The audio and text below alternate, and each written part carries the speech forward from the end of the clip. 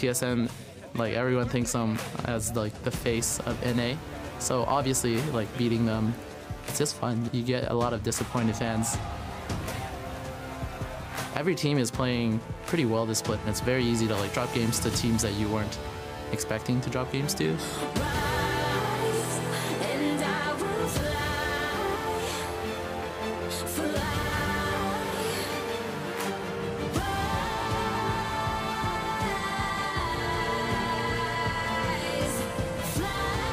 Going into it, it's just the same. We just prepare for them the same as any other team. If you play the game better than the other team, if you play your game better than the other team, you're gonna come out with the win.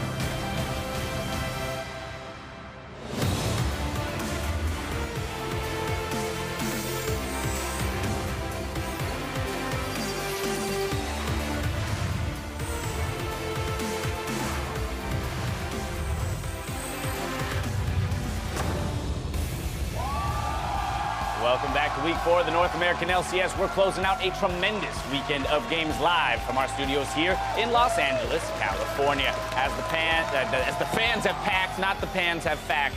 I don't know what that is. Froggen made his way into the studio earlier today. He's got a tough matchup up against Bjergsen in the mid lane. The both of them have been crushing statistically, while the newest members of P1, Mike Young and Expecial, are going to go up against Conquan, who gets the start today for Team Liquid. Hello, everyone. I'm James Dash Patterson. And raise your hand if you know for a fact you're going to Boston for the summer finals. No? No, you do not. I'm very Good for you, Zyrene, though. I'm proud of you. You made it there. And Mark Zimmerman, we're just going to have to wait and see. I'm pretty sure I'm going to make it. You're pretty I felt confident. a lot of support on my Twitter timeline. How many bots did you purchase last night? It was a couple hundred dollars worth of, I think, All right, well, then maybe you have a good chance, although I'm not necessarily convinced. Let's go ahead and start off the day with a peek at the standings. After an impressive 2-0 weekend, Immortals sit at the top in first place, leaving Counterlogic Gaming, Team Dignitas, and TSM just below them in second and third, while sixth place teams Envy and Echo Fox try to break into the top half of the table. We'll see who can disrupt the standings with our matches today. First up, we have Echo Fox, who hope to upset TSM on NALCS1. After that, Team Dignitas hope to recover from their loss last night as they go up against another tough opponent in Cloud9. If you're tuning in on NALCS2, your day starts with Team Liquid versus Phoenix1, followed by FlyQuest versus Team Envy to close out the day. Last night, we saw Immortals claim first after winning the fastest game of the split. These guys have looked incredibly solid throughout the first 4 weeks of the split. Yeah, not every best of 3 actually means it was a close series. This is one where Immortals kind of threw away game 1 off a really aggressive dive and then absolutely obliterated Dignitas in games 2 and 3 to close out what is a very tough weekend against what were the other 5-1 teams heading into it. Yeah, they almost had perfect games there back-to-back. It was pretty destructive from Immortals. And like you said, they played the teams at the top of the table. So right now, Immortals 7-1. They're done with week 4. Nobody can catch them right now, and they're off in first place. And they've won against those other top teams. Right, exactly. The only team left for them to play in the first round robin is Echo Fox, and they'll take on them next week in week 5. Again, if you assume the victory, given the way that they've been defeating the rest of these top teams, they finish out the first round robin at 8-1. And while Immortals impressed Dignitas, I mean, they took a little bit of a punch yesterday, getting smacked around, and their schedule gets no easier today, in a sense, up against Cloud9. And that's the thing, is that it was kind of telegraphed in how they play. We always talk about, oh, it's all about someday, and that's fine. But we saw Immortals in game 2 completely ignore the top side of the map and get way more done on the bot side. And then in game 3, they do the opposite strategy, aggressively attack someday in the top lane and kind of get held down. Yeah, and we like to see that diversity from Immortals, but on the side of Dignitas, it's pretty one-dimensional. Shrimp actually got shut down in both those games. And I feel like if you're trying to be a top team at the top of the standings right now, if you have a weakness in any of your lanes that's showing, you're going to start falling a little bit. You look at Immortals, and right now they haven't really shown weaknesses across their lanes. You even look at Cody's son, who's performing well. But like Dignitas, Shrimp doesn't look very good in that last matchup. And then Laud in the bottom lane has also been a big question mark. And they're going up against C9, who, they're also having some weaknesses too. That's a good point, I think, right? You look at C9, and it's very easy to put a spotlight on the mid lane and say, well, Jensen is just crushing kids left and right. But the rest of the squad around him not necessarily performing to the levels that we might expect of a Cloud9 team. Right, Jensen is probably what you would say is one of the early MVP candidates, yet his team is sitting just above 500, and it's kind of off the back of the fact that there's no other consistent member that performs. Smoothie's hit or miss, and Sneaky really needs the bot lane to get going off the back of Smoothie, so when he's not playing well, Sneaky kind of just has to go with the flow. Contracts is a little shaky, and then for the most part, Impact is falling behind. Yeah, exactly. That's what I want to touch on here is Impact in the top lane. It used to be he could go even in those tank matchups that he's not supposed to, but now he's falling behind, he's getting exploited, and even when he's on those tanks, I feel like he's kind of lucky now because the meta is moving slowly away from them, but at the same time, he's not showing us that he can play even the tanks well right now in the meta. We'll have to see if Contracts takes a page out of Smithy's playbook, maybe goes up there top as he did in that third game and kind of can snowball the matchup against Someday in the other direction. Now, another matchup with high stakes, although taking place at the bottom of the table, is Team Liquid versus Phoenix1. Phoenix1 found their first match victory of the split just yesterday. And it was admittedly a pretty convincing performance because they had initially played against CLG last week with this roster and took them to 3 games, looked decent. Yep. So you got to say P1's on the up and up, whereas Team Liquid making their own roster moves really doesn't find any traction with them. They look like mostly the same team. Even if they get early game leads, they are completely incapable of transitioning into mid and late game advantages. Yeah, TL still doesn't look like a team, and they're struggling to actually find what's going to work for them. And if they're splitting scrim time, trying to figure out which player out of these, we saw 8 different players, right?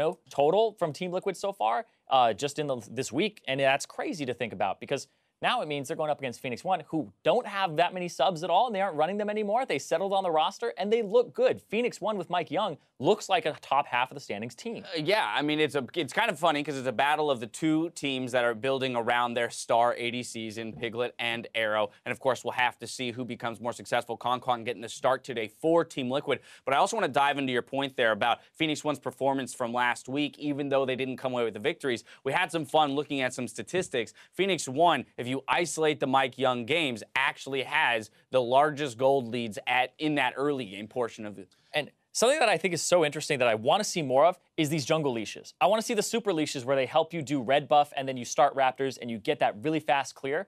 Because it used to be, you know, we're seeing like FlyQuest, they're like, Moon gets level 2. Give all your resources away. Go gank, lose part of your jungle. Great. Maybe you got it off, maybe you didn't. High risk. But when you help your jungler out, you set him up to have so many resources to give away during the mid game. And just how P1 plays, obviously, they're a team with 2 really good carries in Arrow and Rio, though they're not particularly dominant in the early game. So you give Mike Young this giant leash, let him go run wild on the map, and he makes it so the rest of the team is so busy focusing on him that you're kind of just scaling into the game. And as long as he's not throwing away his leads and creating problems, as long as he's just providing you space to scale up, then eventually Arrow gets to that point where he starts taking over the game. Now, a spotlight on both of our matchups that are taking place early this morning. We've got the Danes in the mid lane over on NALCS1, and then, of course, we've got the bot lanes up against each other here on NALCS2. Now, remember, tickets are going on sale for our summer finals over in Boston, and pre-sale bundles do go live tomorrow with the general sale opening up on Tuesday, June 27th. For more information on the pre-sale, head over to lolesports.com. Mark, you go get your tickets? I don't need them. Did you submit your email? Just I don't need to. Riot's bringing me. I feel it. He's rolling the dice. He's rolling the dice, gambling. All right, but now is that time when we turn to Mark's 85%.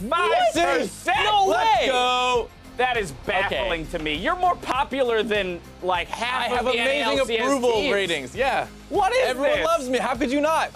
There was probably another event that was using the same hashtag for Take Mark. That's it's probably what it like was. some concerts, probably some band, right? Yeah. Some indie band. I love Take Mark. Yeah. I mean, I'm more popular than them. I bet more of them are coming to me than that band. Yeah, I guess you bought more bots than I did.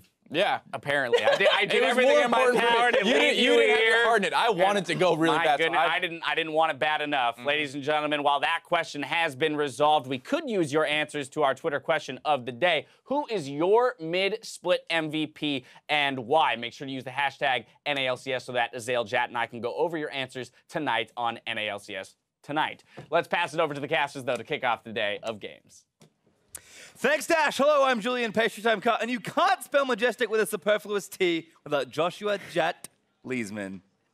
We're getting ready for our first series as TSM takes on Echo Fox, and things are starting to click more overall for TSM as they come off of 2 pre-30-minute wins over FlyQuest. Got to recover from the Mark, Vote, and Pastry's intro right now, but we're on to TSM. Earlier this split, we did hear from Sven Skaren that struggles for TSM revolved around them not being able to play well through 3 carry lanes. And they're still working on that because it's not an easy problem to solve. But yesterday did show some progress. They had a quick 2-0 over FlyQuest, which included a more supportive mid lane play with Zillion coming out for Bjergsen. And then you look over at Froggen on Echo Fox, and it's as if the team's sole win condition is to just have him carry. Yeah, I mean, look at these stats right there for Froggen. The CSD at 15 is actually insane. We haven't seen that out of pretty much anyone in the history of the NALCS. Damage print is also high, but you can see Echo Fox kind of struggles to transition that, and Bjergsen has pretty good stats for himself, but not near Froggen for CSD and damage. And Echo Fox's losses aren't from a lack of consistency from Froggen. You can see the stats right in front of you,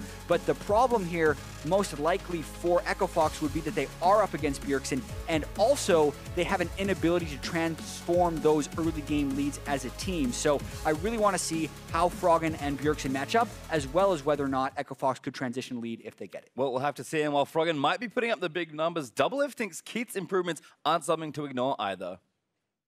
Ever since I've come back, I feel a little more cautious about everything. Like, I'm not super confident against any opponents anymore. And maybe that's to my benefit, I guess. But, you know, Keith got so much criticism last split that I feel like he's really, really motivated to be better this split. And he's shown that he's, like, much better. So I just don't feel that same confidence against any opponent, even Echo Fox. Well, we'll see if that translates for Double F, but let's take a look at the starting lineups. On the blue side, it's TSM looking to sweep yet another weekend. In the top lane, Haunter, jungler Sven Skaren, mid lane extraordinaire Bjergsen, bot lane a Double F, support Biofrost, and of course, Coach Path. You can see Double is still readjusting to the LCS life after taking that split off. On the red side, though, it is Echo Fox. We got Looper in the top lane, Acadian in the jungle, Froggen with those insane stats in the mid lane, Keith, who we just heard about, Gate, the support, and their coach, Nero. And it's kind of fun to kind of look at all the Danes in the mid lane. They've been overperforming so far in the split, but it feels like it's been a while since we've talked about Froggen and Bjergsen as being this super hype matchup. But Froggen, to his credit, over the splits, it feels like he's putting up better and better performances, and this team that was built around him feels like it might be finally bearing fruit. Yeah, and that's the hope, as always, for Echo Fox. The struggle is that they still don't necessarily have that ability to play around him as the team. Just looking at the way Acadian is more of a team-focused jungler here, if Looper then steps up, as he's actually been extremely inconsistent this split, and Keith does have that improvement that Double was just talking about, that's where they end up finding their victories. Well, it is, of course, all about consistency, and it starts here in Champ Select. LeBlanc and Lucian actually banned by TSM, so 2 bans already targeted at Froggen, with Zach and Caitlyn becoming the red side standards. Caitlyn especially has recently joined, pretty high presence on that side of the ban. Absolutely, and you can see why whenever she actually makes it through to the game. You could be down 10,000 gold and you're still terrified of whether or not the Caitlyn's going to be taking over the game. Galio, another one that should most likely remain in the ban phase. Yeah, it seems like things have sort of settled down as far as red side bans go. Kenning was TSM's last one, and Haunter going to flash the Poppy and then the Akali. We have seen a surprising amount of diversity, especially when sort of those top champions are taken, but TSM will stick to the plan and take Lee Sin. Yeah, Sven Skaren has some pretty spectacular performances on Lee Sin so far. They're going for it pretty much whenever it is available. Sven Skaren actually has a losing record this split, game score-wise, on champions that aren't Lee Sin, and then a very strong winning record on Lee Sin. Well, there's Renekton and Rek'Sai. That was the answer for Echo Fox. So 2 very strong picks in the top lane and jungle. Rek'Sai's really been picking up steam as far as power picks in the jungle, especially when Zac is banned away. Yeah, and I really do feel like Rek'Sai is still predicated a lot on the early game. I like pairing it with a dominant laner like Renekton because there isn't really a lane that will compete with Renekton, say levels 1 through 9, and the same can be true of Rek'Sai in those duels. Rek'Sai also always good into Lee Sin because you just need to right-click him as he's coming in on his Resonating Strike to prevent the damage and get the quick knock-up. So this would be an early draft that can really play around that top side. Well, yet another early Syndra pick for TSM, though. Bjergsen will pilot that champion once more. I mean, it's often banned in phase 2, so TSM almost feels like because of the other teams picking on their mid laner later in the draft, they feel like they have to pick a strong mid laner early, and this is one that Bjergsen's pretty comfy playing in, and the same should be true for Ashe here in Double's hands. Yeah, so far this looks like an incredibly standard TSM team composition. I'd say Syndra is probably Bjergsen's signature champion. Lee Sin is the signature champion for Sven Skaren. Both of those guys have been the focal point that TSM plays around historically. So for all the talk that TSM has about trying different strategies, well, they're trying to refine their core strategy, it looks like, in this draft. Certainly does, and there's Echo actually the response for Echo Fox as the Rumble's banned out in their second phase, taking that top laner away from Haunter. Smart counter pick there for the mid laner, so should be a fun one to watch. Certainly a matchup that Bjergsen has a lot of experience with. Yeah, and this draft is a little bit abnormal. We've been seeing a ton of drafts with jungle, AD carry, and support picked in the first phase, and then you kind of ban out the solo laners and go for power and counter picks after that. Not the case this time. Both solo lanes locked in for Echo Fox and the early mid lane locked for TSM will make for a more interesting final phase of the draft. There's a Varus ban as well for TSM, so actually picking on Keith with that role not selected yet for Echo Fox. There's Thresh ban though by Fox, taking that away from Bifrost. And it does feel like with the sheer number of supports being played currently, there's actually a lot of maneuvering you can do, either counter-picking that role or just taking one of a lot of different champions that these supports seem to be playing. Gate especially has very deep pockets. Yeah, and banning Thresh I think is smart. I think Thresh is potentially the best support on this patch if you're good at it, like Biofrost is, so getting that ban out of there to open up Gate's larger champion pool. A very real chance we see a final pick support here, as Echo Fox could just lock down an AD carry here. Jhin is available and has been seeing a resurgence on this patch. Certainly has, as Twitch was the second ban for TSM in phase 2, so 2 AD carries down. Gonna flush us some Mordekaiser. Also a possibility in that bot lane. It really is. We even saw Mordekaiser top lane in the LCK over in Korea last night. Xayah, another champion that is still quite strong. Yep, and there's Gragas actually selected pretty quickly there for TSM, so should be that tank in the top side up against Renekton. Tom Kench also quickly rising in priority, goes over to Bifrost to pair with the Ashe.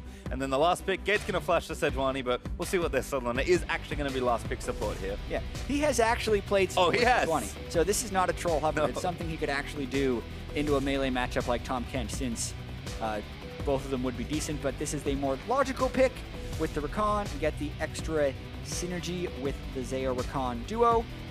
That'll round out Echo Fox's team composition, which is very kind of lane counter pick and split push dependent, whereas TSM is anything you would have expected during TSM. Tank top, Elise Sin, Syndra, and then just a bottom lane that can potentially dominate things. Like you said, it just feels like they're refining that core composition. This is something they've run time and time again. And while, yes, I have been impressed with their willingness to try and play other comps, it's game one of a best of three.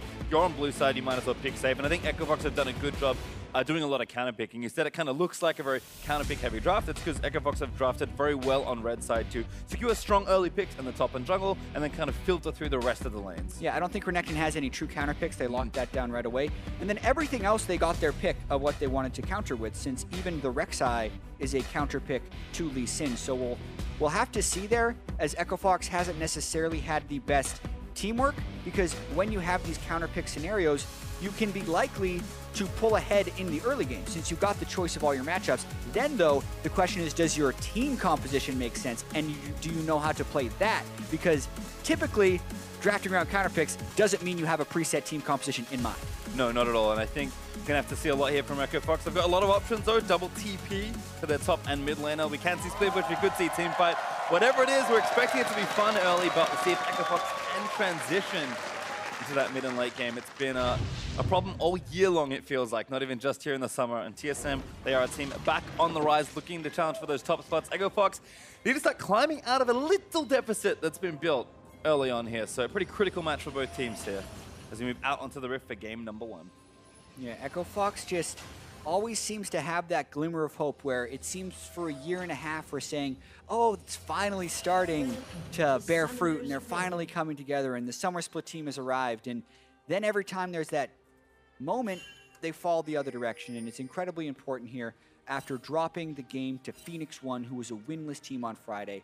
Coming up against TSM, EchoFox does not want to have that 0-2 week that puts them back in that losing mindset. So such an important matchup here against TSM. Well, right now everyone's just fanned out across the river, kind of meeting up with their respective matchups. Haunter and Looper hiding in some brush. Looks like no vision down just yet. In fact, I'm not sure anyone's been spotted on either side. So it looks like Acadian's going to put down a late ward, just make sure he covers those Raptors, but TSM, I mean, you can guess Raptors start blind, and you're right most of the time, I'd say, so shouldn't be too many surprises here, despite the fact that neither team really moved out to get any level 1 vision. Yeah, and it's not even a surprise usually when you get a really fast level 3 gank from a jungler nowadays, as it seems that every jungler has a page with 1 experience quint on it, which means you can go Raptors, into Red Buff, into Scuttle Crab, and then be level 3 for a gank. No champion is better than that at that than Rek'Sai, I feel. So be very observant of where Acadian goes with that first route, especially since he is unscouted at the Raptors. Yep, interesting to see. Haunter actually the one moved down for that leash for Scarin. Grayson wanted to meet the wave there and challenge Froggen, as Acadian taking quite a lot of damage here early on, but should regenerate up relatively well and then hits level 2. Yeah, he'll still be able to gain a fair bit of health thanks to building up that Fury, but I am a little surprised there. You can see 2 minutes and 5 seconds basically when he's starting his red buff, about 5 seconds behind Scarin, and Froggen is fully capable of helping him with that Raptors, but is so concerned with making sure he's keeping the shove in that mid lane as the Echo. I would have preferred actually that he just pulls for him there, and then the very threat of a Rek'Sai gank could be what keeps Bjergsen back, but they opt not to do that, and I think it hurts Acadian's early game pretty substantially on a very early game dependent champion. One of those things, this team is very Froggen-centric, and even in little ways like that, you can see Froggen wants to meet his wave and try and challenge ASAP. Acadian, still level 2, going to move down towards the bottom side of the map, but is spotted by a ward, I believe. Bifrost even roaming up and getting additional vision as well, so Acadian can't really go too many places without getting spotted, and these wolves are one of them. Yeah, actually, I think the early game wards there by TSM are super clean.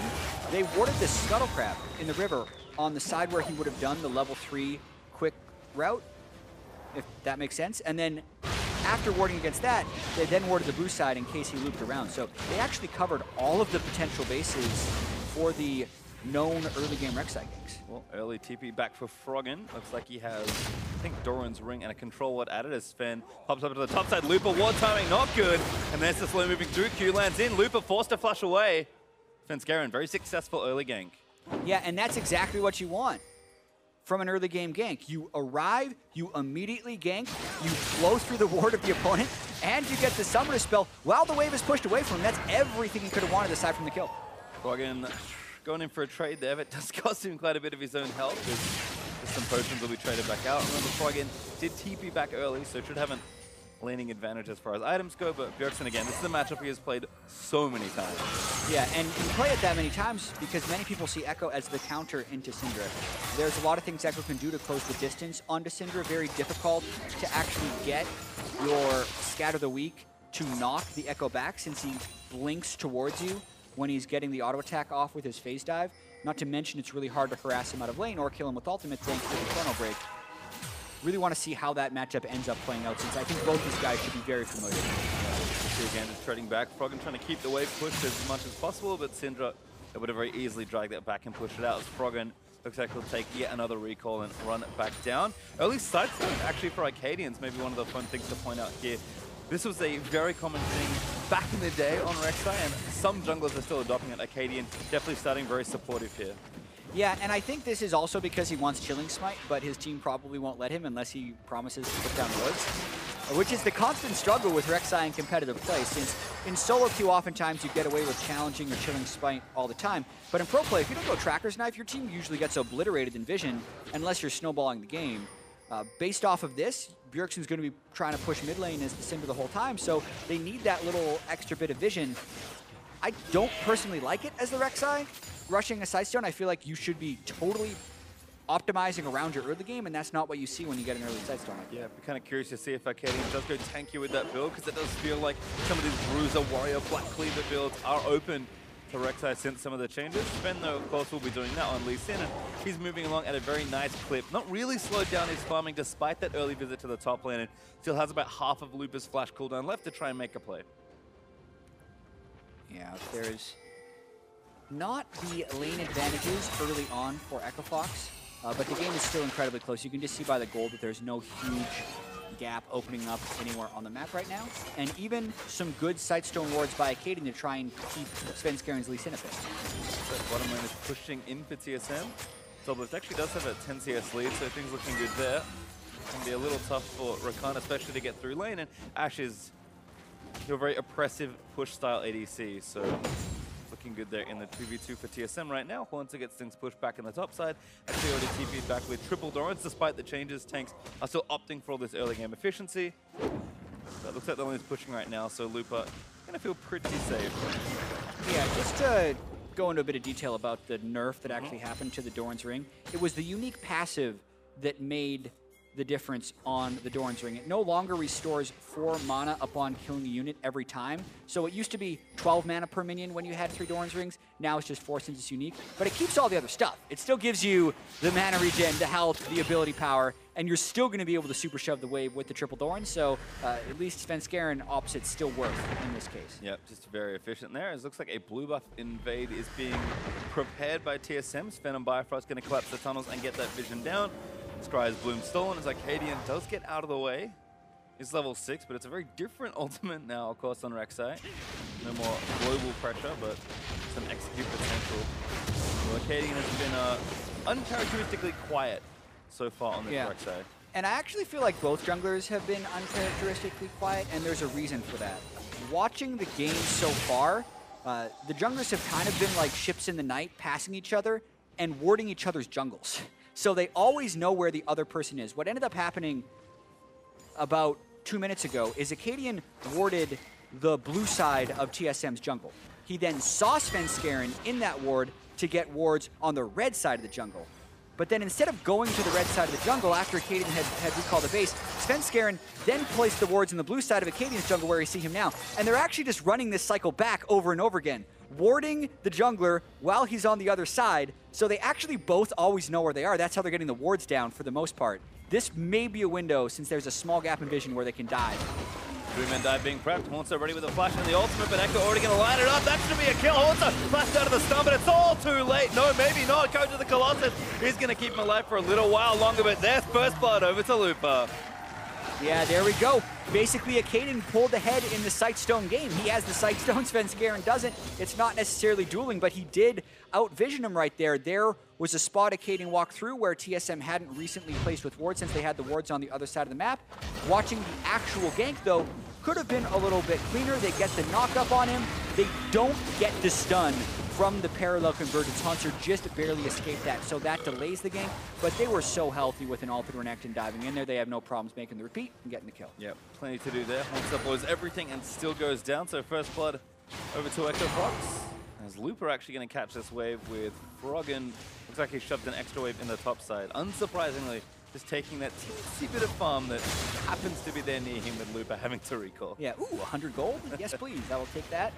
Meanwhile, his wave was pushed in over on the top side. And that's a situation where you're not actually hurting Froggen since he didn't shove any extra minions and the wave won't necessarily bounce back towards Bjergsen's turret. You never want to be the guy who takes just enough minions so that the wave pushes to the other side of the lane for your solo laner. That's how reports happen for players in solo queue. Yeah, and looks like your read on Arcadian Smite was correct. He does have a challenging Smite. Ooh, not even killing.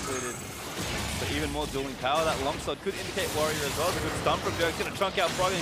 Forcing the ultimate as they do trade in, but Froggen hitting back doesn't quite get the second proc on the passive. Yeah, that's honestly just how the matchup works out between Cinder and Echo. He didn't use the ult to get back to the wave. That means every time Bjergsen presses R, Froggen presses R in return and nullifies the ults. They just trade, so then they both become wave clear with their other 3 abilities. Yep, Froggen takes the blue buff though and goes back, so wave clear duties will be even easier to fulfill. And looks like a lane swap actually from TSM. Getting Haunter some help here in the top side. Going to try and break open this turret sooner rather than later. Froggen with no ulti looks like a gank target, but Sven just can't find an angle. Froggen playing respectfully there. Yeah, we're going to have a turret race happening right now, though. Looks like Echo Fox have a slight lead on this one. Svenskeren taking the Rift Herald, trying to get a jump on the objective trade. Oh, we're going to try something here, but the first turret is going to go to Echo Fox, so they'll pick up a bit of bonus gold, and they're not done pushing. They'll actually go through as Haunter recalls. Doublelift on Bifrost going to try and do the same, but it's going to be 2 versus 1. And they shouldn't be able to get any extra damage here. Echo Fox just forcing TSM to come back down to the bottom lane. Another nice stun from Bjergsen, but Froggen again just feeling pretty safe. Bjergsen, no ultimate to try and all in there. Yeah, TSM could have won that turret trade if Svenskeren would have opted to go up there, but instead he's opting for the Rift Herald. So now you have to factor in, okay, they gave up the extra 300 gold from turret first kill, and then they're also now trading Rift Herald for Ocean Drake. Since you know as soon as you see the Rift Herald fall, that's where the enemy jungler is. I don't think this is worth for TSM, so well played by Echo. Yeah, Haunter just going to get some vision down, does see it. And the barrel. Stop it. Maybe going to go for some sort of steal. Bifrost in the area as well, but Smite down for Arcadian. He's going to give the Drake over to Echo Fox. So a flurry of trades across the map, and Echo Fox up 1,000 gold at the end of it. Yeah, that generally makes sense. They were the ones who got the first turret, and Svenskeren, I think, didn't quite keep his priorities. The question is now, though, what do they do with the Rift Herald? Because now it needs to essentially make up for the first turret gold, as well as the Ocean Drake. And of course, you have to do it without getting a trade that doesn't go in your favor. You don't really want to have to trade extra turrets when you're the team with the Herald. So let's see how TSM set it up. Unfortunately, unlike maybe the information we thought when we first saw the Rift Herald, you can't just put it down and hope it takes the turret follow. It's not that good. You do have to apply some setup, and the window is pretty small before the trinket runs out. So TSM looks like they're maneuvering towards perhaps the mid lane, trying to get some damage done there, but will be tough against Froggen, especially if anyone else comes to help out with the wave clear.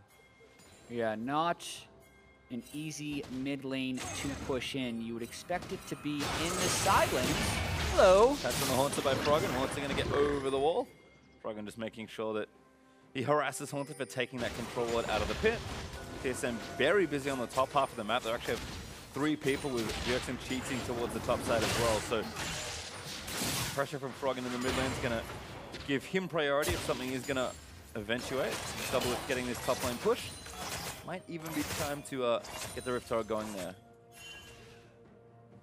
Rick Fox giving the shout out to Doublelift for the pregame interview as well. Also feels good when he compliments Rick Fox's player Keith, who's a much embattled carry, but I do also think Keith has been playing much better this year, and it's interesting as well, just looking at the body language of the Echo Fox team, and Keith in particular, seems to actually take losses much harder than he did last year. I think because he has a larger stake in the team's success. Keith has actually spoken about being much more vocal on the team and actually contributing to the shot calling more than just being that carry in the bottom side.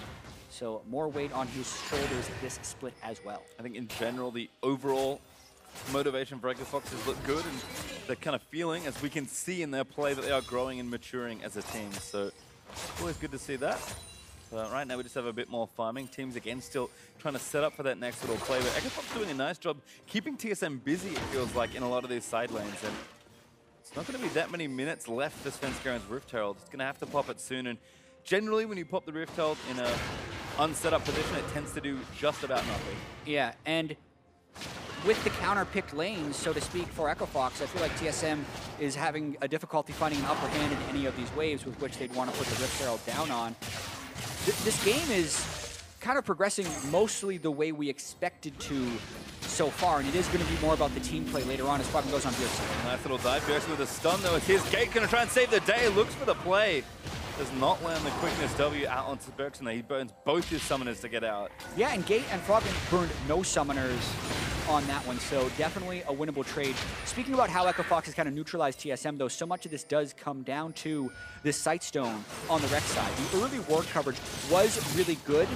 I don't necessarily think it's, in my opinion, what you want out of a Rex side. You don't want to neutralize the early game, you want to dominate the early game, but this has kept TSM from being able to make plays. Now they're trying to push down this mid lane. Yeah, here's the full-man stack. Oh, arrow lands in front, and he's going to evaporate Svenskeren. Plans the execute. Now turret still under siege. Circadian trying to wrap back around, but they've got no cooldowns left to play with. Turret's going to fall Haunted, try something to play, and misses onto the Rex side, but still, an impromptu siege gives TSM a turret and a kill. Oh, chain CC right onto Froggen. You land the Syndra stun, you hit him with the Ash Arrow. You never get the chance to counter it with the Chrono Break onto Echo, and that's exactly how you want to push with the Rift Herald. You place it down, the other team groups up to defend it, but the stun right there from Bjergsen, never letting him become unstunned. He's not Froggen there, he's just stunned, and then he dies. Well, TSM making the best of a pretty short timing window. There was 15 seconds left before that Rift Herald was going to expire, so came together at the right moment. TSM with a turret advantage and the gold lead after picking up that extra kill onto Froggen. We'll see if Ecofox can right the ship and try and get a turret of their own, or if TSM can actually now, with the map a little more open, press down, try and take this last outer turret here in the bottom lane, and then really start playing that mid game. Yeah, and now it's about whether or not Looper can exert some of his will in this game. Black Cleaver Renekton at level 11 is really, really strong. I mean, Doublelift is actually being quite greedy at this lane right here. Yes, he has both summoner spells up, but he doesn't have anyone behind him, so he's betting that Looper doesn't know he's alone, because if he is alone, Looper is slicing dice through those minions and all ins. Doublelift again, just keeping them shoved through. TSM playing to that bottom side with a Drake up in 50 seconds. Not a bad side of the map to be setting up on. Also with these TPs. In fact, all 3 teleports are up at this juncture. And looks like Bjergsen's actually going to swap his way back down to the less safe lane and give the easier farm to Doublelift with Bifrost kind of helping out as well. Yeah, moving the Syndra over to the side lanes when he's down summoners isn't necessarily the safest play, but currently everyone on Ecofox is in a recall pattern and TSM has control over the Drake area, so it's pretty much just about shoving up as many waves as possible. And now we're in that teamwork phase, so the counter picks don't have the same level of effectiveness, and it's more about how does your team composition work. TSM very experienced playing around these specific champions, so I think that does give them an edge moving into this stage in the game, but we got to see if Froggen or Looper can flank around and make some big plays. Yep, certainly a lot of play for TSM here with an open map, plus Ashe ult up. Well, Froggen actually is challenging that Syndra. Looks like they might be collapsing for a fight. Arrow is going to miss, I believe. Was looking for Keith, but didn't find it. Now Keith's going to get thrown down by Haunter. Does flash out of the way, but a great ultimate's going to secure the kill. Keith blew everything so early. Yeah, he just was totally outnumbered on that side. Ecofox was funneling down with 3 people in the jungle and 2 people in the mid lane, and TSM has made a call to one side. Pick. There's another great one from Svenskeren. Straight into the arms of Haunter for the extra CC. Looks like it's falling apart for Ecofox right now. TSM using those playmaking abilities right there. Gragas, Lee Sin, Syndra, Ashe. Even if they're not landing all their skill shots, Ecofox is not together, and TSM's getting the kills. And again, reaping all those benefits from getting this vision down on the right-hand side. TSM with a very good play around the map. Going to take the T2 in mid lane, run back down towards the Ocean Drake. Bifrost even going to get there earlier. Looks like, yeah, bottom lane actually going to attempt to play onto Looper. That's Syndra going to get the stun in. Bifrost now going to start tagging him up. Looper burns the ultimate, slash and dice through the wave as a flash flick is going to miss Looper, who's forced to flash as well. They went for a lot more. I thought Bifrost was just trying to speed up the run to the Mountain Drake, not actually go for Looper, getting the ult and the flash out of him for just the flash and the ult of a Tom Kench. is absolutely worth it, since that's actually what the Renekton wants to do, is he needs those spells to split push. Watching this one more time, it's not so much about the play, it's about where Echo Fox is on the map versus TSM. Rek'Sai, Echo, Renekton, all in the river, while TSM is running down on Gate and Keith in the mid lane. They were just trying to get the waves there. And then, Gate, what are you doing, man? No vision of the mid lane. Midline priority is lost, as has been a pattern for Echo Fox, getting punished once again. Well, Keith is trying to get a trade back here on the top half of the map. Big waves stacked up as Gate joins him, but the rest of TSM are looking to answer. Bjergsen going to insta-clear this wave as Syndra, and that play stops pretty quickly for Echo Fox. Yeah, Drake already being down, Infernal not for a while, Baron coming up in 20 minutes. You can see Echo Fox trying to get some control of the Baron area, but they don't necessarily have the advantages to maintain that control. TSM already moving in to that spot with upgraded sweepers on Biofrost and Svenskeren, as well as a number of control wards to get rid of that vision and take control of this area. Yep, 2,000 gold up for TSM as we approach the 20-minute mark in this game. Baron will be up soon. And again, TSM just kind of play it standard. Haunts up back to the bottom side. Rest of TSM playing to that Baron side of the map with the Drake down.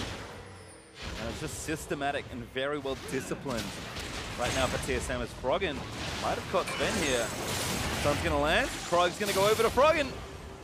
Hey! Gets the stun and takes the farm. All calculated. We did it. Get some more. Oh, you're going to get those two. Svenskeren decides to take that last little one as he'll finish off the camp. Bjergsen going to go ahead and get the top side pushing out. Froggen needs help to not get picked off again. There's one thing Froggen's perfected, it's CSing. Especially jungle creeps. As this turret also under fire. Fox is not in the right position to try and capitalize. Long flank TP in though. Oh, Gate look for the play. Knocks it off, but a good devour there from Biofrost. He's going to keep double if safe. The turret still falls, though. TSM didn't see Renekton TP in, but they see him now. Let's see if Haunter now channels his teleport right away. There's Haunter. Bjergsen, though, off to the side flank. As Looper runs through the team, he gets exhausted. Double is still outputting damage as Gate. Who's doing the play? Point blank arrow stuns up Gate. Haunter with a double belly bump to stun up to Arcadian. Still trying to fight, but he goes down on the other side. Double kill for Svenskeren. TSM wipe the floor with Echo Fox. And you could see it was just not a clean collapse by Echo Fox. They took so much damage while Looper was running up, and then they don't even get that big of a jump. It's actually Haunter, who essentially could be called late on the TB since CSM didn't see the first one, has a way bigger impact on that team fight. And they turn straight for Baron. Mountain Drake makes it easier. They're taking full control of this game. Baron is gone under 21.5 minutes. So watch this play again. Echo Fox starting to feel a little more desperate with this play. Yeah, I mean, you can see how low they are by the time Gate goes for the re-engage. Triple stun by Haunter on the body slam flash. Arcadian can't quite solo out Bjergsen on the backside, even with his challenging smite, but also because of his sight stone. Imagine he has a more damaging build, Bjergsen actually dies. Even then, they'll still end up losing that fight. Well, TSM now with the Baron looking to try and take down that last little outer turret, sticking out in the bottom lane. And Echo Fox will likely lose significantly more structures as the rest of this play develops. Pretty much the full duration of the buff, really, to get these sieges going with. And we are going to start in this bottom side. No one here, I think, smartly from Echo Fox to challenge at least this turret here in the bottom lane. Yeah, they have just fallen way behind. And this is kind of what our concern was for Echo Fox in the draft. They have been a team that has been able to accrue some large early game advantages, but have struggled in the team play aspect. And then in the draft phase, they don't actually draft for a team comp. They draft for almost exclusively counter picks, but they are not pulling off plays as a team, whereas it felt like TSM was pretty much saying, we know how to play. Gragas, Syndra, Lee Sin, even Ashe from Doublelift has been really good at the Zeros lately, and the early game was even because TSM relied on their laning ability, and since then, they have been the one making plays because they are very experienced with this style. Well, Hodge's last one Gauntlet is going to force Frog into a flash, burns the ultimate to get him out of there, but will take the summoner spell from the Echo Fox mid laner. And now this inhibitor turret getting sieged up in mid. Probably going to have to run very far back. Home guarding in from base, but the turret already dead. TSM with a little too much strength here. Yeah, Froggen potentially hoping for a TP, but even if they teleported in here, they're down so much. Baron's still running on TSM, so they're very strong right now. And I have to say, after watching this game from TSM in their series versus FlyQuest yesterday, the different speeds this team is willing to play at is maybe more impressive than the amount of comps they've tried to play this summer. When FlyQuest is running straight at them, playing super fast tempo league, they're happy to play at that same pace. And now in a more measured game versus Echo Fox, confident in their ability to transition as a team into the mid game, and have done so here as well. Yeah, very slow start to the split for TSM, but this week, at least early on in the first 3 games now, they're looking much improved. The series they had against FlyQuest, probably the cleanest they have looked as a team.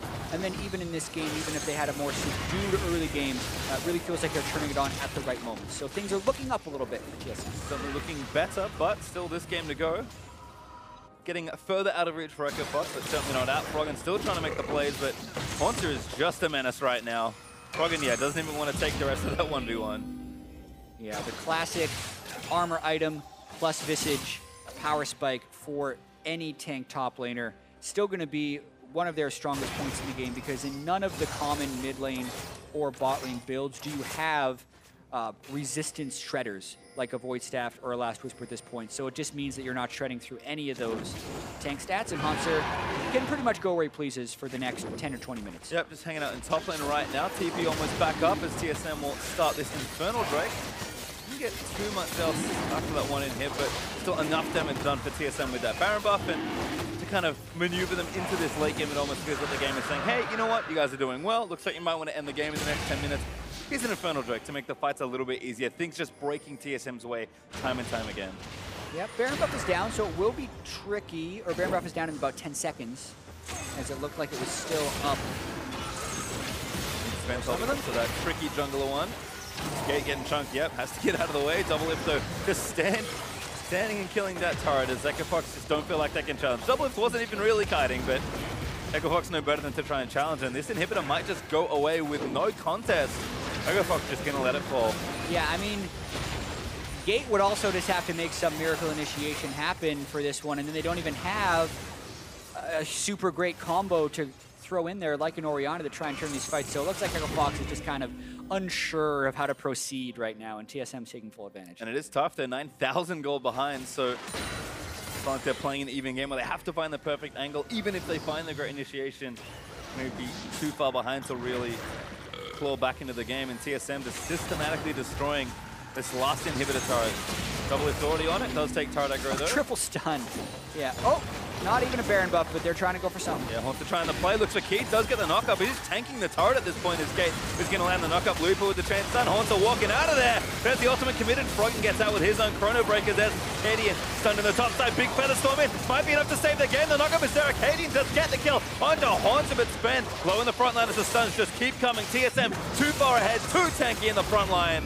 Although Echo Fox keep living. Yeah, they definitely lost this fight. They could get aced if Looper cleans them up here. But with the wraparound, Bjergsen is the target, does scatter the weak away, but he's going down. Carries now dead for TSM, and TSM just have to recover. Froggen is going to TP back in to try and clean up the last home guards. Kills. Just Bio and Sven left, but I'll keep wandering out of the way. Looper, no minions to really go to. TSM going to start to split up as Froggen should be able to chase this down. Blastcone could save him. Bifrost trying to book it.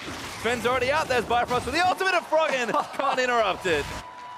Cheeky escape by the last few members of TSM, but actually a good turnaround fight there by Echo Fox. We talked about ways that they could combo with Rakan's initiation, and they pulled it off there.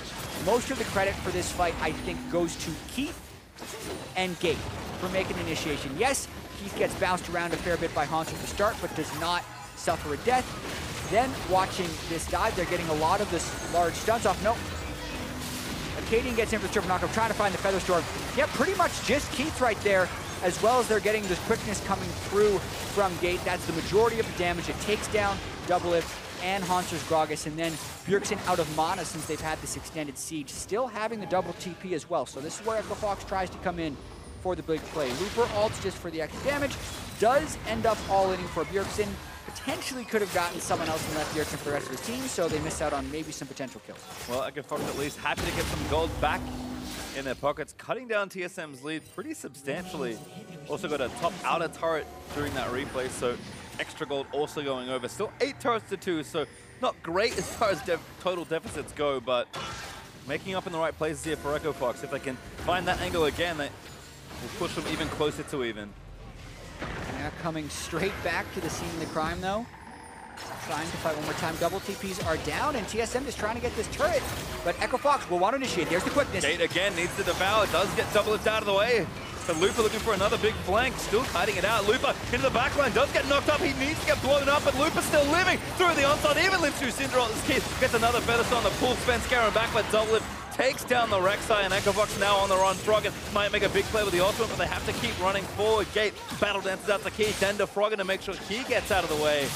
5v4 feels rough. EchoFox only losing their front line, but that was enough. Yeah, where was that arrow going from Doublelift? You could see he had an idea for it, but he shoots it low. You can see the Renekton and Rek'Sai is just not the power of frontline that they need to shred through this, as TSM has multiple disengage options. They're actually shooting straight for Baron, knowing Acadian is dead. Doesn't matter if it's on a ward for them right now. Yep. TSM will be there shortly, and EchoFox are trying to get there in time. Transcaren's going to see that ward.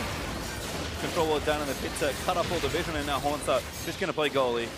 Got to be a little bit careful here, actually. Bjergsen doing a good job zoning them. They get Froggen's ultimate. It's over. All right, well, Froggen out.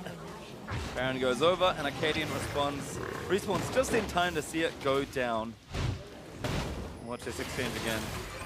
Yeah, so you can see Gate goes in, but Biofrost, good spacing right there so they don't get caught in the quickness, allows him to devour. Looper actually manages to get kicked in, which is, I think, where he wanted the kick. Svenskeren knew he wanted to try and disengage with that, but even so, they still get blown away by Bjergsen and Doublelift's damage from the backside. Again, just TSM a little too far ahead at this stage.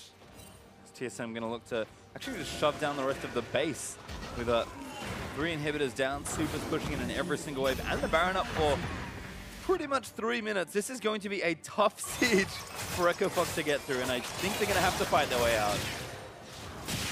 Yeah, they're pushing straight up the mid lane with 3 waves of supers. It's going to be tough. All right, 1 hit back as Doublelift scooped up by Biofrost once more.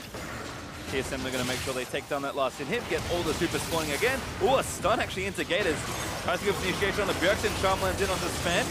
Sven going to try and get zoned as Lupin looks for the backline, but Doublelift just outputting damage again. Rek'Sai dives into the front, but gets exhausted. Froggen still trying to take down Bjergsen, but he's going to have to ulti out with Syndra unleashing the power. Now the Nexus turret's going down. 2 dead already for EchoFox on the right-hand side of the play, and that's going to make it through. The Nexus now exposed. TSM just too far ahead. They're going to take game 1 over EchoFox.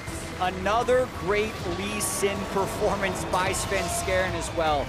5 games in a row on Lee Sin and 5 wins, moving his season score on that champion to 9-1. Kept them in the early game, helped make the plays in the mid and late game. It's kind of been the story of EchoFox this season as well, doing decent to good and early, and then just not being able to transition that in any way, shape, or form. Yeah, just really tough there. I mean, it just felt like TSM kind of found their foothold in the game, made that really nice Rift Herald play in the mid game with barely any time left to summon the monster, and then from there just kind of broke open. So we actually are going to break the game down here. We can start by looking at their team comp. We set up for TSM, very standard stuff. Don't really need to review that. For EchoFox, I like some elements of this draft, but like you said, maybe focus too much on the lanes and not enough in building a cohesive strategy. Yeah, and it's tricky, right? When TSM comes at you with their power picks, you want to be able to have answers to that, and they do individually know how to play all of these champion matchups. I thought Froggen did fine into the Syndra. You're actually not supposed to win that early as the Echo. You're just supposed to have threat later and prevent the Syndra from taking over the game. Froggen did that. I'd say Looper's Renekton had the lower impact when he's early picked with the Rek'Sai, and I think that's where it really kind of ends up falling apart. The Rek'Sai, Renekton need to be able to take over this game early if EchoFox is going to find a victory, and they were not able to do that. Certainly not, and as a result, we kind of get replays that look like this. 18 minutes in, TSM just doing everything they know how to do. Yeah, and this is the moment of the game where EchoFox falls apart and TSM uses their playmaking. Haunter roams down as the Drake is being set up for. They just use a bunch of stuff on Keith, wait for a CC to land, and that gets the kill, and immediately they've had a 4v5.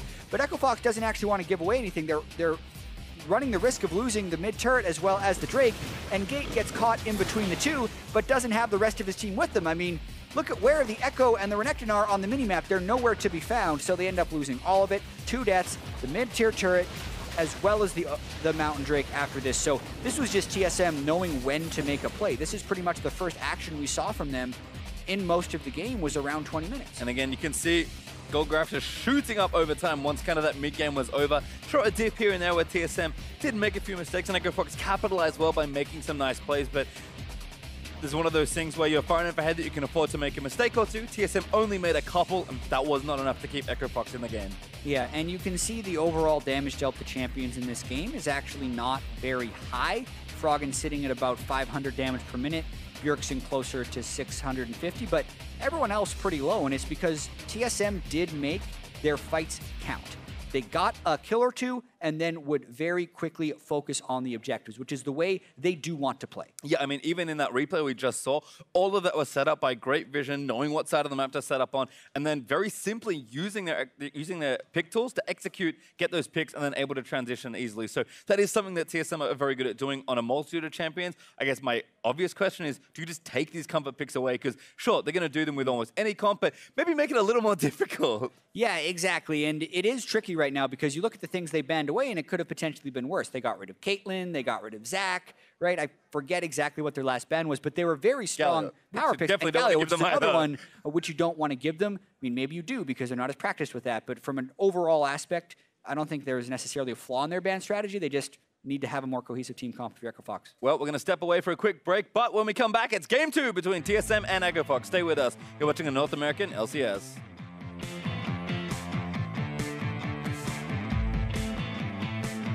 That should be a kill. Also, flashed out of the stun, but it's all too late. No, maybe not. Go to the Colossus. He's going to keep him alive for a little while longer, but there's first blood over to Lupa. Recon. Zai. Let's go. That's two Baron. I peel. Two Baron. I'm on top Baron. Now the Nexus turret's going down. 2 dead already for Echo Fox on the right-hand side of the play, and that's going to make it through the Nexus. Now exposed TSM just too far ahead. They're going to take game 1 over Echo Fox.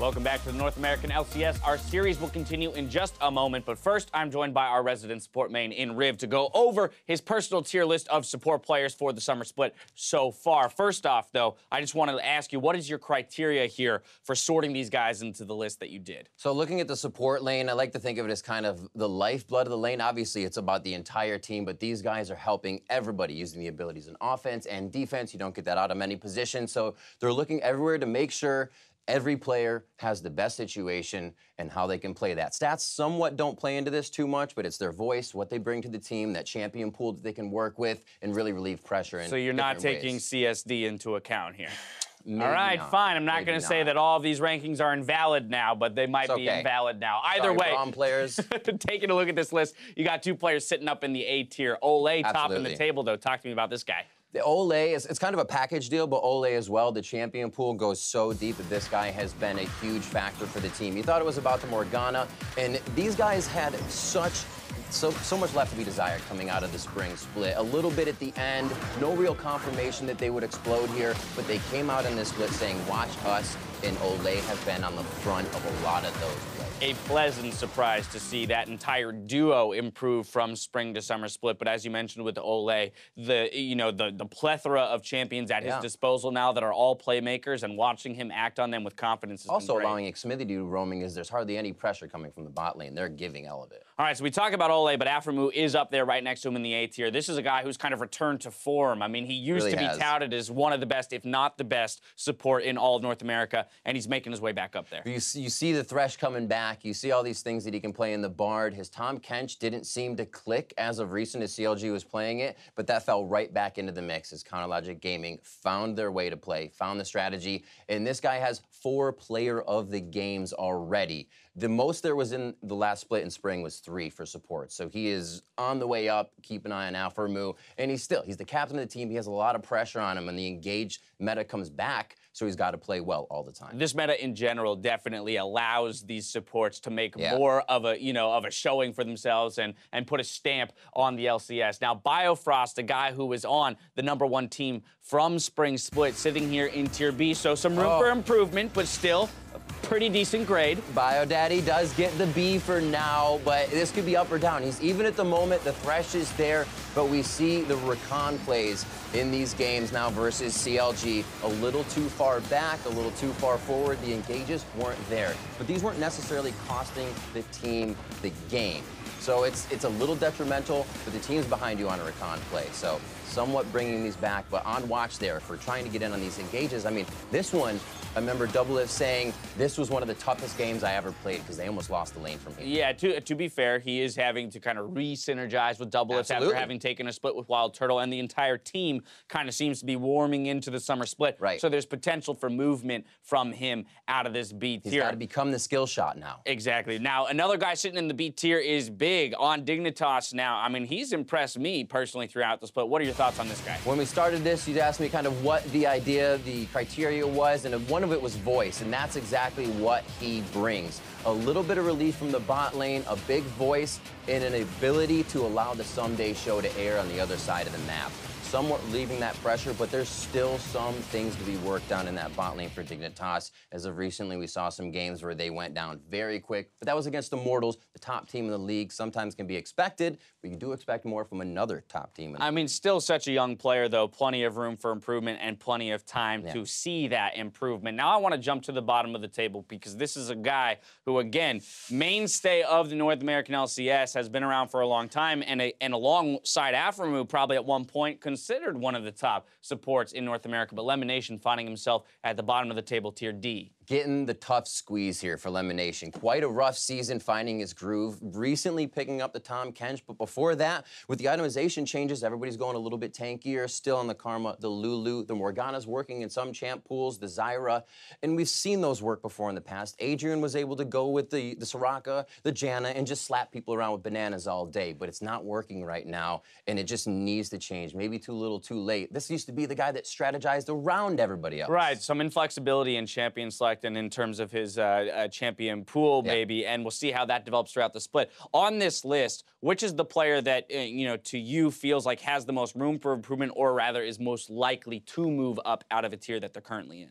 So out of a tier, I'd have to stay, I think, with Smoothie at the top, kind of an easy one to go for, the low-hanging fruit. But in the situation of where the top of B was, I kind of said to myself, who would kind of be on a main team if I wanted to do this? And it came down to what the confidence is in the players at the top of that list to be. And I feel like Smoothie is a little bit more confident in those plays, confident in hitting it, and would find you that late game play that we've seen, getting that 4-man for Sneaky to get his he's really come into his own as a player, and especially when you talk about that confidence, the confidence in his playmaking potential is definitely there. We'll have to see how these supports continue to influence their team's performance throughout the split. And please let us know what you think about the bot lane playmakers by tweeting to you to @LOL Esports using the hashtag NALCS. But that's going to do it for us here. Now it's time to send it back to the casters to get us into the game. Enjoy. Welcome back to the North American LCS. The teams are readying up on stage for round 2 between Echo Fox and TSM.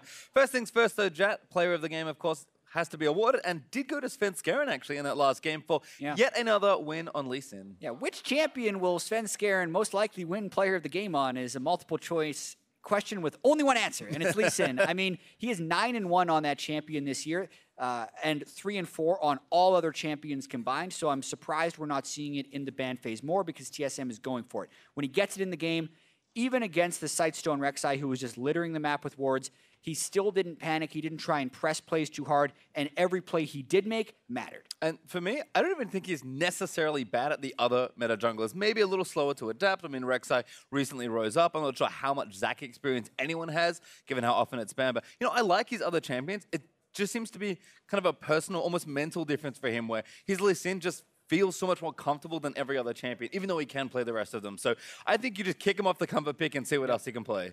Absolutely agree, and I think Echo Fox had the same idea. First ban, see you later. Hey, there we go. First ban for Echo Fox is that Lee Sin. TSM going to go with Zac. We'll see if Caitlyn and Galio retain their status as those 3 big bans on the red side. Tom Kencho also going to keep mixing it up. A very popular support pick this week, going to be taken away from Biofrost. Yeah, I mean, maybe one of the biggest beneficiaries of the support item changes that happen in patch 7.12, because those are actually fairly disruptive to the support space. Locket not being a good item unless you have the ability to build bonus health pushes that directly to tanks. Also, people are really now realizing the value of things like Knight's Vow. So a tank support that has a good laning phase can also get you to the late game and then be good in the late game is Tom Kench. So I am not too surprised that we're seeing so much more of him, and now even seeing him on the ban list. Yeah, Lucian's kind of a curious ban for Echo Fox, though. I mean, can be flexed around sometimes. Jackson has played it. There's LeBlanc, though, the last ban for TSM, so Echo Fox kind of doing them a favor with those mid lane bans, but there's first pick Caitlyn for Echo Fox. Yeah, sneaks through the ban phase, and now it's Keith's chance to try and turn into a late game carry. I actually really like Caitlyn as a pick for Echo Fox, because they're a team that hasn't been very good at closing out games early. Therefore, give them a champion that is awesome late, and that's Caitlyn. Yep, pretty smooth in the early laning phase as well. We'll see what TSM decide on with their first pick, though, considering a bunch of different champions, but Thresh will actually be the first overall pick for TSM this draft. Yeah, tired of getting that thing banned away in the second phase. May as well just lock it down right now. TSM also maybe not going with the same tier of power picks, since they can technically get a counter pick wherever they want it. Maybe just lock down the marksman position right here. It depends if TSM wants to commit before knowing where the support is. Well, see if they go. Yeah, they actually will go with Ashe. So double if. This is something that definitely is a thing with double if I've noticed. I don't know exactly how many conclusions I can draw, but he does love to play a pretty narrow pool of champions and kind of stick to what he knows. It really is a thing with double if where he will absolutely master a champion and get so comfortable on it. It is both a benefit of double if that he gets so good at these particular champions, but also to his detriment, because sometimes when the meta shifts, he'll be so good at the old champion, he will convince himself and everyone around him that it's still good, because he's finding success on it. Whereas if he would just pick up a different champion, get the same level of mastery on that, it would be even better. It just doesn't do that, though. So some of the small things about having small champion pools when you're a really good player. Well, Ashe, once again for double if as a result. There's Rek'Sai and Talia, though, on the other side for Echo Fox. So an early mid lane pick once again. TSM, I think it's a lot of pretty tough decisions here. If they want Galio, do they take it? They probably have to take it now. Looks like they might want Gragas, which can flex to the top and jungle, but that does leave mid lane bans now open for Echo Fox to make here. So Have a lot of fun stuff going on with these first 6 picks. Yeah, getting the Gragas here does give them the flexibility to put it in the jungle or the top lane, but as you say, Echo Fox should just throw bans at the mid lane here. Whatever they don't want to see Bjergsen going up with, the Syndra should be taken off, and probably the Cassiopeia would be the 2 bans I would predict from Echo Fox, but we'll have to wait and see. Well, there's Braum ban for TSM. There's Syndra going to join the list, kind of another one you don't want to give over. TSM now considering their next ban. Do they keep banning supports? I mean, again, Gate has a pretty large pool, but if they just take the good laning supports away, might help them get through what is otherwise a tough matchup. Caitlyn does bully almost every bot laner. Yeah, and I think with the Braum ban, they're just trying to get rid of things that will make it harder to kill the Caitlyn later. Braum, a spectacular defender in the late game, so that, and then also getting rid of a top lane carry option for Luka. Well, Fiora taken away. Again, Galio lingers in the back of my mind, but we'll see if Echo Fox want to keep picking on mid lanes here. Nero looking pretty serious. Does take that Cassio you expected.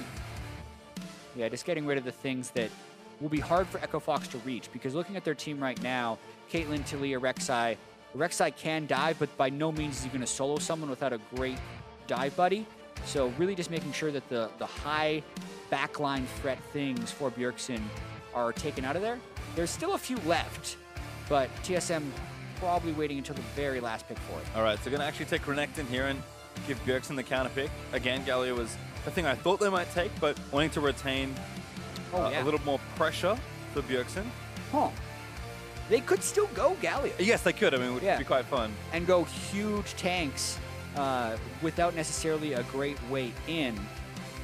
Rumble Rakan, though. Interesting. Echo Fox putting a lot of insurance in the late game in bottom side there. Yeah. Okay, this took a strange turn for sure. Still not a great delivery system for the Rakan right there to have anything comboing with it.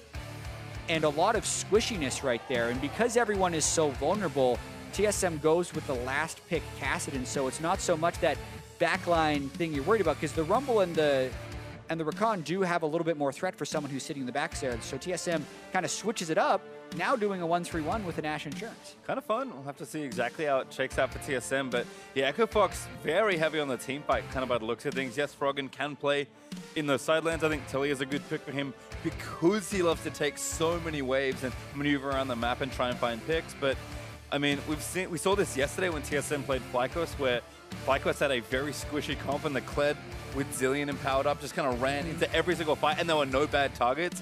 A little different, of course, because TSM comp is very different, but maybe the same problem here for Echo Fox, especially if Acadian does lean more on that damage side. I mean, when everyone's squishy and you're behind, it feels really bad. Yeah, and there's very few things that can keep a Kassadin under control in a fight.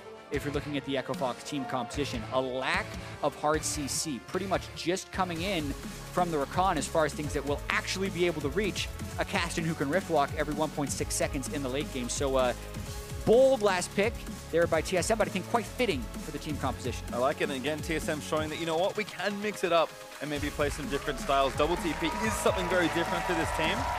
And of course, my burning question will be, what does Svenskern's non-League Team champions look like? I think Gragas is pretty similar analog, actually, to Lee Sin. Let's try and be able to make early plays and still have a very game-changing ultimate, but we'll see. It's not going to look as comfortable, or at least it shouldn't. We'll see just how many reps he's gotten.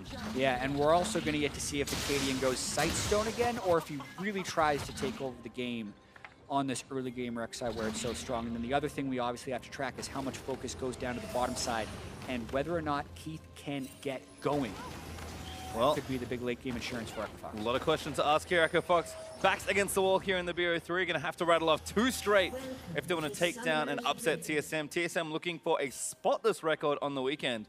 One more game away from sweeping through their 2 series and continuing that rise towards the top of the standings. Yeah, I mean, if you look at number of game losses, TSM has the fewest in the league. So even though they did start a little bit slow, dropping some matches, they are trying to ramp up back into that championship form. A stark contrast to spring, where they lost about as many games as they could while still finishing first. Yeah, they're losing all the games and winning all the matches. I mean, they were, what, 16-2 somehow in the spring where their best-of-3 series did not feel that way whatsoever. No, win rate wasn't great, but looking good here in the first 4 weeks of the split. We'll see if they can close out strong. Minions have spawned. And once again, we'll have to keep an eye on these junglers. Arcadian might be trying yet another route, but TSM's early vision really got the better of Arcadian's potential gank parts early. I imagine the starts will be standard, but once again, we'll be tracking these junglers. And I think Arcadian, a player that loves to kind of get involved early and try and make a play, and we'll see if he can be a bit more proactive on the rec side. The most egregious thing for me will be if he gets first blood, which he's very good at doing, goes back and bites the side toe. That's going to be like, okay, what is going on here? Yeah, even now, though, I actually really like this tweak the TSM is doing. A couple other teams doing it, but I think it's going to become much more widely adopted. Look at the ward in the river. Bjergsen placed that ward at 140 roughly and then walked straight to lane. That blocks the triple camp quick gank from the rec side, because that ward will live long enough for if he goes for that scuttle crab as it spawns and then goes for level 3 gank. So that gank has swung a lot of games. I think teams are willing to invest that early ward, and we may start seeing less and less of that gank because teams are placing that ward. Yep, level 2 here for both mid laners as Bjergsen should be taking fire in the early stages of the game. Svenskeren actually buff to buff, so kind of covering for any potential damage here as Arcadian onto the different scuttle crab. So that ward spotted the right-hand side, but it may not spot the left. And he has the experience, Quint, so this is actually adaptation. I wonder if the coach told him about that ward and told him he'd be able to get this gank off, because this is really quick, and Haunter will not expect this. No, Haunter only level 2 as well. Lupo with plenty of damage. He already sliced in. Arcadian is going to get the knock-up happening. Haunter's just trying to buy time. He flashes forward. Arcadian follows. Takes some turret damage, but Lupo needs to keep burning him down. First blood looking good. Going over. There it is for Lupo.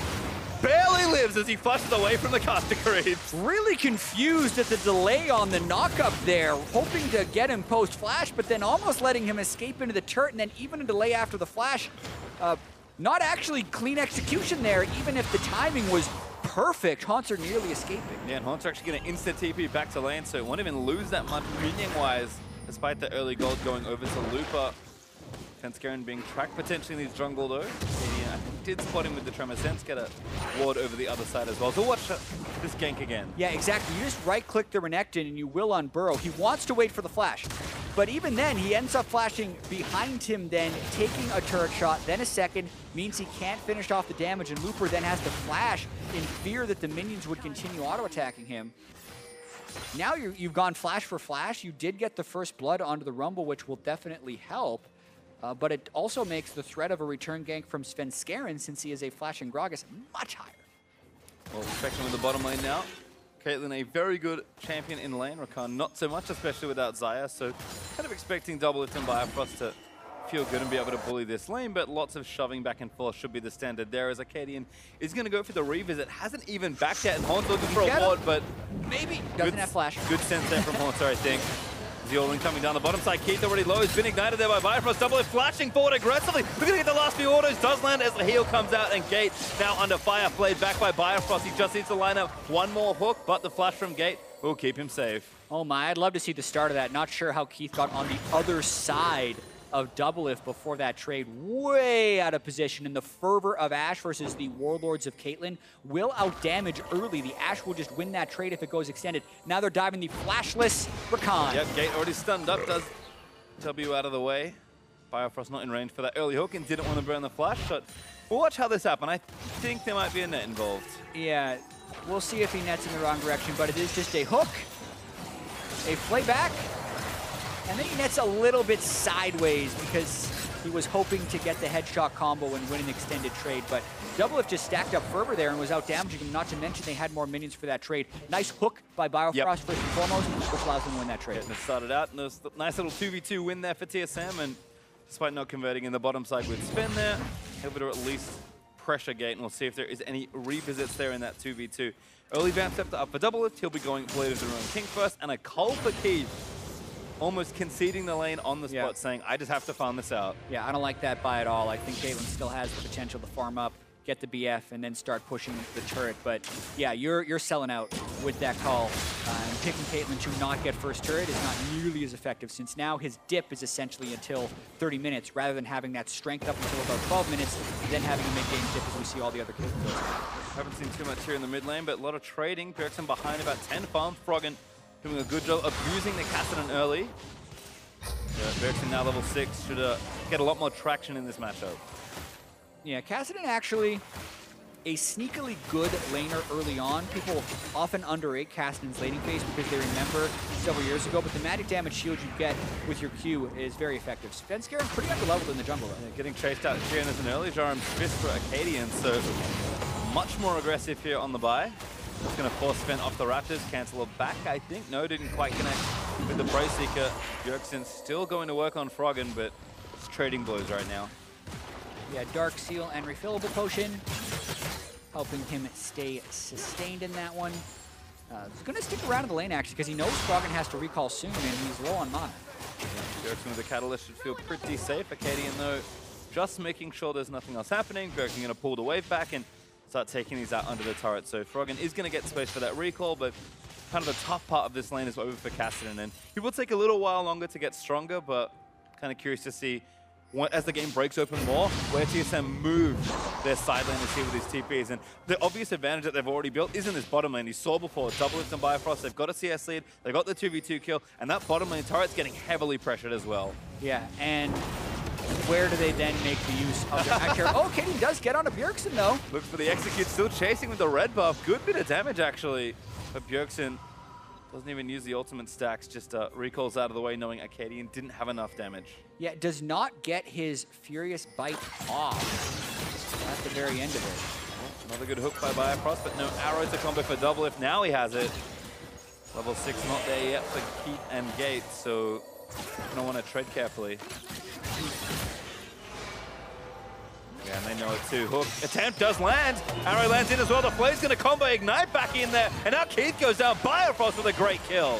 Yeah, this lane is turning into a disaster. And this is the type of game that may get double if some of his confidence back that he says he's been lacking since returning to the LCS. Being able to go into a first pick Caitlyn and then get these kills with Bifrost, while also providing that utility, spotting Acadian on the other side of the map. Double Lift and Bifrost are having a great game. Just flying over the rift there with the hawk shot. Great view there, provided by Double Lift, as 2v2 is going exceptionally well, as you mentioned. Froggen, though, going to dip over to the blue buff and not get it just yet. It's actually not available, so it's going to be tough to pick that one up as Svenskaren goes ahead and steal these Raptors. And again, still covered by Double Lift. Just making sure Acadian's still on the left-hand side of the jungle, and bad news a little early there. Or a little late, I guess, because now his Raptors are gone. Yeah, watching this one more time, I mean, TSM just hits level 6, runs through the minion wave, just catches Keith with the end of that death sentence. And then at that point, it's a pretty easy kill secure. So needs to be able to dodge that hook or stay in a spot where he can at least juke back and forth. Gate also kind of abandoned him there as well. Didn't want to tank it because he probably would have died, so a tough spot regardless. As Lupa getting good damage on the Haunter, ultimate ready, but doesn't pull the trigger. Haunter holds onto his as well, and despite the early kill for Lupa, Haunter with a bit of a CS lead, starting to build up on Renekton and bully like he really can once he hits some early item threshold. Yeah, and I do like the build from Looper. Early Ninitabi into an early Seeker's Arm Guard makes it very difficult for the Renekton to do the damage to him, but as you say, not actually getting that CS lead, so maybe because of lack of ward control on the top side, Looper hasn't been willing to play as aggressive as he would like. Now they're trying to roam up. Gate's looking for something. It's a dive by the looks of things. Ignite ready. Haunter pretty low on health. Yeah, this is actually most likely a dead Haunter. They can put a lot at him here. Haunter also ready. Gate looks for the knockup, but does combo it late. Good ultimate there from Looper as Acadian jumps into the fray. Haunter down. Yep, make the quick roam, and this is what you want to do with a losing bottom lane. But the bottom lane was losing so hard, the first turret still goes over to TSM. Yep, just a 2-man there versus the 4 that were there for Echo Fox. 3 remaining as Lupa recalled to run back down to that bottom tier 2 and save it. The trade does come out eventually, but TSM still ahead on that gold front and might even go for a second turret. Yeah, and they invested much less into that bottom side move than did Echo Fox. So Svenskaren's still technically free to go where he pleases. Looper's got to be a little bit hesitant defending that, but gets a lot of damage out of Double. Yeah, Double eats the Harpoon and will take a strong amount of damage as a result. Gate and Keith 2-manning the Rift Herald right now. Looks like Froggen actually recalled, so no pressure, although he is missing. And TSM might just back in and take the easier objective here on the Drake, with Bifrost gonna very nicely alley-oop Double into the pit. Long range Dark Passage. I always dislike when Cloud Drake is the first one to spawn, not because I don't like Cloud Drake, but because it does so much damage to you. It's really hard Drake to solo. You can see how low Svenskeren is getting, even with 2 people here. It has the fast attack speed, and the Drake still does % health damage, so it ends up actually destroying people early on in the game. TSM, though, secures it in trade for the Rift Herald. Yep, nice and safe to take with the trade happening cross-map. So kind of the reverse situation of last game. TSM had the Rift Herald, and that was the play that really started opening up the game for them. We'll see if TSM can do a better job defending, or if Echo Fox do just as well, if not better, at getting whatever turret they're looking at next. TSM still holding that gold lead, though. Bjergsen just really shaking up a lot of the damage from Frog and Gate, trying to make the play, but Bjergsen blinks out of there. Good shots by Froggen. They're really doing everything they can to try and punish Cast in mid. Cast in mid, low wave clip. This is what you want to technically do with the Caitlyn, is take a turret and then roam around the map. The problem is, it's a pickaxe cull Caitlyn, and there's a Blade of the Ruined King Ashe on the other side. So a level 6 Caitlyn coming into your lane when you're level 9 isn't actually threatening. Yeah, that's actually an insane lead from Doublelift. He's 1,500 gold ahead with approaching a 50 CS lead also with that completed item time. Wherever Doublelift goes next is going to be a big problem for Echo Fox. Yeah, absolutely. It's actually Ashe that would be more akin to showing up in a lane and pushing down a turret. When Doublelift does do that, though, I think it'll be similar to in game 1, where they lead with the Ashe arrow, try and get a kill, and then push it down. Much different than the way a Caitlyn siege is. Well, you can see Rod of Ages finish for Bjergsen as he completes a recall. Frog and Banshees fail first.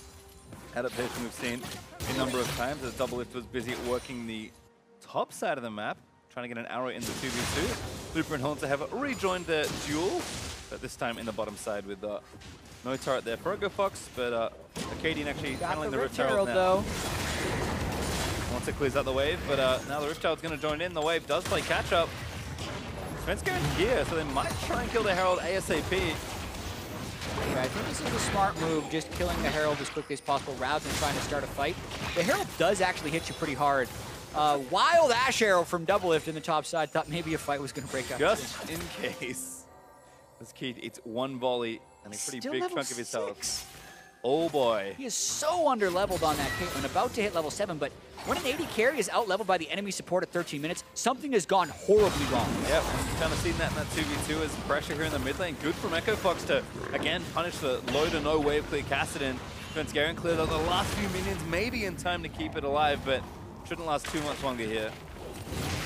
TSM though recalling from the top side, but Doublelift going back, needs a tower and a dagger now completed, and Echo Fox tries to kind of accelerate the game and open it up a little bit more, but TSM with their advantage, despite how slim it is, should keep that pressure up. And once Bjergsen gets out of this lane into a side lane, being able to challenge people 1v1, TSM should feel much better about the current state of the map. That is the hope for TSM. Froggen also yet to make a play with the Weaver's Wall at level 11 against Casting with low wave clear. That would be the natural point in that lane where you're trying to find the advantages in this game. I think our small audience just did a wave or something. They did. Waves happen in arenas where you can go in circles, not in places like this. Appreciate the enthusiasm. Certainly do. Maybe, you know, keeping themselves entertained for the during this subdued early to mid game, or just having a whole lot of fun, which is most important here in the NALCS. Doublelift though going to keep the action rolling on for TSM. Looking to siege down this outer turret in the top lane. And that one should fall pretty quickly, although might need an extra wave to do it. Doublelift, no additional help from Biafrost, they're running out of minions! He's going to stick around. Yep, tank a couple turret hits, but no problem there for the Ashe.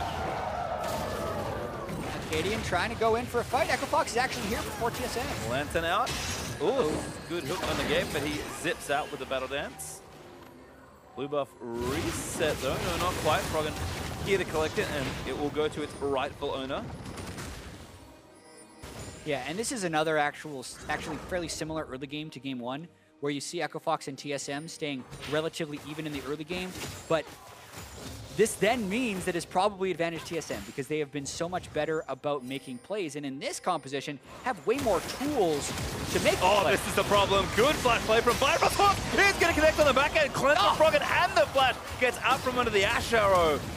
Nimble moves as Acadian tries to make the trade back and forth. Gate with the knock-up after the charm, but not enough to get the kill despite the ignite. Now Haunter in the backline just ripping through Acadian. Might almost be enough as Bjergsen looks to rip walk down. There's the kill that TSM were looking for. Deathfire Touch does get Doublelift on the back of the fight, though, as they couldn't quite finish off Froggen. It ended up being a 4v5 as Sven Skaren was in the base and Echo Fox got there much sooner, but they might be looking to continue some pressure here. Well, no AD is going to make it tough to siege, but they're going to walk down towards this bottom turret and try and finish the job that TSM's doing. Started a little bit earlier. You can see about 40% of that turret health left. What a big play here attempted by Biofrost. Yeah, just really clean with his Thresh play right there, but the Ash Arrow has been questionably aimed by Doublelift here, and they get a lot of CC on him. Sticks around at the end of the fight, and then really good long-range equalizer there by Looper, and Deathfire Touch finishes him off. But TSM did arrive with the double teleport, expended both of them, picks up a kill on the backside to keep it even. Maybe not as much as TSM would have liked to get there, but you can kind of see, I think the issue that's going to start cropping up in this game that was set up for TSM's comp here. I mean, the tower goes down in mid lane actually, which does make things easier for Echo Fox. It wasn't far away, so Doublelift will have a less secure time farming safely, but now that we can actually move these double TPs into the appropriate side lanes, and Doublelift can just kind of hold siege in mid, TSM should be able to open up the map even more, and with the Drake spawning as well, might even have a team fight on the horizon if they can find the right setup. Yeah, Keith just finishing his call on that last shot. Gets the extra 350 gold, but that means he's yet to be able to go back to buy anything. It's going to make him extremely weak if they were to contest this match. Yep, Drake going to be given up effectively here by Echo Fox as Looper trying to get a push started here. Lots of members up though. And I like this move actually from Echo Fox. They have the jump on TSM pretty substantially. No teleports from TSM either because they expended both in that last fight. Rogan also roaming up with his ulti, so can cut them off if TSM want to make a play instead. A nice rotation from Echo Fox. He's going to get them a tier 2 turret. Bjergsen will answer in the bottom side of the map. Does have a Sheen as well, but Echo Fox is still going here. Yeah, solo turret gold for Bjergsen. So if they can't match with anything, it actually does end up favoring TSM since that concentration of gold on a carry is ideal. Bjergsen also still going. TSM now have cut off Echo Fox as they move back down from top lane. Bjergsen is going to stop though. TSM might just fall back and try and siege mid lane, but Echo Fox again can also challenge with the team fight, although Keith does have to go back and spend his gold, which he has just done now. Yeah, still just a BF sword though, so not anywhere near Infinity at Static Shiv Rapid Fire Cannon build he wants to go to, whereas Doublelift with the Zeal will be quite strong right now. Blade of the Moon King fully completed. The big frowny face there for Keith right now. There's a lot of investment still to come as Fogging in a clear this mid lane out. Biofrost again, another great hook predicting. Does get Fox back in. Sven with a good ultimate is going to actually burn Froggen down with the Ignite. The Chomp does land in, but Bio barely misses. They dive the turret gate. Also somehow alive as he actually did end up getting the kill, but Bjergsen going to rip off King and to try and take down Gate, but Gate zipping around to try and get out of the way. Bjergsen now caught up, does get knocked up, has to keep roof walking, but running out of mana. Ace in the hole, going to make it a problem, and there's the execute. Double ultis take down Bjergsen. Great jukes by Gate to make that a 2-for-2, because it should have most likely been a 2-for-1. And as long as Echo Fox keeps trading these kills, they can keep scaling on that Caitlyn. The worry would be that they're also scaling on the Cassidy on TSM side, but definitely want to track Gate's juking on this. You don't exactly juke Cassidy very easily or often.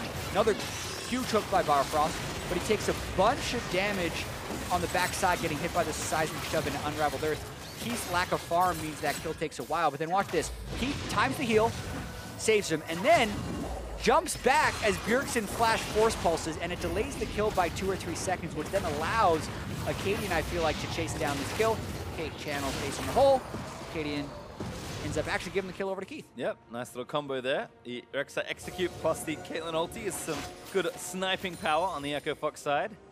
And maybe critically as well, mid lane turret stays up for now and actually pretty healthy for Echo Fox. So TSM, they got some kills back and forth. They did get some gold, but trades mean they can't really get any objectives after. So back to pushing these side lanes. Thankfully, their TPs are ready to go, but Echo Fox playing pretty high tempo league as a 4 to 5 man unit, just trying to pressure TSM out of the side lanes as quickly as possible. Because Lichbane Cassidy's going to do a lot of work now if he makes it all the way down to the inhibitor turret. Yeah, it's about getting little bits of magic resist on a lot of people to prevent Bjergsen from crushing through people. The cooldown boot Lichbane build is very good, but falls off very quickly when people start building magic resist. Engaging on a Biofrost. Good knock up there for Gate, but no hard commit there for Echo Fox, just looking for the pick. Bjergsen instead gets bot pushing, going to clean out that ward. And all this solo golden experience is nice as well.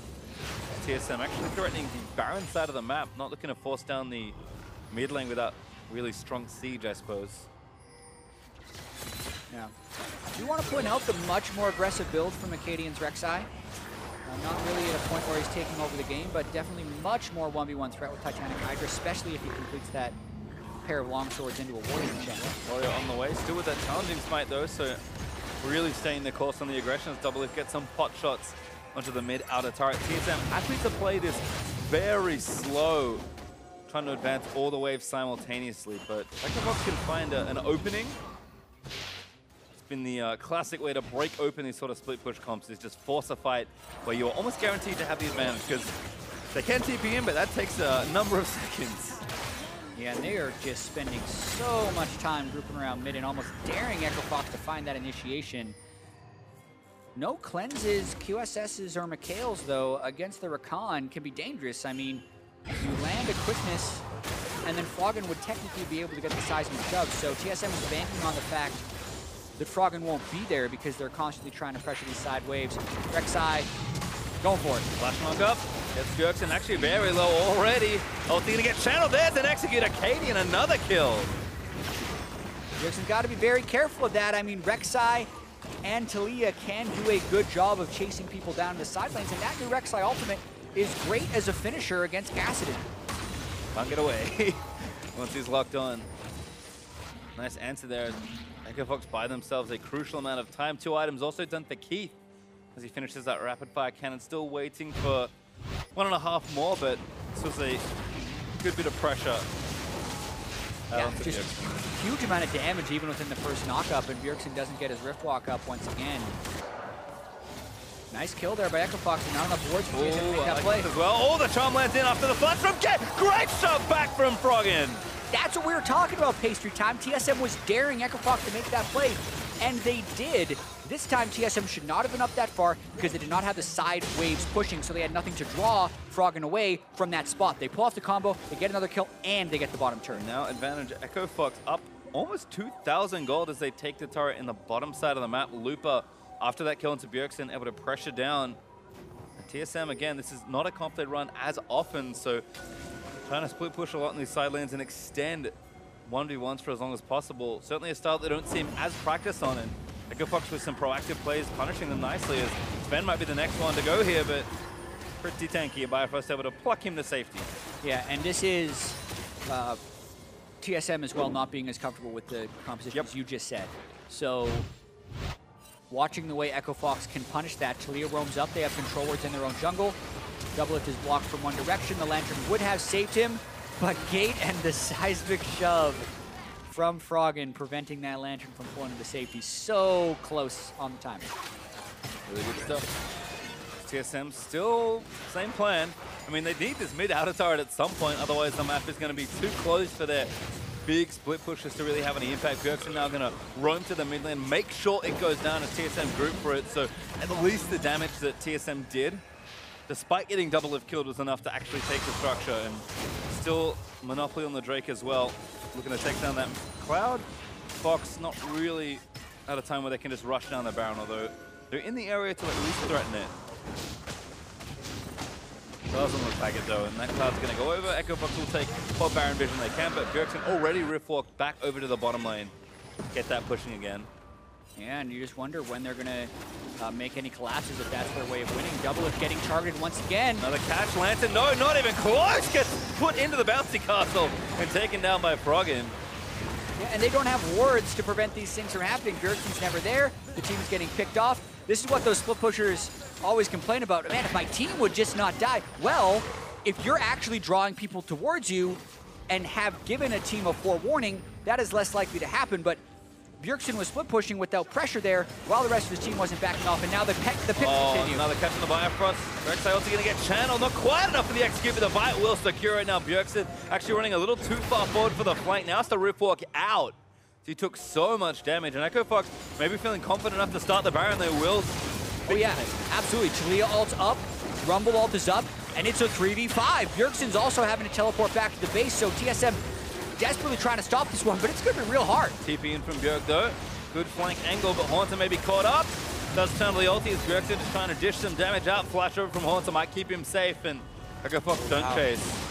Yeah, I'm a little bit surprised Echo Fox actually even peeled off for that kill instead of just focusing Baron, knowing it was a 3v5, but TSM is able to stop it there without even suffering casualties. And they might think about starting this themselves with the control board. I mean, there's no vision here for Echo Fox. Don't even have the speed shrine. Rek'Sai would be able to see them with Tremor Sense if he goes close, but he's not going close enough to check. Instincts might cost them here. Now they know. Oh, there's the instant TP from Echo Fox. Froggen going to ulti into the pit, but that's not really going to cut anyone off. They need to just go for a steal here, I think. Ultimate from Loop is really nice. Oh no! Fail flashes! It's Svenskeren! Gets the Baron and flushes out to safety. Acadian is going to get the tag and go for the execute, and he gets hooked. No, that doesn't work. The stun does land after, but Acadian's going to live. Double lift, getting shots blocked in as Bifrost forced to play one back. Ignite down on Acadian. Might be enough for the kill. The Ignite burning him down, but a shield is going to save him. Bifrost just buying time. Not going to live to the onslaught as Froggen gets the kill, but Baron over to TSM's disaster. Yeah, this is not a mark of the play you want to build towards for your team, because a lot was wrong kind of from both sides in that last engagement. Echo Fox didn't play the first Baron properly, and then TSM in their secure... We're going to see it again. They made a few mistakes, particularly some oopsies by Svenskeren and Acadian from here as we get a slight reprieve. Watch this. So Acadian sneaks in around the backside, and there's no ward from Svenskeren, but he did catch him with the sweeper. His ultimate misses entirely, and then Acadian fail flashes. He is able to secure it with his smite, and then it is just everyone bailing out. So at this point, TSM pretty much just has to run in. Acadian realizes he made an oopsie there, flashed into a wall. Yeah, good to see him smiling, but certainly a tough spot for the team as TSM will actually take the Baron to almost keep them in the game. They're still down 1,500 gold, and if they can do more damage with this buff, it will certainly open the game back up into a lead for themselves. You'd think the 1-3-1 comp would excel with Baron, but they're going to have to do the actual damage with it. Yeah, it should, but let us not forget the difficulties TSM has been having setting up these plays. It is very hard in the first place to run a split push composition against a Taliyah, because Froggen, as we saw even with the wall, can force picks in almost every area.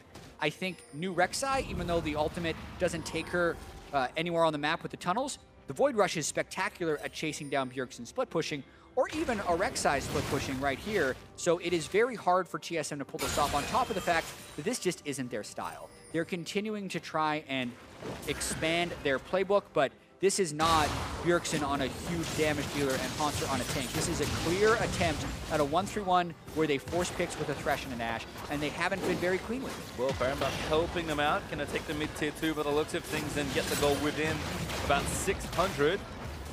Bottom inhibitor turrets also very low for Echo Fox, so Haunter, see if he can actually get some real damage done to it, although at the moment it does look like Acadian is just pressuring too hard for Haunter to step too far forward. Instead, turret's going to fall on the top side. Bjergsen going to get joined by his teammates, and now the gold lead is back in TSM's side. Only 500, but Baron kind of keeping them back up in this game and pushing them a little further ahead. Yeah, keeping Echo Fox at bay after the Baron play goes bad for them. And Keith is still trying to scale up. It's a Caitlyn game where you may never see him get to that point. No one is enhancing him with Ardent Sensor type plays, as you can see the redemption just now completed by Gate, so nothing really buffing him up. And we saw in the mid lane about a minute ago, Svenskeren step on a trap and Keith barely doing anything to him. And that's a Runic Echo's Gragas with a Spirit Visage. Not something that you expect to be a super tank, so clearly not there yet for Echo Fox, but it's the Rek'Sai and the Rumble that are actually providing most of the damage in these fights. Yeah, 6 combined kills for Lupa and Acadian in this particular game, and triple damage items is nice looking stuff for the Rek'Sai. Kind of curious to see where he goes with the next section of the build. Maybe GA, which we've seen from a lot of the more aggressive AD style junglers. Think of Mike Young's Lee Sin, kind of showing that build up, I think, for one of the first times. But you can go Stoneplate as well and kind of go tankier and do a lot of what the top lane fighters are doing also. So certainly set up to succeed here. It's been a while since we've seen Acadian really go off in a game, but looking good so far in the Rek'Sai containing TSM split push, but still Baron did a lot of work there for them, and a 4th straight kind of the invisible gold is still going over to TSM. It looks like they'll get this next one as well, and maybe thankfully for Echo Fox, it's an Ocean and 3 clouds instead of anything else. Oh man, the triple cloud. You do zoom Yes. around with it, but that's about it here. It looks really cool. Yeah. The satisfaction goes up so much when they add those little particles to remind you that you're running really fast. As you can see Sven Skaren walking around, but the particles do not give you any actual power. No, not too much at least. I mean, maybe if they're gonna, you know, book it from top lane to bot lane on foot with TPs down, we could see some dramatic turnarounds, but I think that's unlikely, and instead again, plan still being executed here for TSM. Bjergsen with a good amount of pressure, but his team is not really on the map, so can't quite get in position to really shut down the turret as Prey being stalked here. Ooh, Prey think he's gonna miss though, and now Ponte's gonna try and get himself out of the way. Burns the ultimate, and just gonna run towards Bifrost. Yeah, they might even try and turn something around here, but pretty dangerous. Double if still in base. Yep, TP canceled. Yep, Bjergsen's like, nope, I don't want to pull in for that one. Does have avoid stuff, so plenty of damage now already on the Kassadin, but TSM again is trying to get things set up their way. Baron up in a minute 30 means that bot lane pressure will be so much better once TSM have more map to sort of split, but you can kind of still, again, just not as practiced on setting their styles up when they're playing more of a pick-up, more for team fights and moving through the enemy jungle between every lane. It just looks so smooth like it did in game one, but yeah, just a little jagged. Yeah, I mean, now they have the Kassadin skilled up in a big way, so they're really hoping to find a flank, and they're actually turning it into a bit of a team fight right here. 5v5 in the mid lane. It's going to have to force Haunter with a big flank, looking for Keith. Gets a stun onto Looper, hook lands in as well. He's going to go down instantly as Double If claims that kill. Now Gate under fire as he has to run out of way, but Sven Skaren with a flash body slam to get the execute, and now the rest of the team moving forward. Bjergsen running down into the riff walks for so much extra damage. Donut's going to get popped. Froggen looks to line up the next Q, but the rest of the team's there to defend. Remember we talked about late game Kassadin in the draft phase and how they wouldn't be able to stop him from rift walking? That's what happened. Popping back out, but he gets stunned over as the shutdown comes through for Bjergsen, and TSM getting too many kills. They're going to take the turret down in mid. Yeah, and unless Froggen can get a bunch of damage to clean the minion wave right here, there's a chance TSM can end. These death timers are actually pretty long. Got a lot of damage too. Let's bring Kassadin's going to take chunks out of the turret. Need a few more minions. That's one turret down. TSM will exit the base with 10 seconds or so left on Keith, so no overcommit, but TSM finally break into Echo Fox territory. Yeah, and it's with the team fight. I mean, yes, they get the flank TP, but I mean, the Ash Arrow falls wide. I think most of this is on being able to catch Looper. The ult and the hook put him right in the middle of the team, do not give him time for that Zhonya's Hourglass, and then they're chasing him down. It just becomes Rift Walk City. Flash, Rift Walk, Rift Walk, Rift Walk, Rift Walk. It just keeps going as he's chasing after the entire Echo Fox team, and there was no escape once they started losing that fight. We'll have to figure out what this pause is for. Well, we do have a pause. I believe it was Bjergsen that has paused the game, so we'll find out exactly what's happening ASAP. But kind of a curious time to have a slow down of the game with TSM building up all this momentum. Apparently a button fell off the right side of Bjergsen's mouse. Too much right-click spamming while he was rift walking in the team fight. Hopefully they can fix that quickly, either by giving him a new mouse or just pushing the button back. Maybe he mashed Sonya's button too hard. Yeah, and it who fell knows? off. Oh, man. Anyway. We should find out what that button's for, actually. I hope it's his ultimate. That'd be very funny. Well, it's the mouse, right? I mean, a few players try and bind keys to their mouse for certain things like item actives. Yeah, mostly items. But I feel like mostly it's just right-clicking for that guy. Apparently he traded mouse buttons with Haunter. Haunter's like, I don't need this one. You can have it. I'll just donate that one over. What a great teammate there for Haunter. Yeah, it sounds like they're actually ready to go. We're going to be getting back in this one right away. A big turning point in the game, too, after that team fight. So much good happened for TSM. Double is still not landing his Ash Arrows, but just getting the TP and looking at Echo Fox team composition, just not having very much peel. So unless they're running them down or are the ones finding initiations, they still might have a disadvantage in these fights, especially looking at Keith just not there where he needs to be on the Caitlyn to have that type of threat in team fight. Yeah, still waiting really for that third major item. Has some good little utility items, I like to call them, in the QSS and Last Whisper. Very cheap, very efficient, but really wanting that static shift to kind of push Caitlyn over to the edge, to the Doomsday scenario as Bjergsen starting the roof walks. Looks like the buttons are all working just well and fine. And with Baron being up, TSM going to look for possibly their last necessary play of the game. Echo Fox going to try and put a stop to it, and everyone's leaving the Baron pit because didn't go too well last time. Yeah, Haunter doesn't have TP and was just shown on the bottom side, which is why Echo Fox is going to start this. A little bit of desperation. Haunter is zooming up that 3 Cloud Drakes, baby! Getting there ASAP! And now Bjergsen actually with the flank. Echo Fox could be a bit too desperate. Bjergsen onto Froggen gets the Banshees off of the fight. Is going to start Charmlands in. Spirefrost trying to tank it all up. Keith in the backline just getting taken down and he falls. But Looper does take down Bio. Arrow lands as Froggen is going to be the next target for Bjergsen. Just rip all over it. Looper pops us on his bit. Acadian bleeding low as Haunted with the Stone Blades taking all the damage up. Double is not going to get burnt down this time around. And that's 4 dead. Going to make it 5 soon as Bjergsen. He's out of mana. Wants to chase down Gate. We just need to get a W off. Oh, Blast Cone going to make it problematic. Gate zipping out with the W. Tanking a few minions with Bjergsen. He wants blood. He's going to chase him down. Riftwalk might have reset the mana cost. There it is. Last Q goes, and there's the ace for TSM. It's Fang going to end the game. Not outrunning the triple Cloud Drake once he gets out of combat right there, but the game is done. TSM Pushman to take down the Nexus. Nexus exposed, and that's going to be yet another sweep. Double Imp going to take down the last remaining minions. Pad the stats as best he can as TSM stand strong and celebrate another clean weekend.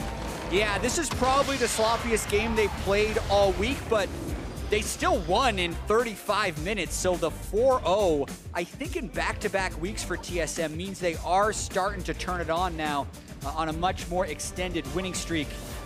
And Keith can't help but stare at the screen. The early game on that Caitlyn was a disaster for Echo Fox because TSM pulled off multiple 2v2 kills in that bottom side. And then even though they weren't able to transition with Ash Arrows, did definitely buy them a lot of time to get the Kassadin to the late game and carry the game. It was one of those things as the players will exchange handshakes. Echo Fox, a tough loss actually going to push them further down to that negative win ratio. Not a good time. They started 3-4 to begin the day, now 3-5. TSM pushing up there in the standings, and they and the fans will be happy to exchange some high fives. I have to say, does it matter that they kind of had to team fight to win that game? I mean, they did pick for the 1-3-1. Yes, you can team fight with the Kassadin. It was a great flank that they found, but for me, it's unsweetened slightly by the fact that they kind of had to be like, all right, let's find a team fight. Yeah, I mean, especially when you look at TSM's stated goals from before the split as the back-to-back champions of the NALCS, saying they want to learn new strategies for when they go to the international stage. And I think this was a clear example of that. As the 1-3-1 goes, you want to find those fights as 5v4s or as a kill into an objective force. And when they just mash in the mid lane twice as their way of winning the game, it's very unsatisfactory from a strategic perspective, but it shows that they are still a good team with good players that can pull out victories. I think so as well. I think, you know, getting the reps, maybe not executing exactly how they would want to, but still kind of making sure they get it done. On the Echo Fox side, story's going to kind of stay the same here.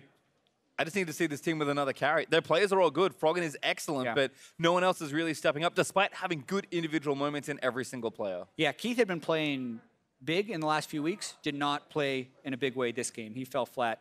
Froggen was up against Bjergsen, so he never had that huge advantage, right? He was doing quite well, had a CS lead in the second game, very small CS deficit in the first game. And the guy that I keep looking back to on this Echo Fox team was their massive offseason acquisition in Looper, who continues to fall flat. This is a guy who is a world champion, consistently makes it back to Worlds pretty much every year, comes to Echo Fox and is just having non-impressive performances. If there's a guy who needs to carry with Froggen, it's Looper over and over again, and we're just not seeing that from Echo Fox. And it's tough. I think, you know, we've seen him on Split Push, we've seen him on Rumble, Tanks. We have gotten the mix, but it just hasn't worked out for him. But for more on that win, let's check in with Captain Flowers and the TSM jungler. Thank you very much, gentlemen. I'm here with Sven Skaren after that TSM win. And you have had a pretty impressive week so far for yourself. You had a good showing yesterday. You got some Player of the Game honors today. I want to ask you, how do you feel about the current state of your jungling and how you're doing with TSM? So ever since we got Double F back in the team, I feel like I've been able to play a lot better because just of the way his shot calling works, and he actually just knows a lot about the game, so I don't have to focus as much on other things, so I can just focus more on myself. And just my comfort pick is Lee Sin right now, so I can just, every time they give it to me or whatever, I can play it, then it's pretty easy, I guess, because, yeah, I just know the champion so well. So, yeah, once they, force me on other picks, then maybe it's going to be harder. Are you surprised the teams keep giving you the Lee Sin? Because you have put up so many impressive performances on that champion. I mean, I'm kind of disappointed by it because I kind of want to, learn other champions, the stage experience, so it's kind of bad if we don't pick it because then we wouldn't really be trying our hardest to win. But yeah, I kind of wish I could play more other champions for the practice. Now, talking about trying your hardest to win, you guys have quite an obstacle in front of yourselves next week with the schedule. TSM going up against both Immortals and Cloud9, the current #1 team in Summer Split, as well as your longtime rivals. Talk to me about how the team feels heading into this upcoming week. Yeah, so Immortals looks really good right now, and we lost to them last time we played, so we obviously want to get like revenge on them again or whatever. But yeah, I think we've improved a lot since last time, and we should be able to beat them. And Cloud9, yeah, I don't know. I think we should be able to beat both. All right, sounds like you guys got some high hopes for that one. Now, one more thing coming up on the horizon. 2 weeks from now, you guys are going to be heading to Rift Rivals, face off up against some EU teams. What's the preparation like going into that? Is this a victory goal for TSM? Are you guys looking as a growth opportunity for this? What's on your minds thinking about Rift Rivals? I mean, I don't think we didn't really focus so much on it yet because it's during LCS, so I think LCS is maybe a bit more important, because Rift Rivals is just like a random tournament kind of. But obviously we're going to go there and try to do our best for NA. And I don't know about the other NA teams, but I know TSM is going to be really strong at this tournament. Well, here's wishing you guys the best, both here in the NALCS and heading into Rift Rivals a couple of weeks from now. But we're going to go ahead, toss things over to the analyst desk to hear some more. Take it away, guys. Thank you very much, Captain Flowers. TSM closing out the week in 2-0 fashion. Another 2-0 match victory here over Echo Fox. And at the beginning of the split, people are talking about, giving them time to shake off that rust and return to form. Well, sitting at 6-2, they're looking pretty good in terms of being well on their way to returning to form. Yeah, they're 6-2, but they also have the least amount of game losses out of any team in the NALCS round right now. They've only dropped 5 games total, so it's complete opposite of what it was last split. Right. They had a bunch of game 3s. They're very clean right now in terms of closing out 2-0s against a lot of the field. Right, so to clarify the point, for example, Immortals, although having a better match record, actually has lost more individual games than TSM this split. And even now, their match record is better by 1 match, right? People thought the sky was falling because TSM started off like 1-2 in their first 3 matches. Oh my goodness. But then, right, look at where we are now. The team is actually 6-2. And that was during the time where we didn't even know Immortals was going to be this good. So one of their early losses comes against Immortals, and we're thinking, oh my God, how can TSM be losing this team? And it's like, oh, well, it turns out they could arguably be the best team in the league. Yeah, very much so. But let's look at how TSM crafted this victory here against Echo Fox. And a lot of it comes from that bot lane duo of Biofrost and Doublelift kind of finding their synergy again and starting to do work in those 2v2s as opposed to just hanging on. And I think you have to give a lot of credit to Biofrost setting up these plays. He finds 2 really, really nice hooks to get some solo kills for his lane there, and then plays this really well when Doublelift walks up to the far side of the knock-up, and he throws the lantern to that side, being able to pull him to get in on this all-in. They play it out from here very well, making sure to avoid any traps that Caitlin's putting down to get the kill. Second one, a little bit easier this time around, but still a really nice hook into chain CC combo, getting the 6s earlier. Yeah, and Gate used the grand entrance to try and escape there, and Keith walks into the hook. So mechanical misplays kind of across the board for Echo Fox too, but definitely, I love watching that bottom lane play against Rakan, because they were the first ones to bring out the Tom Kench against it, and every time they would walk away from each other, they would eat the other one, and then that play right there where Doublelift is playing against the Rakan and avoiding the grand entrance, he has really good reactions, and it seems like he knows exactly how he should step to get away from those engages. Absolutely. Again, though, it's not like TSM is without their faults, and I think what we found throughout this game is that they left themselves open to many picks across the map, and that's really what extended the game time here, is that Echo Fox was able to mount, pick after pick after pick in side lanes and in the jungle. And Acadian did a really good job all game. He had the really early path to get for first blood onto Hanser, and then he got the second kill at 10 minutes. Now he's picking off people in the side lanes, getting angles on them, using the new Rek'Sai pretty well to be able to chase down a Cassin who traditionally had no problem getting away from a Rek'Sai. So you get to see them comboing well as well with the Taliyah, getting these walls off, and overall it's making it very difficult for TSM to execute their 1-3-1 comp. Yeah, and I feel like this game got really kind of hectic around these parts, because that Baron that went over to TSM later on, they had no business really getting. Like, Fox had a lot of control over that area. They then wanted to back and reset for the bottom side of the map. But then that Baron got started up, and it was like Echo Fox started the Baron incorrectly, they gave it over to TSM, and then even the steal and the contest wasn't appropriate either. Right, exactly. I mean, I think that's a huge point, right? Is this game still likely could have gone for many more minutes and perhaps have gone the other way if not for that Baron secure from TSM. But hey, that's the nature of League of Legends. Sometimes you misclick, sometimes the smallest misposition or mechanical misplay can cost you the game. Yeah, that's kind of the case, I think, where you could see that even in the early game, like we were saying, some of those small mistakes out of Echo Fox, kind of giving up that bot side of the map when they should have a pressure lane with that Rakan Caitlyn. You should have at least a decent matchup where you should not be dying 2v2. And just because that happens, all that work that Acadian's putting into the top side turns out to be a trade of advantages as opposed to just getting your own team ahead on the map. Now, player of the game is going to go to Biofrost this time around. We already took a look at a couple of the plays in the bot lane where he's able to secure those early kills for Doublelift and get that ball rolling. I do want to go ahead and jump back over to Sven Skaren, though, just briefly, because it's been brought up. His Lee Sin statistics are insane. Even he himself there on the stage saying he wishes that people would take it away or ban it from him more often just so he can get practice on different things on stage. Well, he did get the Gragas this time around. So what's our opinion on the way that he's performed on champions outside of Lee Sin? Because the win rate statistics are quite, there's quite a discrepancy there between his Lee Sin and the rest of the champions. Yeah, I think it's 9-1 on Lee Sin, and then he's 4-4 with this win, right? Yes, 4-4 on all other champions. On all other champions.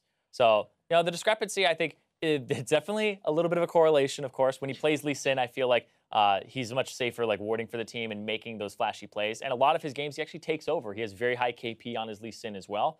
But it just seems like the other champions, like Elise and he just gets blown up and he can't actually get out as much. It's really, I'm not quite sure. So yeah, as well. I was gonna say, I think like on a Gragas being able to be a little bit tankier is good for him. But like you said, when you get on the Elise, these more aggressive invade early champions, it doesn't feel like he knows his limits quite as well as Lee Sin. Tries to play them the same kind of style, and then when he's caught out of position, just kind of feeds over some kills. So I'm thinking about like when he invaded even yesterday, and when he almost dies after getting the blue buff at level 3 because he's counter invading, but he gets out because he's Lee Sin, right? Because he has multiple ways to like jump and then also flash over walls. He's got to take a page out of Xmithy's playbook and start building that Zonias on the jungle Elise. Doesn't matter if you don't have health, if you can turn golden and avoid death in that A couple other things you can take from Smithy. He's playing pretty good right now. Yeah, Xmithy's playing quite well right now. Either way, we've got more league action coming your way. Cloud9 are going to hit the Rift next as they go up against Team Dignitas. Now, before we go to break, here's a look at the latest episode from the Drive series, which focuses on Echo Fox's jungler, Acadian. Enjoy.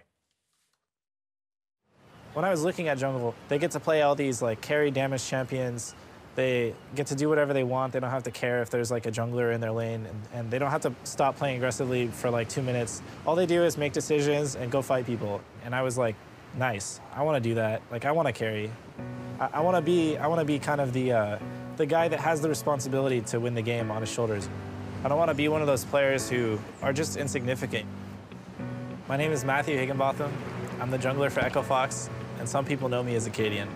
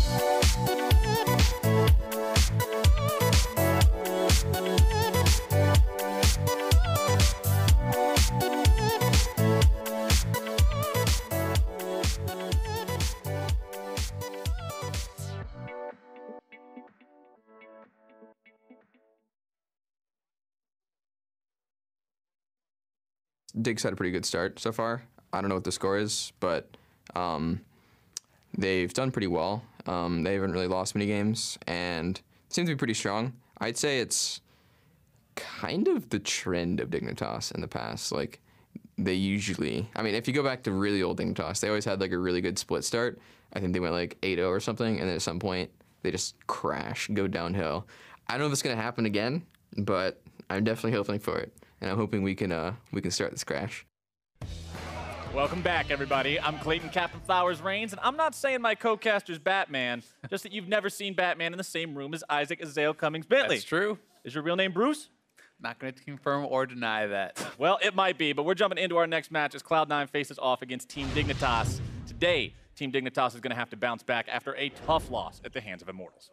Yeah, and game 1 yesterday, they looked great. Game 2 and 3, maybe the crash was already starting, as Siki was talking about, because there was some definite struggles there. They got slammed by Immortals, but Immortals has been on fire, to be fair. You know, they crushed CLG, they crushed Dignitas yesterday in games 2 and 3, and Alltech today is going to be in now, subbing in after some struggles, you know, with Lod yesterday. They have not had much practice, though, with Alltech. I don't know if he's been scrimming with the team really at all. We know him from FlyQuest last split, where, you know, they ended up doing pretty well by the end. They were top 4, but definitely were not succeeding in the regular season towards the end of that split.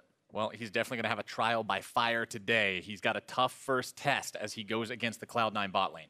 Yeah, and last night, I mean, Smoothie had a great blitz game, but he has been having some really strong games throughout this split and throughout this entire year, really kind of rising to the top as who most people consider to be the best support in North America. He has some fantastic playmaking, but the C9s show this split has been mostly about Jensen, right? Jensen has been ridiculous. Like his CSD at 10 is something like 14, 15 on average. Like, it's actually ridiculous. It's one of the highest anywhere right now. And last split, you know, one of the things that had been really working for the team was the top lane. Impact and Ray being able to sub in back and forth and really hold it down on the other side of the map. Even when they aren't getting help from their jungle, they're able to survive, and they're allowed I don't know what's happening there, but they're allowing the rest of C9 to succeed on the other side of the map. And this season, that has been kind of their weakness. Impact and Ray have not been showing the best games, and that is why I think C9 is out to a slower start. Especially in the games we saw yesterday, Jensen was looking like a monster. But let's go ahead and jump into those starting lineups. On the blue side, it's Cloud9 with Impact in the top lane, Contracts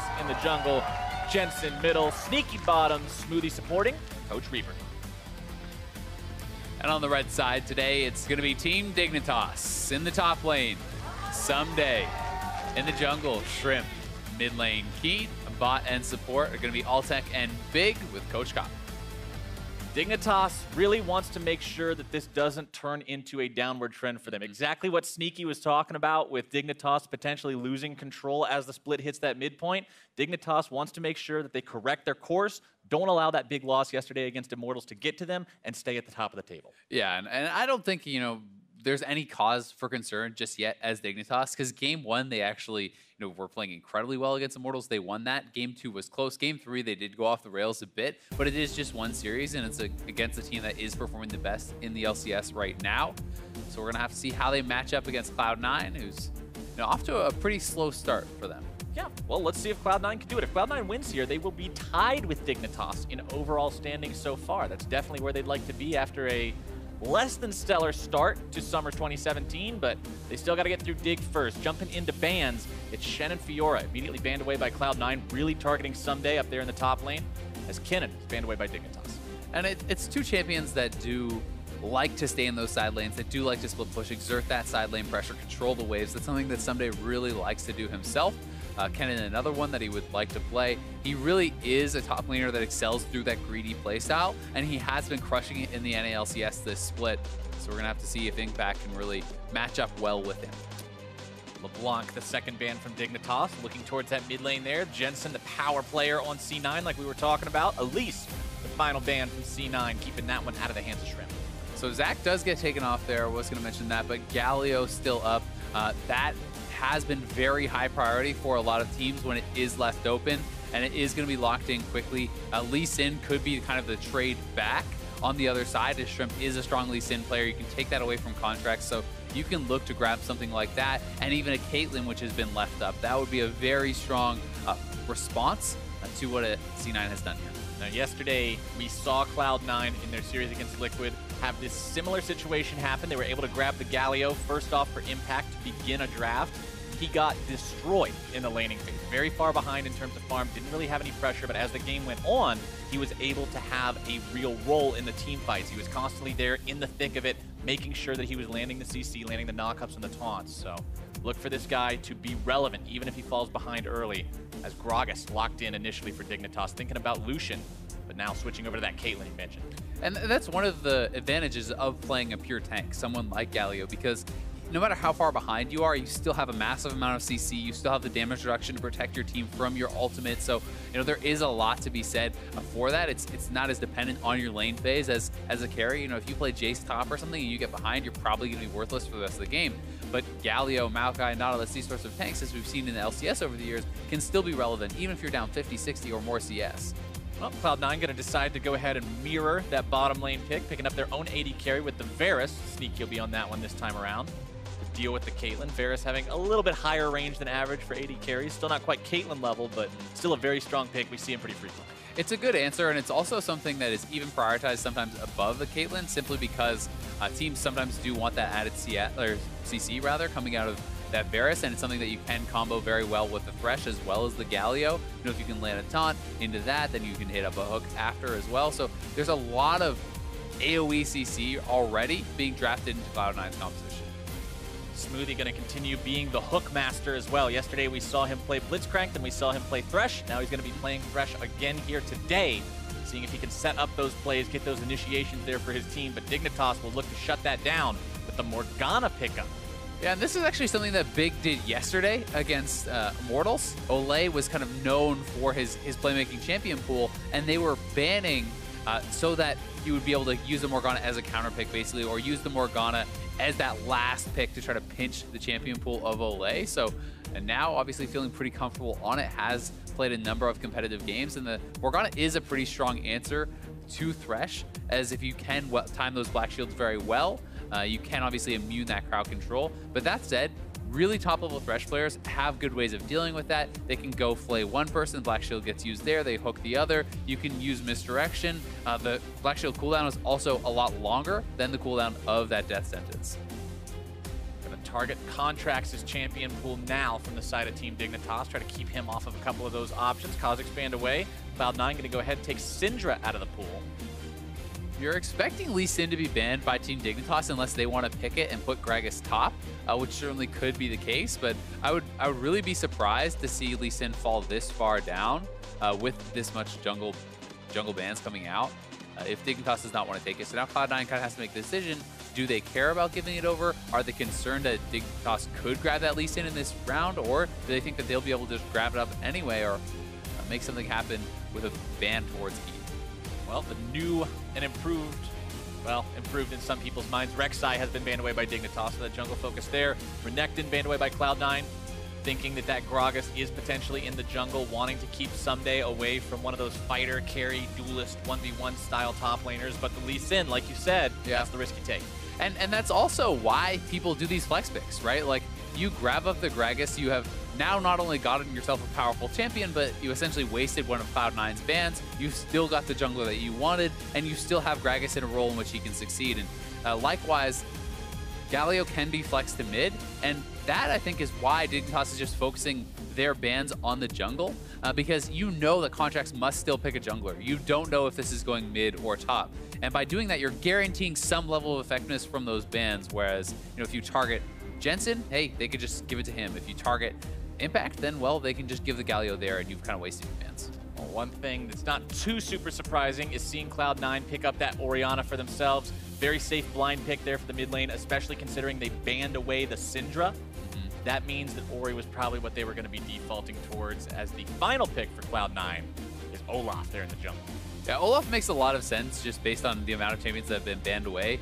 We have seen J4 come in too. Moon did play that, but I think that J4 as a jungler is kind of on a lower tier than Olaf. They both do work very well with Galio here also. I mean, you can speed up this Olaf with the Orianna, send him in, use the Galio ultimate to follow up, and that can be some very, very powerful initiation. Well, the final pick for Team Dignitas, they were jumping back and forth there between Talia and Victor, ultimately deciding on the Victor to go up against Ori there in mid lane. Yeah, this should be a pretty interesting game.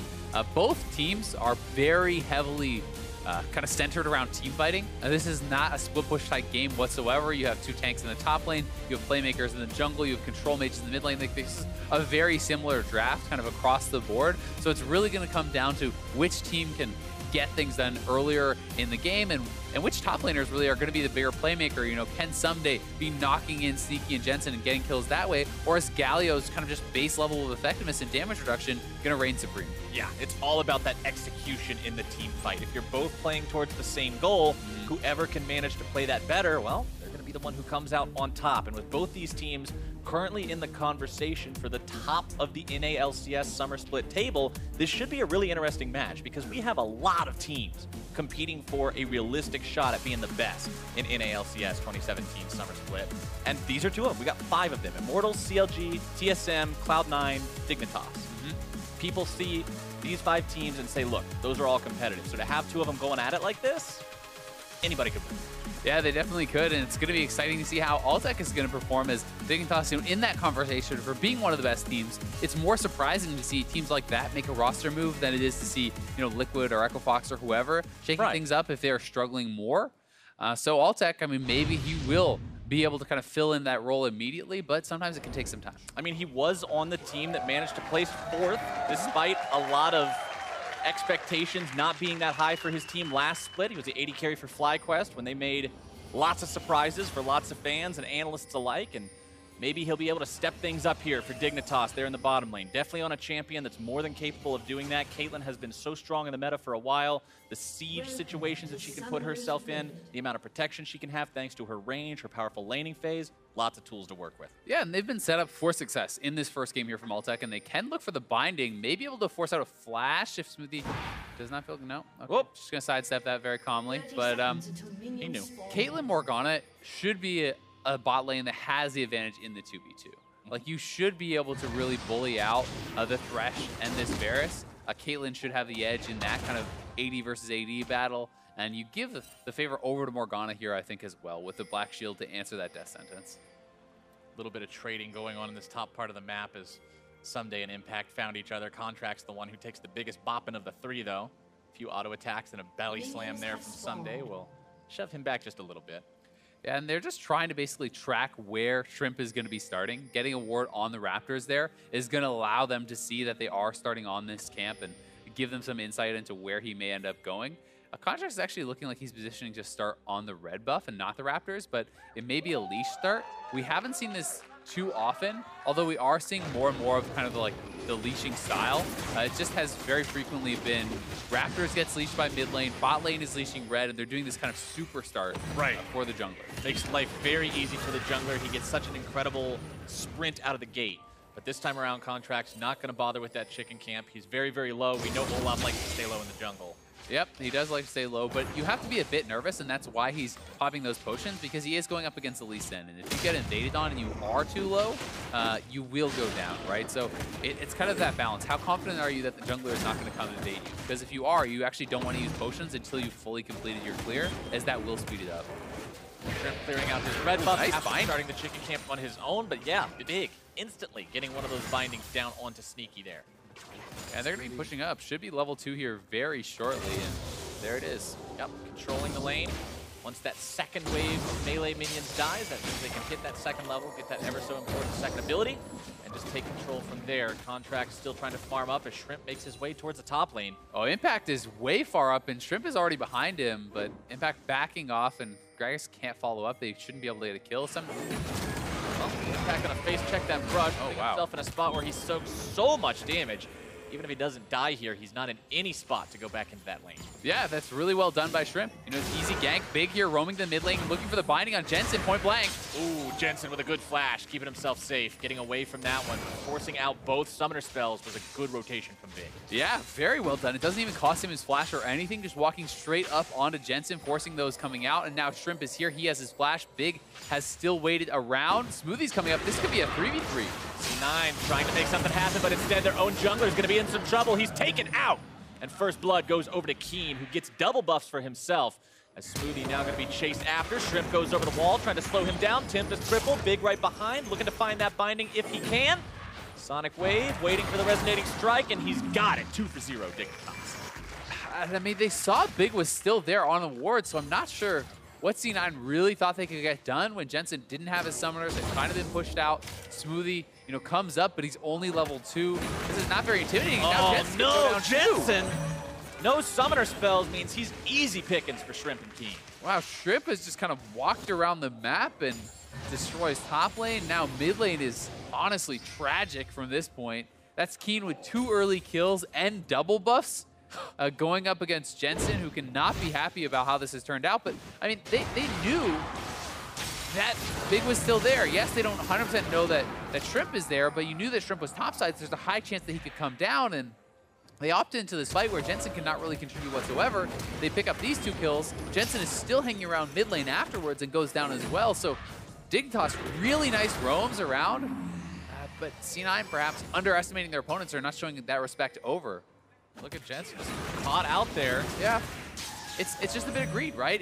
He wants to fully shove the wave, reset it, and try to deny some of that farm before he bases, but he's gonna get punished for that. And the fact that Keen is able to get his X-Core upgrade on his early base is so good. That is one of the big reasons that Victor had kind of fallen out of priority, is because they increased the price of this first upgrade for your laser, where you essentially get the double proc of that laser.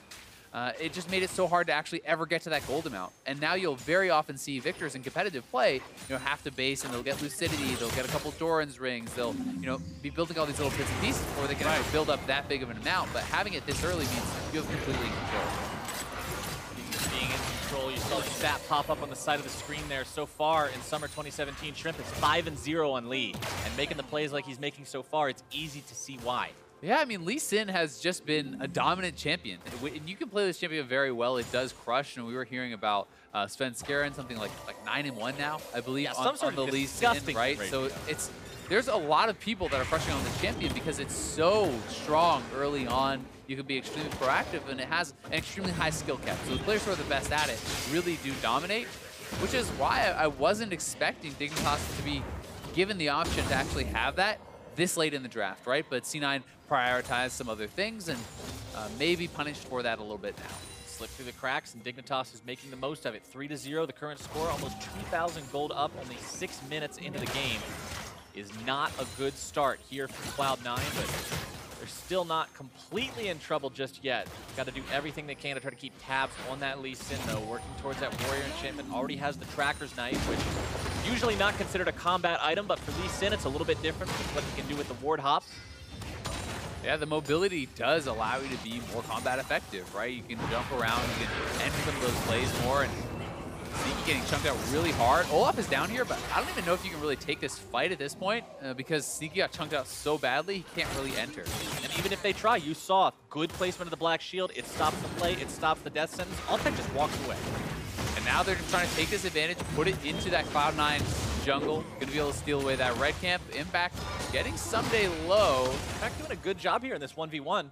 We talked about how he was seemingly in a bit of a slump during summer, but now he's holding his own easily against Someday, who, like you said during the draft, is somebody who's really been coming into his own. Yeah, Someday is the guy that most people are pointing at as the best top laner in North America right now. But Impact, despite actually being sent back to base from Shrimp's early gank, more than holding his own, starting to bully Someday up in CS a little bit. So definitely doing well for himself, but it's by no means an enormous advantage or anything like that. Right. It's still impressive considering he's also got 1 Doran's ring compared to the 3. Yeah. I do believe these are also the post-nerf. It does not stack anymore. So the passive, you do not get mana back from every Doran's ring every time you kill a minion, but that said, there's still base mana regen on the item, and it still gives you the AP, so it still is very strong in lane. It's just, you don't necessarily have infinite mana like you did before. And some people are experimenting with some different variations on the build. I've been seeing people sometimes go for a Doran's ring and a couple Dark Seals, sometimes mixing just one of those in there. But either way, it still is a powerful early game build. Keen doing well here in the mid lane with that Hex Core upgraded to Mark II. Just like you mentioned earlier, normally this is going to be put on hold for a while. You're going to see more of those starting items instead, but this is exactly where Victor wants to be. That early game could not have gone better for the Dignitas mid laner. I mean, Victor's oftentimes you run out of mana, and then you're stuck at this kind of back timing where you have maybe 800 gold, 900 gold or something, and you need like 1250 for the upgrade. So you can't really stick around without any mana, or you risk just getting bullied and falling too far behind. So you have to do these earlier bases, and you can't get these ideal buy timings. It's kind of like the whole thought process of if you can wait till a BF sword in bot lane and then base, but you're mana reliant on the Victor, so you can't always stay around and do that. Wards being placed around this bottom side of the jungle from Dignitas as well. You can see down there throughout Cloud9's southern territory, there's a lot of vision being placed down. Pings coming out too. Dignitas knows how far ahead Shrimp is right now. They know that they can capably invade enemy territory and see if they can make plays. They have spotted Someday though on this roam, and they may try to collapse on him over by mid lanes. Altec big in this 2v2 with Sneaky and Smoothie, able to find the root, able to find the damage. The headshots coming in. Altec still looking to find a little bit more damage. Can't quite do it just yet. Piercing arrow. Almost able to take down Big, and the ignite! Smoothie, that #1 support in North America, showing how you earn the title.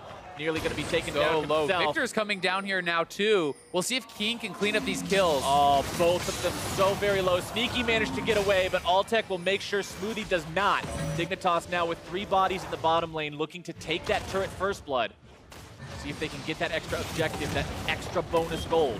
Yeah, and they certainly will be able to. They could even donate this gold over to Altec, which it looks like they will do. He may have wanted to deny some of that CS, but instead just going to try to hard shove it into the next turret. So now C9 trying to answer on the top side, but Someday TPing back in at full health. I don't think this is something you can even try to dive.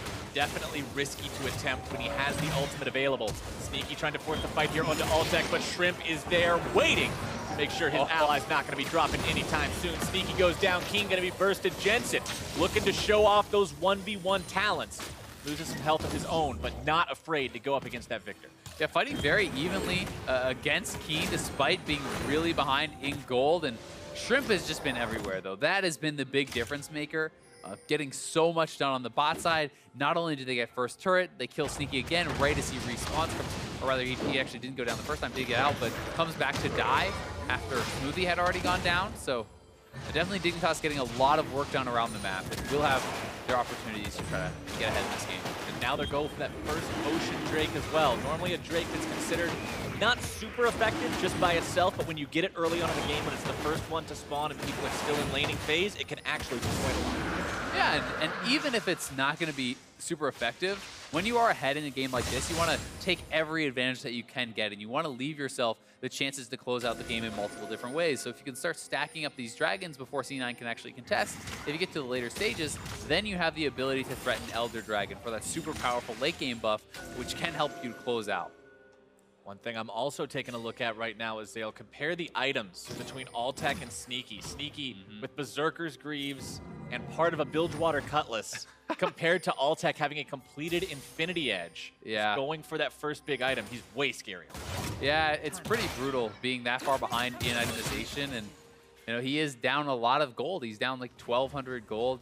Jensen is actually closer to Keen as far as that goes because he has kept his CS up pretty well and is down those kills, but it's not as big of a discrepancy now.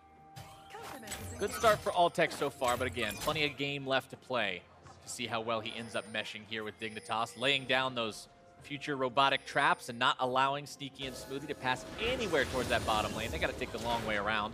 As Big, once again, hanging around near mid lane with that bottom lane first turret down. That means that bottom lane is likely going to be rotating around, looking to find more objectives elsewhere. Exactly, and the question becomes, where do they get their next advantage, right? They are looking to try to threaten a dive onto Jensen now. There's a lot of attention being given over to this mid lane. Big is here, Shrimp is behind, so they may try to go for a play. But Contrax and Smoothie are in the area, so this certainly is something that could get turned around. It's risky. Does Dignitas want to make that risk, though? Instead, looks like they're going to hang around, steal away this enemy blue buff. They've got Someday coming in. Impact's there. He sees it happening, but I don't think you're going to have much other than a Winds of War attempted steal, which will not go through thanks to the smite from Shrimp. And it's just good play from Shrimp, right? He steals away the red buff on the last rotation. Now he steals away the blue buff, just taking golden experience out of the other jungler's hands and putting it over towards you. They know that C9 would be hard-pressed to actually contest them at a neutral objective without having kind of the added defense of that turret. So now they're going to go grab the Rift Herald. They're trying to get edges across the map. They could actually take this top side and look to rush down that turret with their 4 members and the Rift Herald. And I think that's probably what they're going to try to do here. Yep, you got Big and Shrimp both coming around from behind, looking to cut off anyone who might dare to stick around. Meanwhile, Sneaky's going to be left alone here in bottom lane to take down this first turret. Tries to stop the minions from hitting contracts, but unfortunately can't do it, so that's going to be a little bit of extra wasted time there, as that back does find itself canceled out. But Dignitas takes down the top lane, tier 1 as well, and they've still got Rift Herald to use. They decided they didn't want to pop it up there, try to go for a tier 2 or anything crazy. Keep your eye on that one for the next 4 minutes. Yeah, if Jensen does base, they can actually just drop it. So Jensen has gone back to base. I'm not sure if they spotted that or just anticipating it. Either way, it's just Thresh now here in the mid lane. So this turret is almost for sure gone. Like, the Rift Herald is going to chunk it extremely low, and then you just walk up, finish that off. So now they are ahead in the trade. Because typically you would say when a team is losing, if you go 1-for-1 in turrets, that is good for them. But this is now 2-for-1. And Dignitas is going to be able to extend that lead some more. They need to extend their vision now, really start to aggressively push Cloud9 out of their own jungle, start to try to farm both sides of the map, because that is how you really extend the gold lead from here. You know, at 14 minutes, it's not like there's a Baron to threaten or anything like that. It's just more about whittling down your opponents through securing more and more farm. And securing that farm has done good stuff for Dignitas so far. The 2 turrets and the farm advantages they have put them at a 3K gold lead 14 minutes in. Cloud9 doing a good job stealing away the Dignitas red, trying to equalize some of those buff losses that they incurred earlier.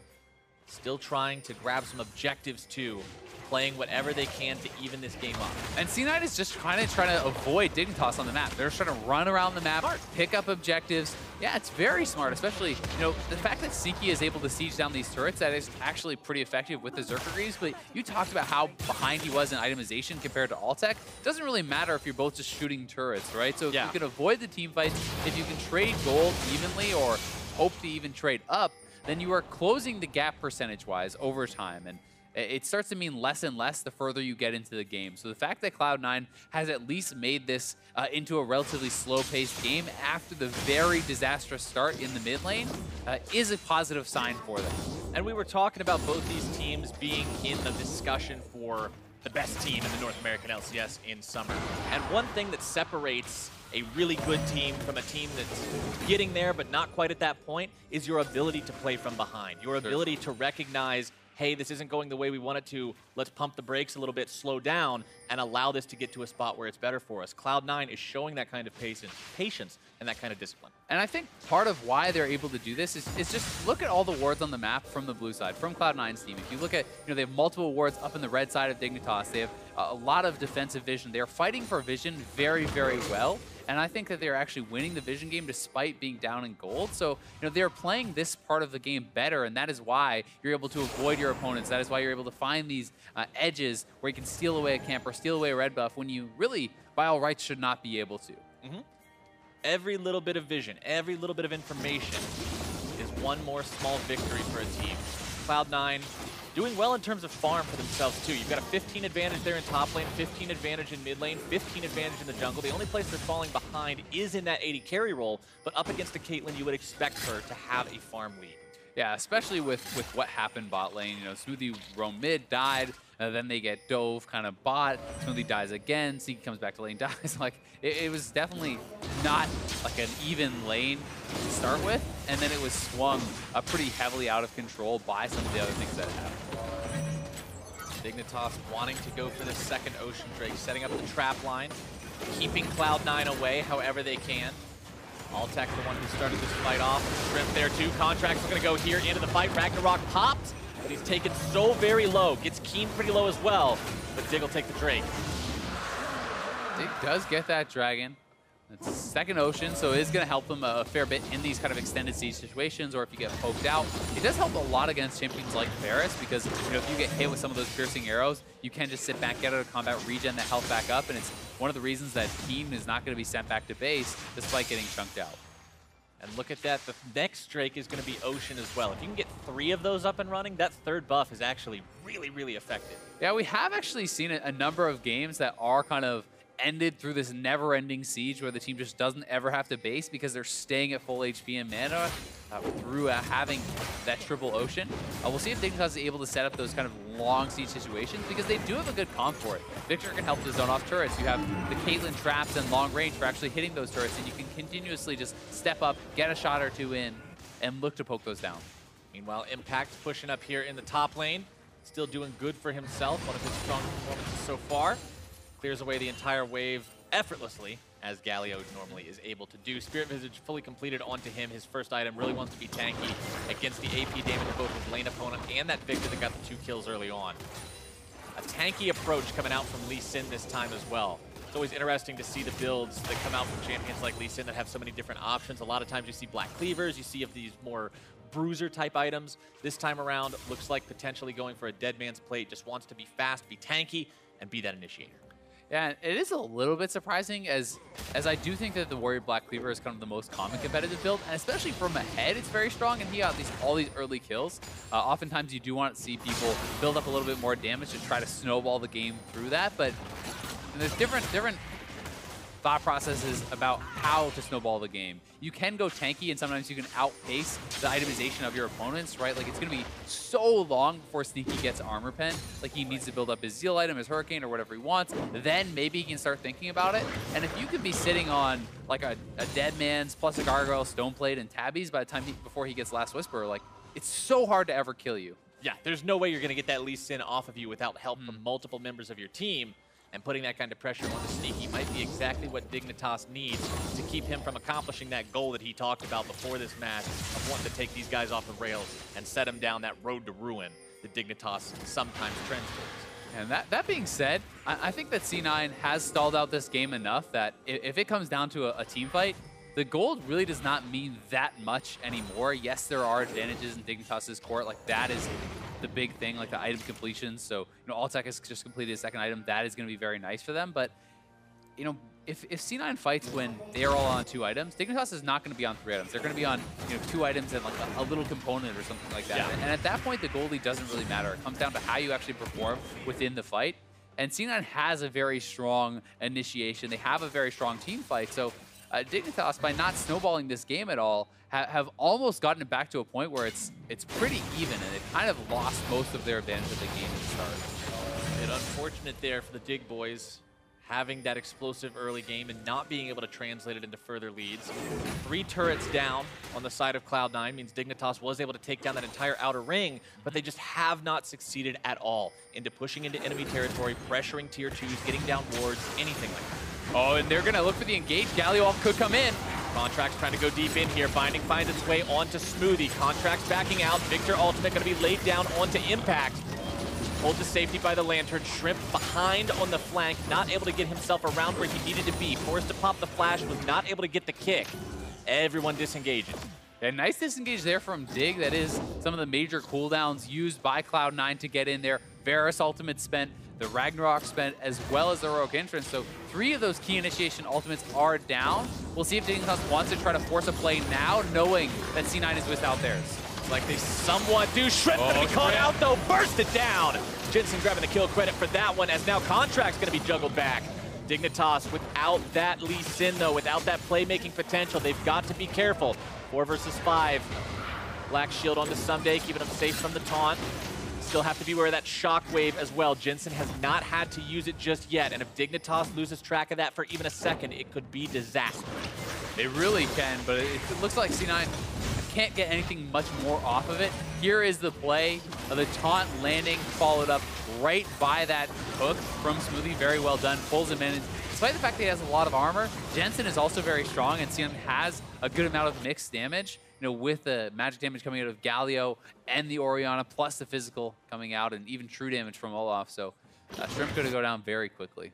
Shrimp really has to look out for those death sentences coming after him. You might be ahead on the Lee Sin, even building tanky, but just that chain CC power from Cloud9.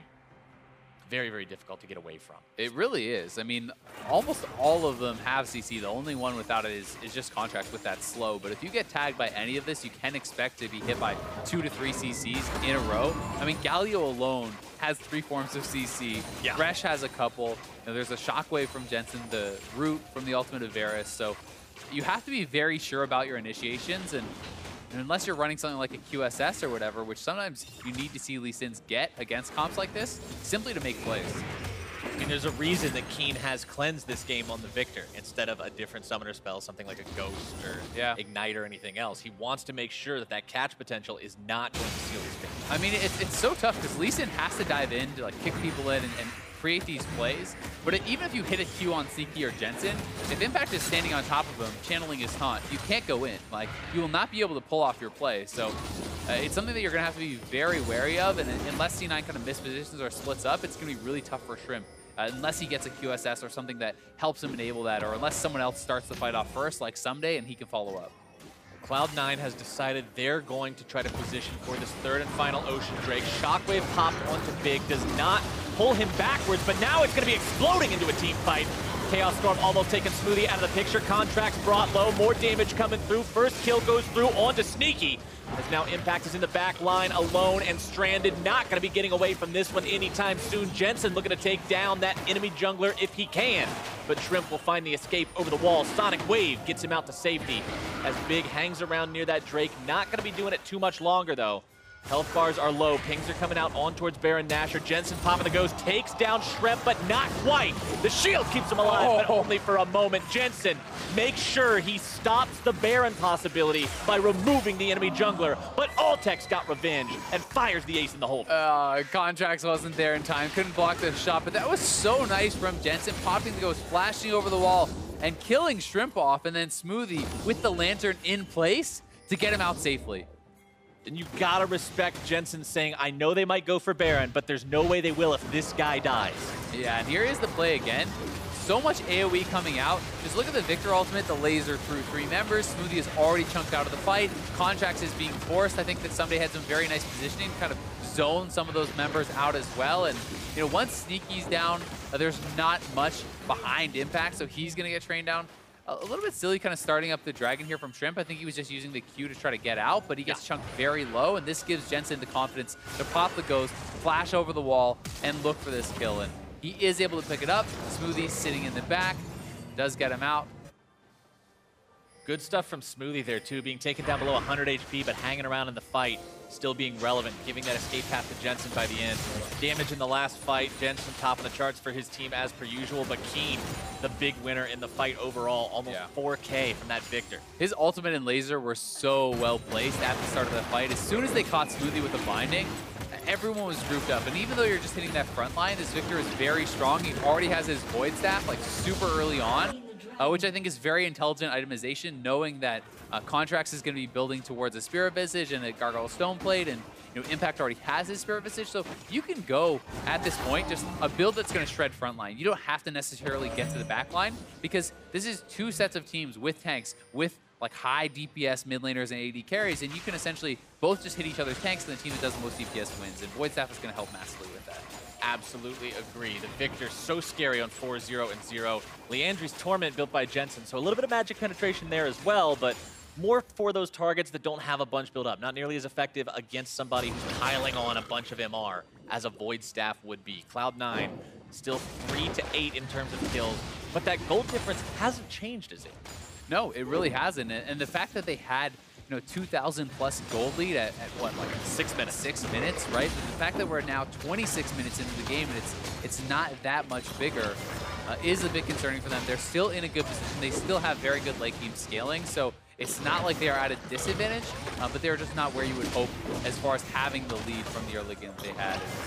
Gotta love the old tank fight. Yeah. These two smacking each other around with their CC and AoE, only to not do anything meaningful at all. Contracts clearing away some control ward vision here, tossing those axes over the wall to keep his opponents at bay while he does so, but Baron will likely be a point of great contention here very soon. We're getting close to the 30-minute mark. We're getting to the point where teams are tanky enough and do enough damage to not just be destroyed by it if they get caught out. This is likely going to become the next big fight. It really is, and Altec is on this Energizer build with the Static Shiv, Rapid Fire IE. That is the core, and this is such a powerful point in the game for you. The rapid fire makes your static shiv damage recharge faster. You get the range of the rapid fire with the damage of a static shiv, and you also get that Warlord's proc recharging a lot faster too, which gives you move speed, which gives you healing in the team fight. So Caitlyn is at a super, super strong point in the game right now, and if Altec can stay untouched, he's going to be very powerful. And it's good for Dignitas that most of their advantages and most of their gold are on their mid laner and AD carry, who are going to be those key members. Both teams are playing this one pretty cautiously, it seems. 3-8 overall. Neither team really willing to make any crazy big risks, but Dignitas sees this Baron as an opportunity instead of a risk. They've got the trap line down in the river. It's difficult for Cloud9 to get in a position to do a lot here. Contracts coming around from the side. Dignitas trying to get himself away from this. That's a pretty big hook. Altec still going to be keeping himself alive for now. Contract's trying to make his way into the fight. Gargoyle Stoneplate keeping him tanky. Shrimp trying to escape. Impact soaking damage as well. Someday forced to flash out. Dignitas keeps everyone alive, but they have to expend some summoner spells to do it, and health bars are blinking.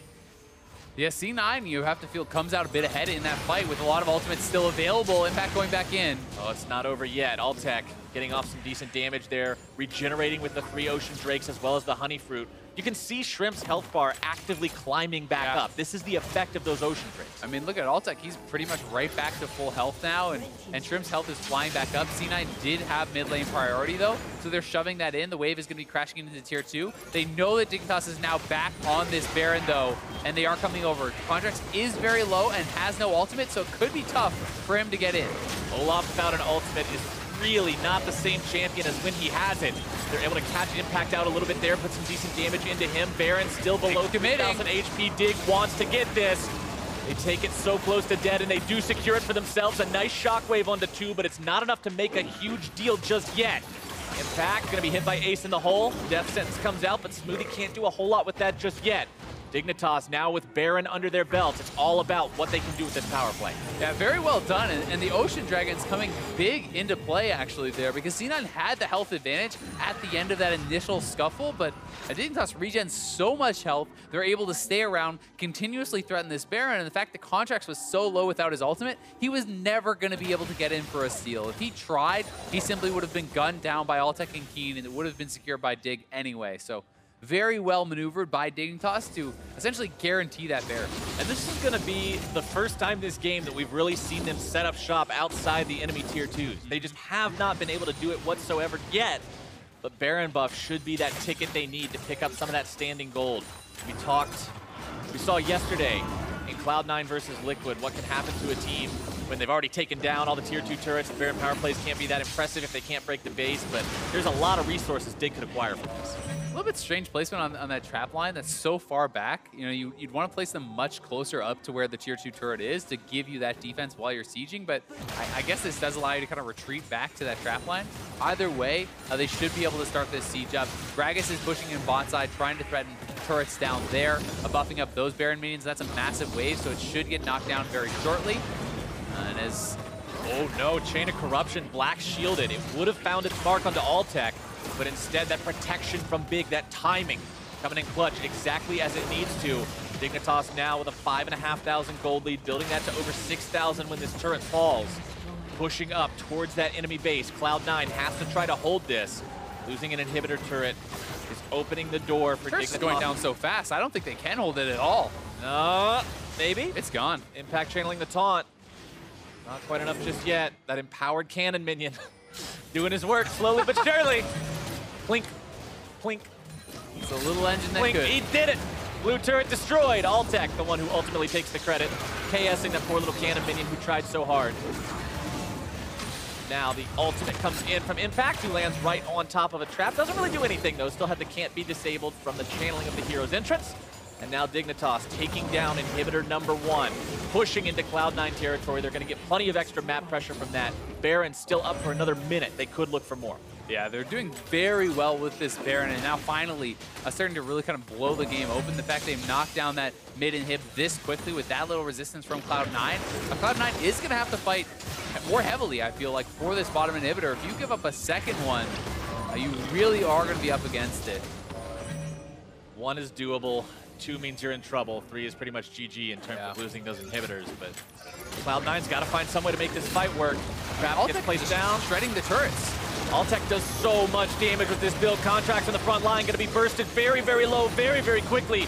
Impact and Contracts, supposedly the wall for Cloud9, but they are just being beaten to a pulp as Dignitas will brute force down this turret, take down the inhibitor afterwards. That Baron got them so much, as Yeah, it got them a ridiculous amount, and now the Mountain Dragon is up. They can easily retreat back to that. They're still sitting at pretty much full health and mana thanks to Triple Ocean. This is kind of the never-ending siege dream that you want with that Triple Ocean Dragon. And the fact that they have Caitlyn who can siege very safely, very effectively, has the team behind her, give her the Black Shield. It's not like Smoothie can even land a hook and find some sort of miracle initiation there because they have this protection coming out of Big. So Dignitas has done very well with what they have been given. That's funny how you mentioned earlier that you've seen games end in this never-ending siege scenario. Yeah. This ends up playing out being one that happens by that same exact playbook. Dignitas utilizing the resources available to them and the RNG hand that they've been dealt exactly the way they need to. Yeah, exactly. I mean, it just goes to show how effective the different dragons can be in different ways. Obviously, everyone is hoping for Triple Infernal, right? That is the easiest Everybody wants that. to be the most effective with, but the Ocean Dragon has different types of effectiveness, has different strengths. It showed a lot of power around the Baron fight where they regen up, it allows them to secure that, and a lot of power in this fact that, C9 is constantly going back to the well, healing back up, but Dignitas is able to stay around, never run out of mana, never really get poked out either. It just becomes so hard. It's like, how does C9 stop you from sieging? Well, you can't poke them out. They're never going to run out of mana. The only way is then a hard engage, and now you're trying to hard engage through Lee Sin and Gragas onto a black shielded Caitlyn. With 5 traps. Exactly. Like, that's so tough to do. So Dignitas really, really making it work. And we've even seen when Cloud9 tries to force the play. Sneaky fires off the Chains of Corruption, but Big is right there with the timing on the Black Shield. Oh, this could be exactly the cheese they need. Sunday walks forward, Death Sentence doesn't find it, and now Dignitas knows. They pulled the trigger pretty early on that. For having 4 men camped in the brush, yeah, that kind was of wandered out. That was a lot of patience. That was pretty anticlimactic. Yeah. All right, well, we're not going to see that play out the way that we thought it might. Instead, we're going to see the Dignitas Siege Machine turn the engines on once again. Look to find this final lane of obstacles. They've only got a couple of turrets left to take before they'll get that third in-hit point we talked about earlier. There's the turret line that you wanted to see. Yeah. This one is much harder to deal with. And someday just walking forward, tanking it up so you can get some shots in here from Altec, knows he's going to regen back. And every time you trade damage, it goes in your favor. And oh, Shrimp deep. Shrimp trying to get the kick. He finds it onto Jensen, but he only knocks him to the side, not back to the rest of Dignitas. It's enough to make C9 retreat and give up this tier 2. And it gets Jensen's flash, so you can try to repeat that a little bit later, because Shrimp didn't knock him to his flash. He used the Q, he used the ward hop, but they're already on the inhibitor turret. This could be a third inhibitor going down, which will likely seal the fate of Cloud9. They need to try for an engage here. They've got to try to fight. The Ghost is used by Contracts, but he doesn't have the opportunity to get himself in there. Flash away from Altec, keeping himself out of that shockwave. Sneaky now going to be juggled back by the power of the cask. He does get himself back to safety. Impact trying to tank here in the middle, but the damage is just so extreme. The penetration items from the Dignitas carries means that these Cloud9 tanks are not safe any longer. Someday keeping them zoned away while the final inhibitor falls. Now Dignitas has so many minions in the enemy base. They have the regeneration from the Ocean Drake.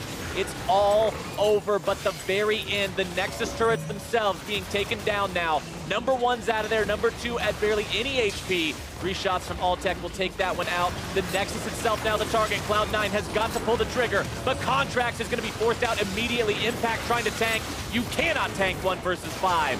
Someday grab the kill credit as Dignitas will put this one in the books and take down Cloud9 in game number 1 just after a moment. First, they got to teach Sneaky a lesson about trying to take them off the road. They burn him down. They put the rest of Cloud9 in the dirt, and they will find a double kill for their top laner, bringing down Jensen as well. The Nexus goes, and Dig will find 1 for 0.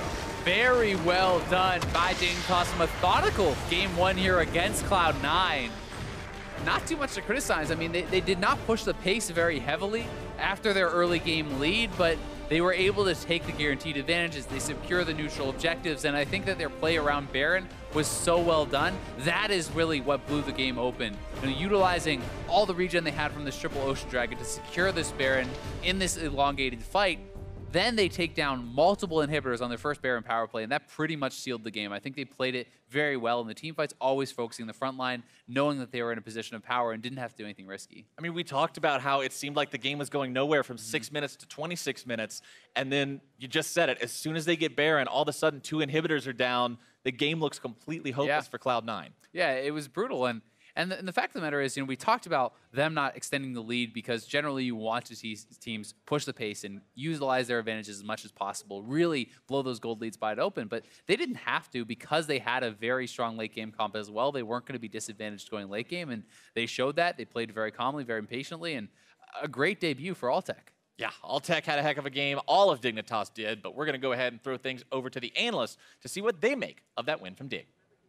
Thank you very much, Captain Flowers. Dignitas out to a victory lead here in the series against C9. And Alltech, hey, welcome to Dignitas, flexing that 8-man roster a little bit more, and they find success with it. Yeah, 100% win rate so far. Seems like everything's going up. Yeah, now put them back on the bench. Keep that 100% win rate alive. No, but let's look at how Dignitas did it. I loved Azale's point there, and funnily enough, it mirrored a point that you made to me during the game, which is that, yes, they got out to a hot start with those early kills that fell in their favor, but Dignitas was very comfortable letting this game go late as well, given the champions that they had, picked during that pick ban phase. Yeah, I mean, despite how much of a lead they got early on, they really don't have great tools for forcing action super, super hard. Victor is more of a teamfight champion. Caitlyn can set up and make things annoying, but it's not like an Ashe arrow. It's not a Varus ultimate. You can't force play super hard. A binding, you're hoping it hits maybe, and then with the Gragas and the Lee Sin, that's where you can really force things. But if you want to take it slow, you can do that and just sit on your 3K gold lead. I mean, C9 did a good job, I think, closing it down to around 1.5 at some point, but they were losing super hard in objectives because there were so many Ocean Dragons going over to Dignitas. Right, credit where credit's due to C9 for sticking in it, given how poorly the early game went for them. Of course, we saw, for example, Smoothie being able to grab a kill back, and both him and Sneaky narrowly escaping in a couple scenarios. But let's go back to this early game that was put together by Dignitas and all those early kills that they picked up. And this all started with a level 2 roam coming out of Big, runs at Jensen, forces the flash out with the Dark Binding, and then it feels like C9 overcompensated in wanting to protect Jensen. He's your big force in the early game. You want him to have good early games, and he just lost double summons for almost nothing, and he's a target now. So you go there, you try and want to push the wave out or something to help him, and you end up with 3 people grouped up in a very disadvantageous situation. 2 of them go down, and then Jensen tunnels on finishing to push in that wave, and now he's caught out of position once again once they finish off the other members. So it felt like they had this idea of what they wanted to do about protecting Jensen and pushing that wave in, but it cost their whole early game to do it. Yeah, Summer Split C9 seems to live or die by Jensen in the mid lane, and a lot of times their losses are a result of them almost overemphasizing that point of their win condition. For Team Dignitas, though, as you mentioned, they established that 3K gold lead and kind of let it sit for a little while they scale up in items and that team fighting power that they'll eventually be able to abuse in the late game. However, the biggest point of this entire game was that Baron secure by Team Dignitas. Talk to me, Mark, a little bit about how it was that it came to fall in their favor. Dignitas is a team that plays very aggressive around Baron at the 20 to 30 minute mark, and they even tried that. They won a 2-for-0 at one point, and they even tried forcing it right then. That's where you had that great play out of Jensen to flash the wall and finish off Shrimp there, who was kind of trying to get to his team. Yeah. And they were getting a little greedy trying to force the Baron. And then come 29 minutes after stalling out for a little bit more, they end up in this situation where they force the Baron, and C9's team comp is super ult reliant. Some team comps aren't. This one is. You need the ultimate on Olaf to get into a fight to deliver the Galio. Once that's out, they have no way to really force you off an objective. So very intelligent out of Dignitas. Let the Ocean Dragons heal you up. Sack your mid lane turret. C9's going to overextend doing that. And now they haven't reset yet. You've been healed up by your Ocean Dragon, and they're sitting on cooldowns while you don't really need yours. Victor Laser and Gravity Field with Caitlyn Traps is a ton of zone control that does not depend on your ultimates at all. And after that, it's just a free Baron. Exactly. Triple Ocean Drake definitely gets you back up to full a lot quicker than most people would expect. Again, it's so crazy for us to be talking about Dignitas in contrast to the old meme around Baron this split. They're operating so well, and as you mentioned, composure composure for a lot of teams where it's lacking does seem to actually be available to Dignitas in spades in some ways. We saw Shrimp there noted as player of the game. It's important to recognize the fact that he's undefeated on this Lee Sin pick. So while we talk about people like Sven Skaren, being monsters on this champion, Shrimp is doing just the same, 6-0 now in just this summer split. He's definitely put on a big performance. He knew to make all those plays in the early game, where to be. He even went topside early on and chunked out the Galio pick. So he was all over the map, and it put a ton of pressure on C9. And then once they kind of collapsed early, he knew to kind of ease up and focus more on controlling the game versus brute forcing plays. I'd like to see, when maybe we'll get it here in game 2, what happens if both of these teams go into that 15 to 25 minute section of the game completely even in gold, where C9 doesn't give up those early kills so easily, and how does Dignitas play around a C9 squad that feels like they have a little bit more room to work with in the game? It's an interesting question, just because when we talk about C9's mid to late game, it's usually not like, oh, this macro play is super smart. It's they picked a team fight, they executed it well, and they mopped you up off the floor. And and the thing with Dignitas is at 20 to 30, we know that they're forcing these crazy Barons. So it would be this kind of push and pull match where is Dignitas able to force Barons around C9, or will that lead to a team fight where C9 is all too happy to take it? Yeah, it could be made or broken rather in that mid-game team fight. Now, let's recognize the fact that Dignitas looked good in their first victory against Immortals yesterday, and then gave up 2 games to end up losing the series. So when we talk about composure, they've got to keep it around them. We'll see if C9 can even up the score when we come back with Game 2 versus Team Dignitas. Don't touch that browse.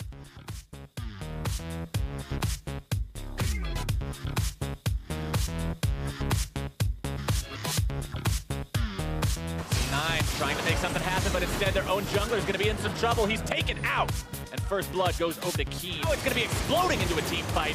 Chaos Storm almost taking Smoothie out of the picture. Contracts brought low, more damage coming through. First kill goes through onto Sneaky, but Contracts is going to be forced out immediately. Impact trying to tank. You cannot tank 1 versus 5. Someday grab the kill credit as Dignitas will put this one in the book and take down Cloud9 in game number 1.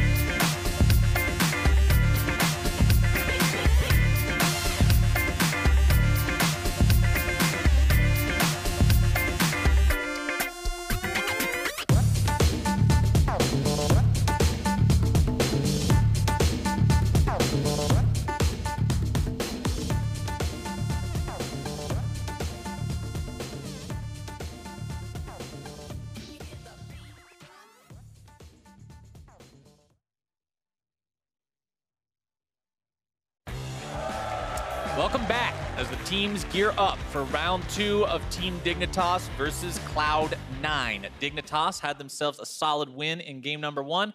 A little slow going there in the mid game, but hey, they found their victory, and as soon as that Baron happened, kaboom, they won. Yeah, and they clearly showed that the onus was on Cloud9 to actually make the plays, because Dignitas was very confident in their late game, right? They were able to play that out extremely well. You know, they built up the armor penetration, the magic penetration, and they were able to shred through Cloud9's front line pretty comfortably. Altec actually did triple the damage that Sneaky did in this game. He did like 30,000 damage, massively out-damaging anyone from Cloud9. He was able to be very effective because he had so much safety from the Morgana and his front line. And late game Caitlyn is just really hard to deal with. Talking about that safety as well, both Keen and Altec, 0 deaths combined in game number 1. Neither one of those carries ever dropped. The front line, the supports, the playmakers, everybody did a good job making sure those two were facilitated from game start to game end. Yeah, they really did, and it'll be interesting to see, you know, if Altec can be this super consistent carry for Dignitas, because the rest of the team has been doing very well. I mean, Shrimp has had some ups and downs, but Someday, Keen, Big, like these guys have been working very well as a unit, and Shrimp, for the most part, has been exceptionally good. You know, he had a few head-scratching moments here and there, you know, like yesterday against Immortals, you know, kind of giving over some silly kills. But that's, you know, it's a bit of give and take, right? If you're going to have someone who's a super, super aggressive early jungler, then sometimes it's going to go really bad. They're going to have games where they make a call early and it looks like it could go really well, and then it just goes the other way. Yeah, and sometimes it goes like it went in the early game in this game, in game 1, right, where he's everywhere, killing everyone. And it did feel like Shrimp was just pretty much the entire catalyst for the early game out of Dignitas, which was that big lead that they got out to, and did help to push them to a point where they could just kind of scale and secure the Baron and eventually take the game. I mean, there's a reason we gave him player of the game, right? He was how they got ahead early on in those fights. We also can't forget or neglect the Drake control they had, because you explained how those triple Ocean Drakes contributed them to getting the Baron that ultimately won them the game. It was that start to finish neutral objective control from Shrimp that led Dignitas to be in that spot. Exactly, and the regen is very, very powerful, but you have to play around that, right? If you go into an all-in fight and you fight to the death from full HP to dead, the Ocean Dragon does nothing for you. But when you have these extended fights where they did around Baron, where you start fighting, you get low, you back off, you reset with your Caitlyn trap line, you regen up, now the other team doesn't really have an answer. Yeah, and speaking of the other team not having an answer, not being able to do what they wanted to do, one of the observations that we've made of Cloud9 so far in summer is Jensen is awesome. And if Jensen is not able to be awesome, how do they win? You mentioned Altec tripling Sneaky's damage. Impact, we've talked about him not having the greatest presence, the greatest showing so far in summer. And when Jensen was at a spot where he was just behind Keen the entire time, the team fell apart. Yeah, I mean, you're used to Jensen just dominating mid laners so hard, but when 2 kills and double buffs go over to your lane opponent a couple minutes into the game, there's not a lot you can do to really bully that lane from there. No. And to Jensen's credit, he actually ended up, you know, going around even or even getting a little bit ahead in the farm and playing that lane out very well from what was an extremely difficult spot. But yeah, he was not dominating, and you have not seen those carry performances or really massive performances from guys like Impact and Ray this split. So it's tough for Sneaky on the kind of shorter range AD carry who was behind, and for Jensen on the Orianna who was quite behind to really take over the game. Speaking of Impact and Ray, Impact not going to be subbed out or anything this game. We're not going to see a roster change from either side, I should say. We know both these teams have more than just the 5 players at the start, but we're going to be sticking with the same 10 players going into Game 2. LeBlanc, Lucian, Kennen, the bans from Dig, Cloud9 taking Caitlyn, Galio, and Zac off the table. And we haven't actually seen Ray swap in a while, it feels like now. We've been seeing mostly Impact since Ray was around a lot at the start of the season. Either way, Elise going to be the first pick here. Interesting, prioritized above the Lee Sin again, even though Shrimp has been absolutely crushing it on that Lee Sin. Elise, obviously a fantastic early game jungler. A lot of players do kind of like Olaf as an answer, but there are multiple options to go into it. Olaf just kind of is considered one of those answers because, you know, at level 6, you really can deal with her so well. If she cannot CC you up with a cocoon, there's not much of an answer. Right. Every time you see Elise make a play or have a good duel against someone, it starts off usually with a cocoon from the darkness somehow, whether it's in a brush or just obscured vision in some way, then into the burst. But Olaf doesn't really concern himself too much with that. Gragas is going to be picked up for Cloud9 this time, along with Jhin for Sneaky. And I am expecting it to be Gragas top, but you can flex that around. So once again, they're utilizing picks like this to try to make it more difficult to actually know where to target in picks and bans. And the Jhin has been one of Sneaky's tried and true picks for a really long time. And with the most recent buffs in the patch, it's actually very, very strong. You can build, you don't have to go for things like Death Dance. You don't have to go for utility like the Essence Reaver. You can go for pure DPS type builds with the Infinity Edge and with these Energizer type builds. And it's very, very powerful. The answer from Dignitas is going to be Varus. So they'll be playing the champion that Sneaky was playing last time around. We're seeing a couple of those champion trades. Someday, last time in Gragas, this time locked in for C9. And Dig will say, you know what? We like Someday on Fiora. Even though you might not be playing that Gragas up there in the top side, we're comfortable picking this. Yeah, and I mean, with Kennen already off the table, that's one of the toughest matchups. The question is, what carry top laners does Impact even play that he would be comfortable dealing with this on? You know, he's not a guy that we've seen like a lot of Jace from or anything like that, you know? And if you are going to play a tank, no matter what tank you pick, it can be very tough. Renekton is one that can deal with Fiora early, and certainly you're going to have the ability to get an advantage, but it's a champion that can be outplayed by Fiora. If you're able to parry that stun from Renekton, you can easily turn around one of the fights, and even if you do not get ahead, later in the game you'll simply outscale the Renekton in 1v1. Yeah, usually you're putting yourself on about a 30-35 minute timer as the Renekton against the Fiora. Once she hits that point and has about 3 items, you're on the back foot from that one out. 3 items is generally where it's all over, as any sort of a tank against Fiora. Where she out-heals both the turret and you at the same time. It feels good. Yeah, fun times, plus the vitals make it very difficult to build any sort of tank itemization against that. But that's the job that Impact has to complete this time around if they want to win here. Braum banned away by Cloud9, Syndra by Dignitas. It's really common, I feel like, to see these Syndra bans from blue side during the second phase, just so you know you can safe pick that Orianna if need be. Yeah, it makes a lot of sense because it is such a flexible pick coming into that next round. Being able to pick that up, Orianna is just really, really powerful. There's not a lot of things that are tough for her to deal with in the mid lane. You know, Ahri is one that is kind of considered a bit of a tough matchup. Syndra is really the big one. But besides those two, most people are pretty happy to play into any matchup. Cloud9 paying some respect towards Big, banning away the Morgana he played last time. There were multiple moments that we saw where that Black Shield came in clutch. And I think this is trying to force Dignitas into a Thresh ban or to give that away. You know, Blitzcrank is the other option that is pretty strong against that, but you know, these are two matchups that are not really favorable for Thresh, so we could see Sneaky and Smoothie run that Thresh Jhin lane, which has a lot of CC, a lot of engage potential, and can be very powerful because Morgana is not going to be an answer and tank supports are another one. That said, there is also Tahm Kench that you can use to kind of answer into that, so we'll have to see what they're going to go for. Cloud9 looking to deny that Orianna away from Dignitas. They'll lock that one in now for Jensen's second game in a row. He did have some shockwaves that were almost able to make a pretty noticeable difference in some fights, but the thing was the fights were either always over or there just wasn't anybody else there to follow up. The pieces all weren't on the table. Yeah, and Jensen just plays a lot of Orianna. I mean, this has been one of his most played champions for a really long time. It is his most played again this split. That was game number 6. This will be game number 7 for him on the champion. Victor is a fine answer again. It essentially just makes it into a skill matchup, makes it into a relatively easy farm lane.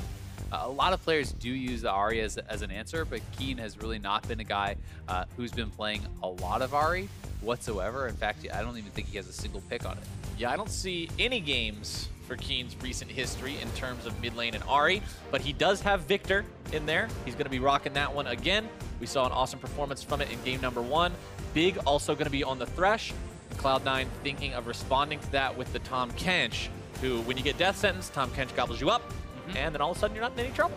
Yeah, and it makes a lot of sense against Elise as well, right? So it is going to be a pretty good answer there. I also always like Tahm Kench to have this kind of semi-global ultimate in a split push matchup, right? So when Renekton is going to be struggling in this 1v1 against Fiora, you can ultimate it on the Tahm Kench, you can turn the tables there and really start to pick on this split pusher. Split push will be interesting this time around because you mentioned in the picks and bans for game number 1, it was all about this 5v5 team fighting. 2 front-to-back comps, you got to go through the enemy front line, then you fight the back line, both teams playing the same game. But with Fiora in the game, 5v5 team fighting is not on the menu. Someday wants to be a threat around different areas of the map. Yeah, Someday certainly does not want to be forced to group up. In the ideal world for Fiora, you literally never group. Like, that is the kind of game you're hoping to play. You're hoping to stay in a side lane the whole time, get to an unreasonable amount of farm, and start taking over the game. To an unreasonable amount of farm, hit up the all chat, type 1v1 me, and then hope that somebody responds to that challenge alone. Or, I mean, if you can get 5 or 6 items, bring 2, bring 3 of them. Yeah. A lot of times you need more than 2 just to deal with her if she can manage to get to that point. Eyes are going to be on Shrimp this time again, too. Remember, he was the one, the catalyst, like you said, that got Dignitas as a team rolling last time. And if he can get that Fiora online, or get Victor online again, or get Varus going, there's so many possibilities for this guy to, again, enable a victory. Yeah, definitely are. And we saw how Someday did against Flame yesterday on the Renekton. So they had this matchup yesterday. Flame was able to more than handle his own. Really did look dominant there. So we'll see if Someday can do better this time against Impact, or if Impact is going to be able to utilize his early game strength to then kind of force Someday into grouping by forcing team fights, by creating these big engages. And if you can have those 5v5 team fights and force the Fiora to group, Renekton is going to have much larger impact in the early stages. I mean, yeah, we've been talking about Renekton can struggle with the Fiora matchup, or that can be rough, but at the same time, I mean, look at before that 3-item point. Renekton is a really strong champion in lane. He can have a really big impact in mid-game fights. And yeah, exactly. And even before, or after that point, you can still have an easier time in the team fight. If Fiora does not parry the proper CC, you are still building essentially glass cannon, and you can get taken down very, very quickly in those 5v5s, which makes it so hard to team fight on the Fiora. Nobody wanting to tempt fate early on here in game number 2. We talked in game number 1 about wanting to get some of that information, some of that vision down, usually around the Raptor camps. But this time around, everybody's taking a defensive posture. Nobody wanting to take those risks just yet. Minions have spawned. And both these junglers likely going to be starting on their Raptor camps. You would expect. We'll see if Impact stays around to give kind of like a super leash, because if Impact throws a Q and Jensen throws a Q, you can actually clear out those mini Raptors so fast as Gragas, but it's not something that you need to do. And Someday sneaking over here. He's actually going to ward the red very likely. So now, seeing that he's not on the red, it will be the second camp very likely that Contracts does. So this is going to give them that information. Very nice leash from Cloud9 there for Contracts as well. Both Orianna and Renekton making sure they throw an ability over the wall to get those little chickens down as fast as possible. Someday really getting the best of Impact here. Look at the damage. Vital after Vital. Impact equalizes it a little bit at the end there. One last lunge. I mean, he's almost at the point where you could flash and hit that Vital and like probably all in just kill him. Almost. This is pretty rough, and this is my problem with Fiora, and this is most people's problem with Fiora, is that it's like, if you're a hyper scaling champion that is impossible to beat late, should you be able to do this early, right? Like, should you be able to also bully a lane? Yes, Someday played it well, and yes, he had the position in the bush, but still, Renekton is much more of that early game champ now that they're both level 2. We'll see what happens here. Not able to quite tag that Vital. Trying to reach for it. Someday still feeling good about where he's at. Both of them have popped their potions, so no more extra regeneration. Just the Dorian shields. And part of the little dance here that you're going to see between these guys is actually trying to reset the Vital. So if Impact gets a Vital facing towards Someday, you want to try to back out of range, and then that will drop the Vital and a new one will proc. That is hopefully in a more favorable position.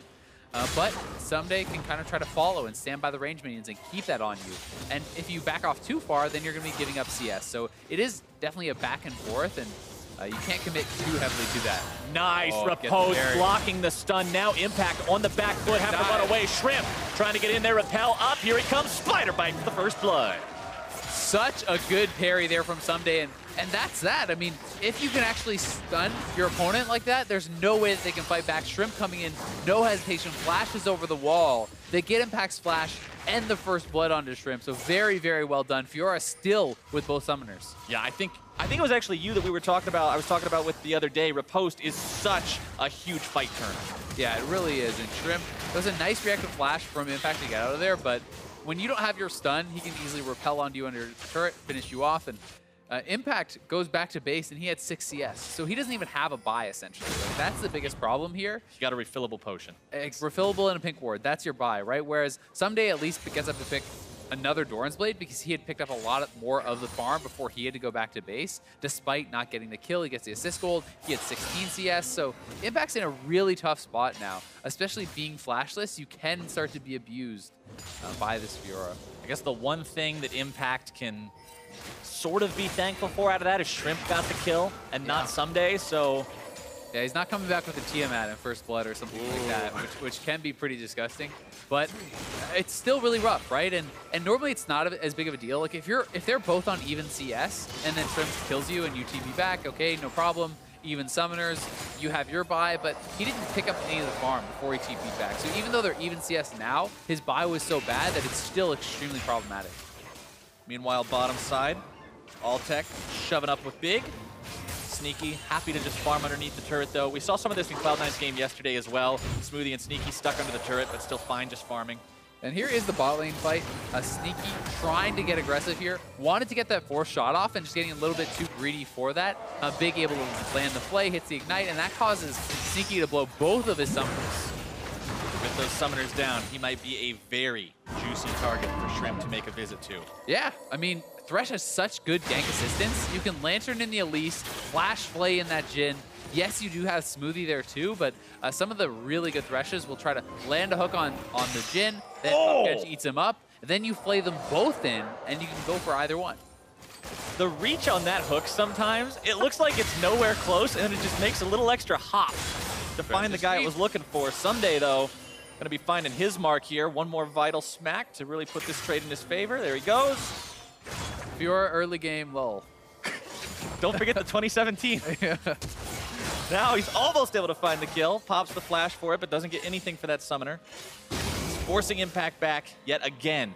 Jensen and Keen, very close matchup here in the mid lane. Jensen very happy that he's not laning against 2 kills and a double buff again. Not happy, though, that he has to leave lane completely. Shrimp is chasing him out of there, and you know, Jensen is going to have to evacuate on top side. Contract's trying to force a play bot side. Nice route on Alltech. Flourish. Alltech in some trouble here. Big trying to keep these guys away. Flashes out. Tries to keep his AD carry safe. Gets himself in a rough spot now instead. More damage coming through. Contract's not quite able to secure this one. And Dignitas with some good moves. And they're going to go for the dive top side here. Shrimp will... Oh, no, they're going to call it off when they miss the cocoon. I think they could have still maybe made that play happen, but it is very risky to try to dive that level 6 Renekton if you can't land the CC. Right, the Dominus always makes it that much more difficult to execute that. Even with Repel to drop the aggro, he's going to be doing a lot of damage to both of you. And so much more health, right? Like, he makes you much more tanky under that turret there. Shrimp's still sitting topside, though. If Impact gets greedy to try to shove out this wave, he could at least get his back delayed, which would be pretty problematic, but Shrimp's going to decide to just head back to base for now. No, now canceling it. I think it's actually really smart. Even if you just stop the base, Impact has no TP. Now he has to stay in lane because essentially you're putting him in a position where Someday is back to lane, has already purchased. If Impact bases now, Someday can either shove the wave really hard and deny a wave to the turret, or he can try to freeze it and keep it in a really advantageous position. So he's going to decide to just try to hold the wave, deny some of those minions from his opponent, deny that experience as well. And it also means Impact is going to have to go very far up there. So Contracts is being called topside. Impact knows he's going to be in a very vulnerable spot, and this means that the jungler has to kind of come up there and protect him. Just babysit him a little bit. And honestly, look at the gold difference between these two. Over 1,000, even with only 1 kill under Dig's belt. No objectives so far. It's all about the farm leads. They've got leads in every single lane. Yeah, they're doing very, very well for themselves here in the early game. And Shrimp has been pretty active. You know, the bot lane was very close to being able to pick up those kills, but weren't quite able to do it. And, you know, had Sneaky been with both his summoners, you know, before that actual gank came in from Contracts, if he had not had to blow them, maybe they could have made those kills happen, right? If you can flash forward and heal on the Jhin, try to finish someone off, but that's not the situation that they were in, and they weren't able to get those kills. Fight between these two top laners. Ulti used by Impact. Contracts. Someday still has his. We gotta be aware what Contracts is doing here. Riposte comes out a little bit early. Grand Challenge issued. Someday on the run. No flash available, but Impact's got his, and Someday is gonna be taken down. Well done there from Contracts. Gets up. Despite the parry, he has the slow, and Impact committing his flash. Somebody did not have his back just yet. So they are able to get that kill back, and that is going to be big for Impact. He has been getting bullied around in this lane pretty hard, despite it being, you know, very even in farm. And now picking up that kill, it's going to buy him some time. He can go back to base and should be ahead in itemization. Yep, when you look at the gold between the two of them now, he does have himself a very slightly, not super large, but at least he's back to being in the lead as Renekton. It's where you want to be. Yeah, exactly. It's very important to not fall too far behind early. If this guy can be bullying you at this stage in the game, then he gets to this really fast pace where he picks up those items that he needs to take over way too early. Keen with the blue buff in mid lane, clearing out those minions with the laser. Here's what you were talking about last game, so people can sort of see the difference in what we were discussing with the Victor. The itemization this time around. You've got the Dark Seal with the Dorian's Ring, with the Ionian Boots of Lucidity. He just cannot go for those Hex Core upgrades as effectively as he could in game number 1. Yeah, you just can't actually get enough gold to base there on time and be able to come back with that first upgrade. So when you head back to base, your opponent shoves you in, they're going to base. If you don't actually match that, you get stuck in a lane where you're going to be out of mana and really going to give up a lot. So you're forced back and you have to get these smaller pieces, these little upgrades. Impact still having to play very respectful of Someday. Those vitals spawning in spots that make life a little bit difficult for him. Giving Someday both the heal and the true damage means that every single one of those makes the trade that much more difficult to come out on top of. But Contracts on this bottom side.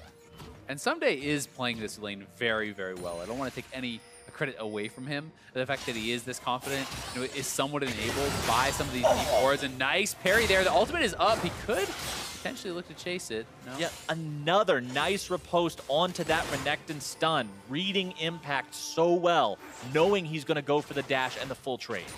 Yeah, and I mean, it's timing, it's prediction, it's mind games there.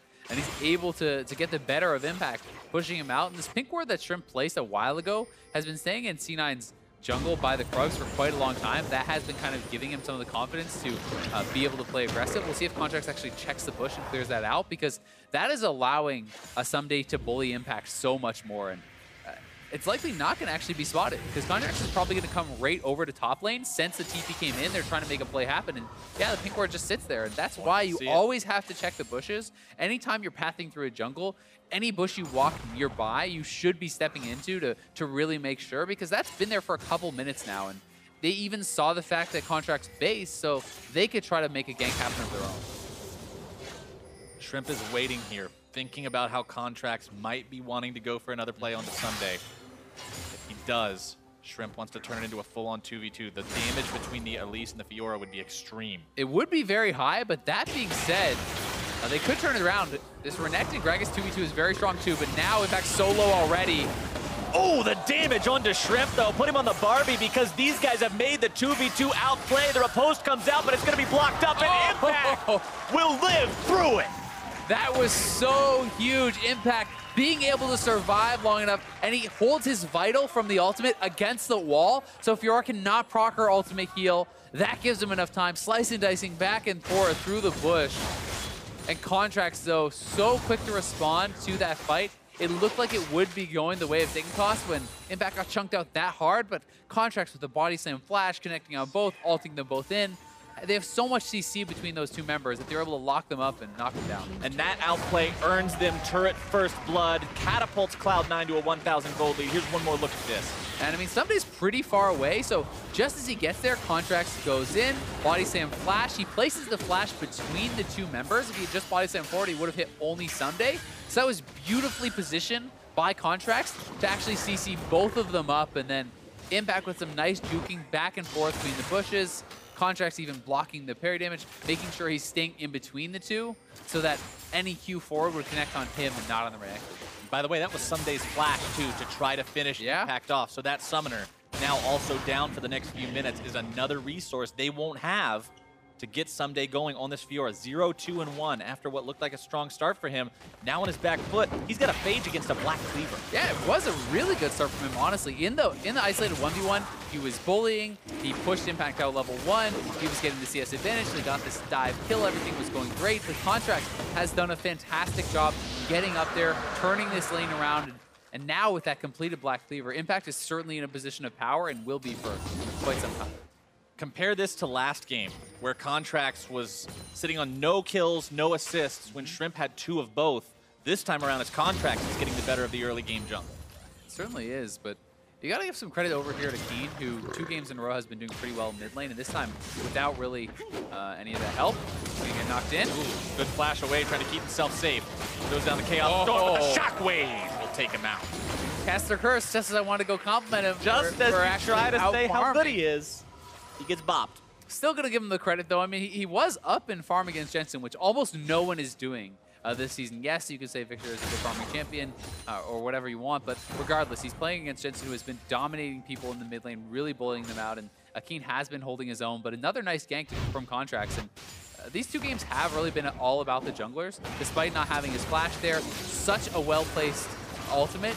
Akeen should have given him the respect that it was going to hit and just flashed early. And if you flash to the other side of that ultimate, you are out scot-free. Instead, he underestimates it. He thinks he maybe can sidestep it or that it won't hit. And he uses both his summoners and still goes down. Sneaky and Smoothie still just hanging out here in the bottom lane too, falling a little bit behind in terms of farm against Altec. So this is also what happened last game. Altec's been doing a good job in terms of CS, building that economy passively. And Jhin is not the strongest of laners. You know, Right. you do have all-in potential with Jhin and the Tahm Kench, but if you're not going to be going for that, you know, you're not really doing a lot of poker for anything from this Tahm Kench. You're kind of sitting there and farming, and that's okay because they're getting advantages elsewhere, and that's not where their jungler is playing around right now. So they will be effective later as long as they're just farming and playing it safe. And that's sometimes what the game is about, right? You cannot play aggressively if your team is not there to support you, or you can be too easily punished. And sometimes that's what you have to do. Just sit back and let yourself be careful. Jensen getting himself a second dose of blue buff. Got the first one from taking down Keen. Gonna get the second one now, donated over by Contracts.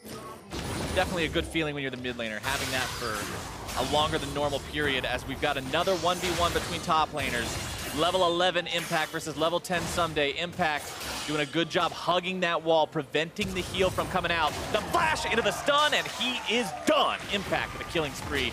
Keen trying to mop this one up if he can. The ult comes out, but the dash over the wall.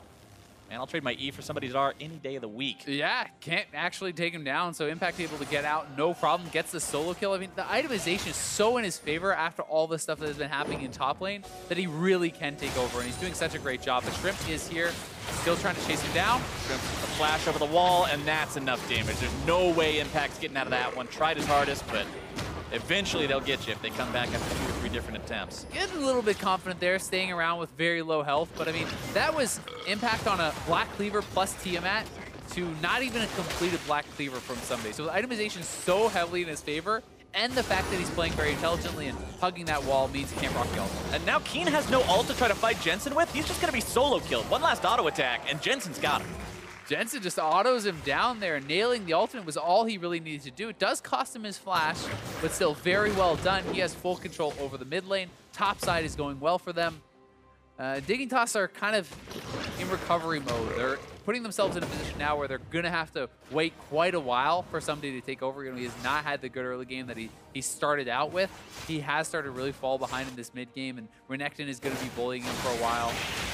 So they need to buy time. They need to establish vision. They need to find somewhere safe for somebody to farm and scale up. At the same time, Cloud9 needs the opposite. They can't really afford to play the kind of game that Dignitas played in game number 1, that waiting game. That big ward is still there, by the way, top side. Altec is not in a very good spot right now. He's got summoner spells, but why would you even waste him? The man is dead to rights. Impact 4, 2, and 1. Now they're ulting topside. Sneaky getting soloed down here by Fiora, but here comes Tahm Kench. Oh, deadly flourish hitting on the very edge of it. Smoothie there for the backup. Impact coming around from the side as well. Looking nice to parry down. Curtain call is out. 3 shots have hit. Jensen coming around from behind. A killing spree onto the Fiora. Shockwave onto 2. Shrimp going to be taken low. Chaos Storm to try to disengage. But Cloud9 has found 2. And now we'll look for Rift Herald maybe? Or not. They could even just push mid if they wanted to try to do that or reset. Sneaky going to be farming up on the top side, but such quick reactions from Smoothie. Deserves so much credit there. Getting in with the ultimate, landing the immediate exhaust onto Someday, keeps Sneaky alive, and allows them to get another kill over onto Jensen.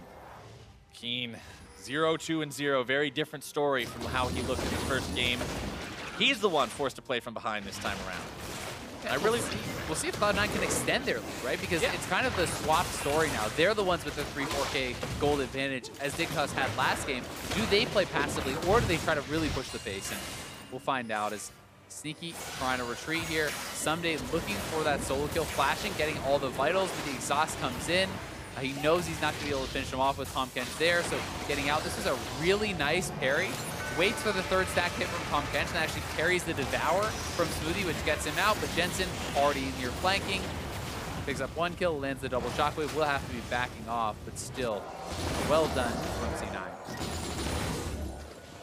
Jensen clearing up creeps there in the mid wave. Has 3-0-0 as his scoreline right now. This is what we're talking about with Jensen. This is when Cloud9 can shine, is when this guy has the opportunity to be the star, be that damage topper. Altec, though, face checking Renekton with the ulti up. Not something that's normally going to be a huge success for you. Cask thrown out. Altec with the flash away to keep himself alive. Now Shrimp and Big trying to find the damage here onto Contract. Someday has Flashes over the wall. Impact is now caught behind enemy lines. Will look to have some of those fancy feet and escape if possible. TP not available. Altec still hanging around. Fires off the rain of arrows just to keep him slowed down. Impact wants to go for Altec if he can, but he's going to be stunned up before he can do it. Shrimp grabs a kill. Yeah, C9 pushing mid lane at the same time, though, so they just shove up that mid wave instead of trying to run over and help him. Ooh, flash into the play, into the death sentence, but Tom Kench says, nope, no playmaking allowed. Yeah, no fun for you. And they should be able to knock down this turret here pretty soon. It's a good response from C9. Impact knows he's essentially dead, so just tries to buy time, and they just shove up mid lane. What it does get for Dignitas, though, is more time for Someday. He's alone on the top side. You know, he can pick up some of that farm. Not going to be able to knock down the turret or anything, but he is recouping some of this gold and getting a CS advantage. Meanwhile, game number 1 was Ocean, Ocean, Ocean. Game number 2, Mountain, Mountain, Mountain. And Cloud9 is going to have serious threat onto Baron, turrets, everything. Yeah, I mean, that is pretty scary. This is not the best Baron taking team from C9, but they're engaging onto Altec. Altec caught out again, and that 4th shot just detonates. Contract really has been so good this game. Like, it just feels like he's moving around in the right places, supporting his team, playing extremely well for Cloud9 after what was a much slower game 1 for him. But yeah, that triple mountain, it's like, even if you're not really a strong Baron team, it doesn't matter. You are going to shred through the Baron, and you have so much more threat. If Someday shows bot side without TP like he is now, and Cloud9 is ready for it, they can just turn on Baron right away. So that's something that Dignitas is always going to have in the back of their minds. Dignitas has improved their Baron situation significantly from the classic meme days of Dignitas. They're one of the best Baron teams in the league right now, I think. They really are. They've had fantastic performances around the objective so far, but like you said, it's a hard hand to be dealt this time because you always have to be on watch. Someday needs to be in perfect sync with the rest of the team, not show himself too early because just a couple of seconds could be all Cloud9 needs to pull that trigger and do exactly what Dignitas did in the first game. A Baron can be the difference between a stalemate that lasts for 20 minutes and a game that ends in 5. Exactly. I mean, it really can give you the power to close these games out because you can no longer just delay and wave clear and buy time for that Fiora. It becomes so hard to actually clear through those Baron buffed up minions, especially if there's multiple lanes of them. Someday down on the bot side with Impact. I don't know if he's going to want to try to pick this fight. Looks like he's actually keen for it, even though he's down on items. Trying to force some damage onto this Renekton. Won't go any further towards the turret. Cleaver, Tiamat versus Cleaver, Tiamat, Jarum's Fist. So it's very close in terms of itemization. There are some extra stats for the Renekton, but I mean, this is Someday. This is a guy who, when he came to the North American LCS, everybody was like, oh my goodness, this is one of the top 3 top laners probably in the world. He's going to do so much. Spring didn't go the way Dignitas wanted at the start. They managed to rally and come back as the split went on, and now in summer, one of the top teams, one of the top contenders, largely thanks to Someday's performances. It just took him a split to really get to where he needed to be. Yeah, and a lot of the Korean imports kind of take that time. I mean, people forget the Impact took some time to really kind of get going for Cloud9. C9, though, already onto this Baron, so they don't kill off this ward because the vision is blocked by the pink ward. And now they're just going to decide to rush it. They're TPing Impact over. They know somebody doesn't have his teleport, and he is bot side. Meanwhile, Shrimp almost going to be killed instantly by Jensen. He's forced to repel up, lands with only 5% of his HP. The Chaos Storm moving towards the fight. Jensen going to be tied up, but Baron is already secured. And Cloud9 finds exactly what they were looking for. That's what they wanted. You know, Someday bottom side without the TP.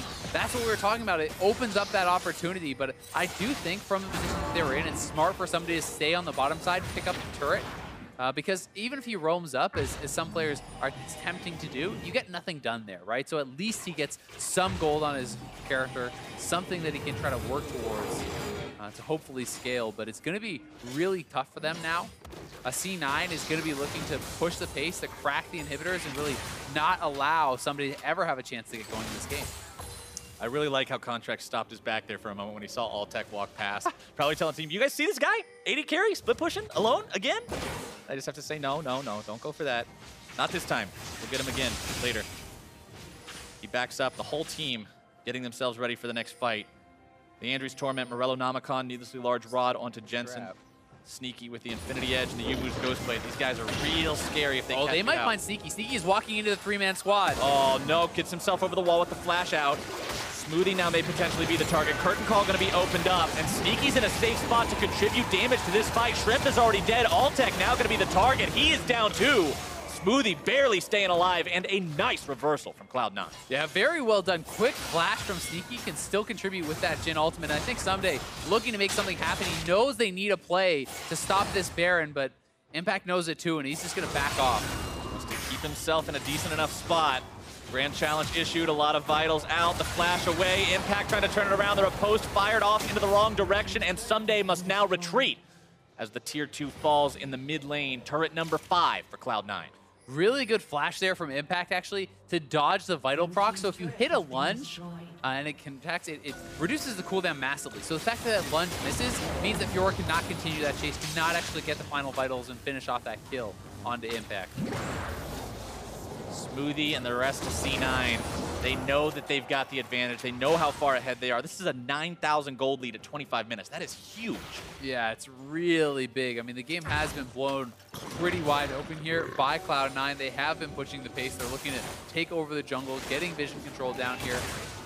And they know they have to keep pushing because you don't want this Fiora to ever get to the point where she can just start easily 1v1ing the Recton, because that can delay so much. 3 items was a point we were talking about. Once she gets that next big item, usually you see a Death Dance start to come out at this point in time. So she's still got about 3,500 gold to go. After that, you got a problem on your hands. Yeah, I mean, even now she can certainly duel up against Impact, but C9 not looking to give them that opportunity. They're sieging down. Use the Jhin ultimate to zone your opponents off. Somebody's trying to threaten the flank here, but really they don't want to fight. They just need to wave clear. Death Sentence doesn't find its way onto anyone. Cloud9 still trying to push this one down. Cocoon comes out. Big going to be going down. More damage coming through. Forced to run back if he can. Someday caught off to the side. Impact almost taking him down to 0. Jensen seals the deal. Unstoppable as Big dies as well. Dignitas have lost 2, but so have their opponents. Contracts and Smoothie fall, but the damage dealers on C9 are still up and running, and they take down the inhib. Yeah, they get the inhib, and they are looking. Impact dashing around. Can't quite find Keen or Alltech, so they should retreat now. But they have cracked the base, and they have really gotten so much out of this Baron buff. Jensen not with the most effective shockwave there at the end of the fight, but sometimes you just got to send a message. And Sneaky just using the Jhin ultimate to zone off the opponents. Now that they have been pushed back a little bit, somebody's on the side. C9 sees the turret is low, move forward, finish it off before then turning for the fight. So good targeting there from them. And then the 3-man squad just zoning Someday out, being able to take him down. And yes, some of the front line goes down for C9, but all their key members are still alive and quite healthy, so there's not much Dig can really do to defend that inhib. Impact now going for that Gargoyle Stone Plate for his 3rd item. Going to make him very strong in those team fights. Like you brought up earlier, if he can go into the 5v5s, he's more effective than Fiora, especially with an item like that. Exactly. You don't need to always be able to win the 1v1s. And Impact has been playing it very intelligently. Even when put behind, he waited for his jungler, then was able to get some work done, in that 1v1 and in the 2v2. Has played a very fantastic game, I think, from the position that he was put in. And that's what we wanted to see from this guy. That was the story for Cloud9, is can Impact get back into the spot where we feel like he's a legitimate threat for Cloud9? And especially when dealing with Someday, who's really been crushing it this season. So he's going up against probably the best Fiora in the league right now and holding his own. I also think it is pretty intelligent that even when he is ahead in some of this itemization, he's showing the proper respect over to Fiora, knowing the fact that Someday still could take him out if he stands and fights. So really playing these fights slowly, trying to just delay, because he does not need to kill Someday. He just needs to neutralize Someday. Exactly. Stop that split push from doing what it needs to do and finding its way onto your Nexus while you're occupied elsewhere. Cloud9, though, looking to occupy themselves in the top lane for a 2nd inhibitor. Is going to look for these fights. He needs to get solo kills to really delay the game. But Impact, again, just backing off. He knows that his 4-man squad is so much stronger, so it's up to Someday. We'll see if he can actually pull off a play, because if he can kill off Impact, he could perhaps draw C9 back to base and buy them some more time. But you have to kill him. You can't just afford to send him back. Because Cloud9 won't care about losing that tier 2 if they're pushing him onto the tier 3, if they're taking down the inhib. Especially got to be a second inhib, so they need to wave here. They need to play this out. Flash into body slam, into the cast backwards, and with Keen out of the picture, Cloud9 will be making their move. Impact's TP completes first. Someday is forced to cancel his, I believe. Nope, does complete it. He's into the fight, but he won't be there for long as he's going to be forced away. Deadly Flourish comes out, gets himself sidestepped. Curtain Call opens up. Big going to be soaking those shots as more damage and CC comes through. Adios! Jensen dominating as Cloud9 now 5-man pushes towards the Nexus. Turrets are gone. Cloud9 is taking us to game number 3. We'll have to see if they manage to rack up a couple more kills on the way there. They take Someday out. Shockwave comes through. Just throwing it out there for the hell of it as they go for the Nexus, send us to game number 3, and make a statement against Team Dignitas. Really well played game 2 here from C9. They tie it back up, and I mean, it's looking eerily similar to Dignitas' series yesterday. Fantastic game 1. Game 2 goes pretty heavily in your opponent's favor. Will game 3 be the same as yesterday against Immortals, where they got manhandled? You're telling me this looks eerily similar to yesterday. I'm saying this looks eerily similar to 30 minutes ago, where the jungler went off in the early game, the AD carry and the mid laner both didn't die, and they finished the Nexus off nice and clean. These two games were so similarly played by both teams, convincingly, too. Game number 1, Dignitas, they seemed in control the entire time. Game number 2, Cloud9, a rough early start in the top lane. After that, they were just in the driver's seat. Game number 3 will be the interesting one, because that's the one where we find out who can repeat it.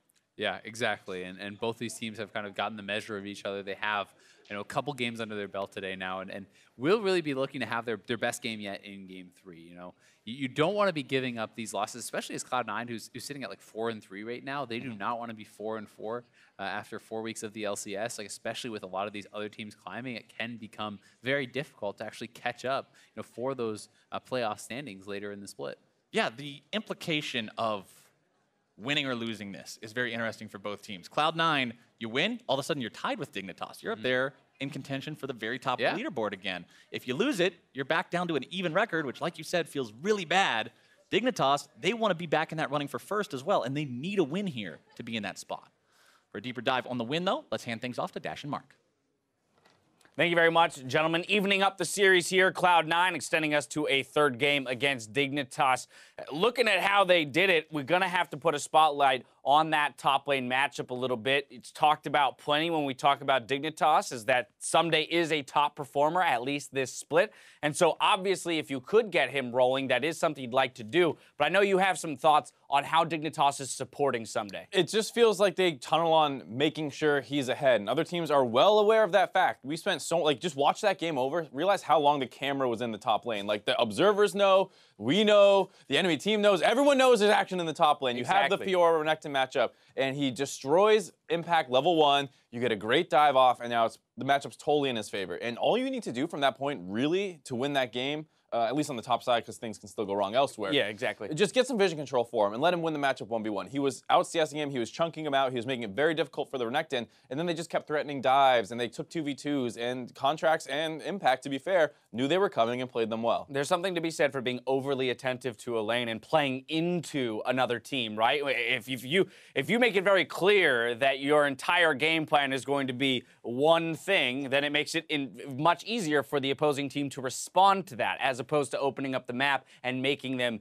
or forcing them into making choices. That's exactly what Immortals did yesterday, where they just camped Someday super, super hard one of the games and smashed them. It's a similar thing this time around, where once the Someday lane seems to fall apart, the rest of the map just starts dying all over the place. It was very strange to see for a game that started so well. 5 minutes into the game, I was ready to be like, oh, this may be over. The Fiora's so far ahead. Yeah, and again, I want to now move ourselves to the mid lane, because we see that Victor matchup into the Orianna, and where Jensen has been a top performer, particularly in the laning phases. All 3 of the Danes in the mid lane have incredible CSD stats here. Shrimp making just 1 or 2 visitations to the mid lane, forcing Jensen out to kind of buy Keen that time to actually build his own CS advantage in the mid lane. It's like, well, if you can do that in the mid lane, maybe go do that in the bot lane too, and continue to let Someday do work in the top lane alone. Yeah, because you already set up your win condition in Someday. You've denied their win condition a little bit in the mid lane, where Jensen's now playing from behind in the matchup that's not super great. Don't draw attention back to your win condition. Yeah, you just kept pulling them up there, and you saw Altec and Big have a little bit of a lack of synergy between the two of them. They had a couple close 2v2s, but then once the map started opening up based on the top side, it completely fell apart. And we see it here at 18 minutes, a 1-for-0 in favor of C9, so not many kills going over, but again, it's that attention to the top side of the map from Dignitas, and now C9 is prepared to deal with Someday and the threat that he has there. And everyone is moving up onto the top side now. You see them going up to Someday, trying to get him. They're doing their best to keep him alive. There's nothing going on elsewhere on the map. It's 100% what's Someday up to. How can we help Someday? Let's get Someday ahead. What support does he need? It's not about, let's go shove in mid lane right now. No one's in mid lane.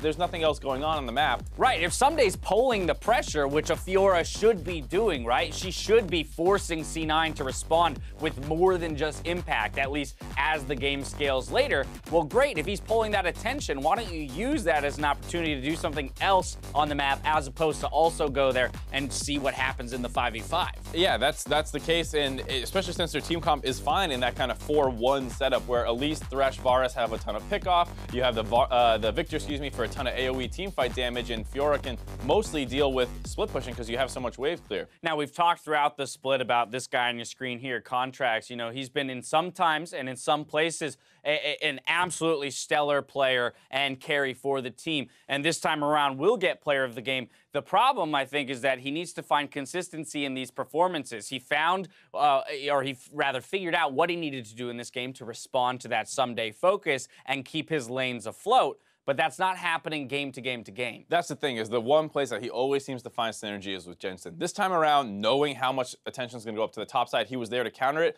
Great plays by him just in terms of being in the right place, right time, as well as the execution of them. Goes mid, gets that back in Jensen's favor, and then starts snowballing the bot lane as well. His ability to affect all 3 lanes, especially post 10 minutes, not just being like, oh, I did 3 camps or I did the cheesy kind of path. Knowing how to affect them outside of this, first 10 minutes of the game was really, really beneficial. And here's where we find ourselves going into a Game 3 in a Dignitas series where they win Game 1 in pretty stellar fashion and then lose Game 2 in relatively stellar fashion. And I've got to wonder for this squad, again, about when we talk about mental fortitude and fragility, you look at a team like TSM who's on that upward climb, only mirroring them in match score right now, but loses far less games on their way to doing so. I think the big thing for Dignitas, and this sounds kind of weird, is that when Someday's on a tank, I think they actually play better as a team. One, Someday knows how to engage super well, so you already have the kind of team fight start off taken care of. But the big thing is, in the early game, you don't feel like you need to snowball for Someday. He's not on a carry where it's like, oh, get Someday really fed, he'll carry us. Right. You have to play the map more honestly, and I think that actually benefits them because Shrimp's super aggressive, and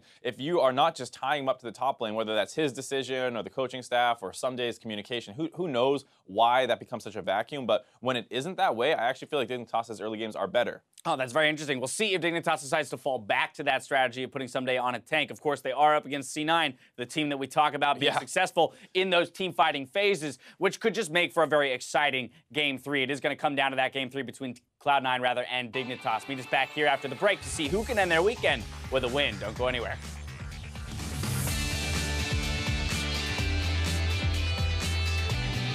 Now Impact on the back foot, have to run away. Shrimp trying to get in there, repel up. Here he comes, Spider bites the first blood. Now Impact solo already. Oh, the damage onto Shrimp, though. Put him on the Barbie because these guys have made the 2v2 outplay. The riposte comes out, but it's going to be blocked up, and Impact will live through it. Fight. I'm fine. I'm really fine. I can cancel. Yeah. I'm really fine. 80. I'm 1 HP. I'm multi still. I'm gonna run mid, yeah. Really well played Game 2 here from C9. They tie it back up.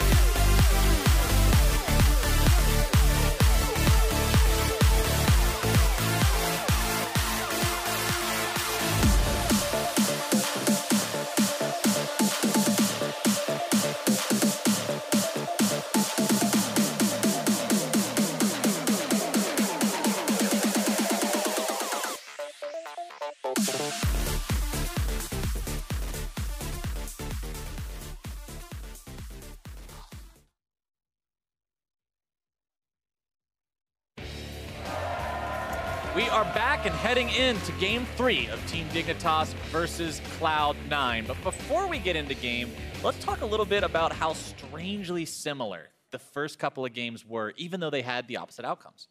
Yeah, I mean, it really did feel like Game 1, Shrimp is making all the plays happen around the map. Dignitas gets ahead. They then secure Baron and end the game. Game 2, C9. It's a Contracts pretty much making the plays, getting them ahead. And they're able to secure a Baron and then essentially close out the game. You can see the stats there on your screen. It was a larger gold advantage for Team Dignitas at 15, but a smaller gold advantage at 20.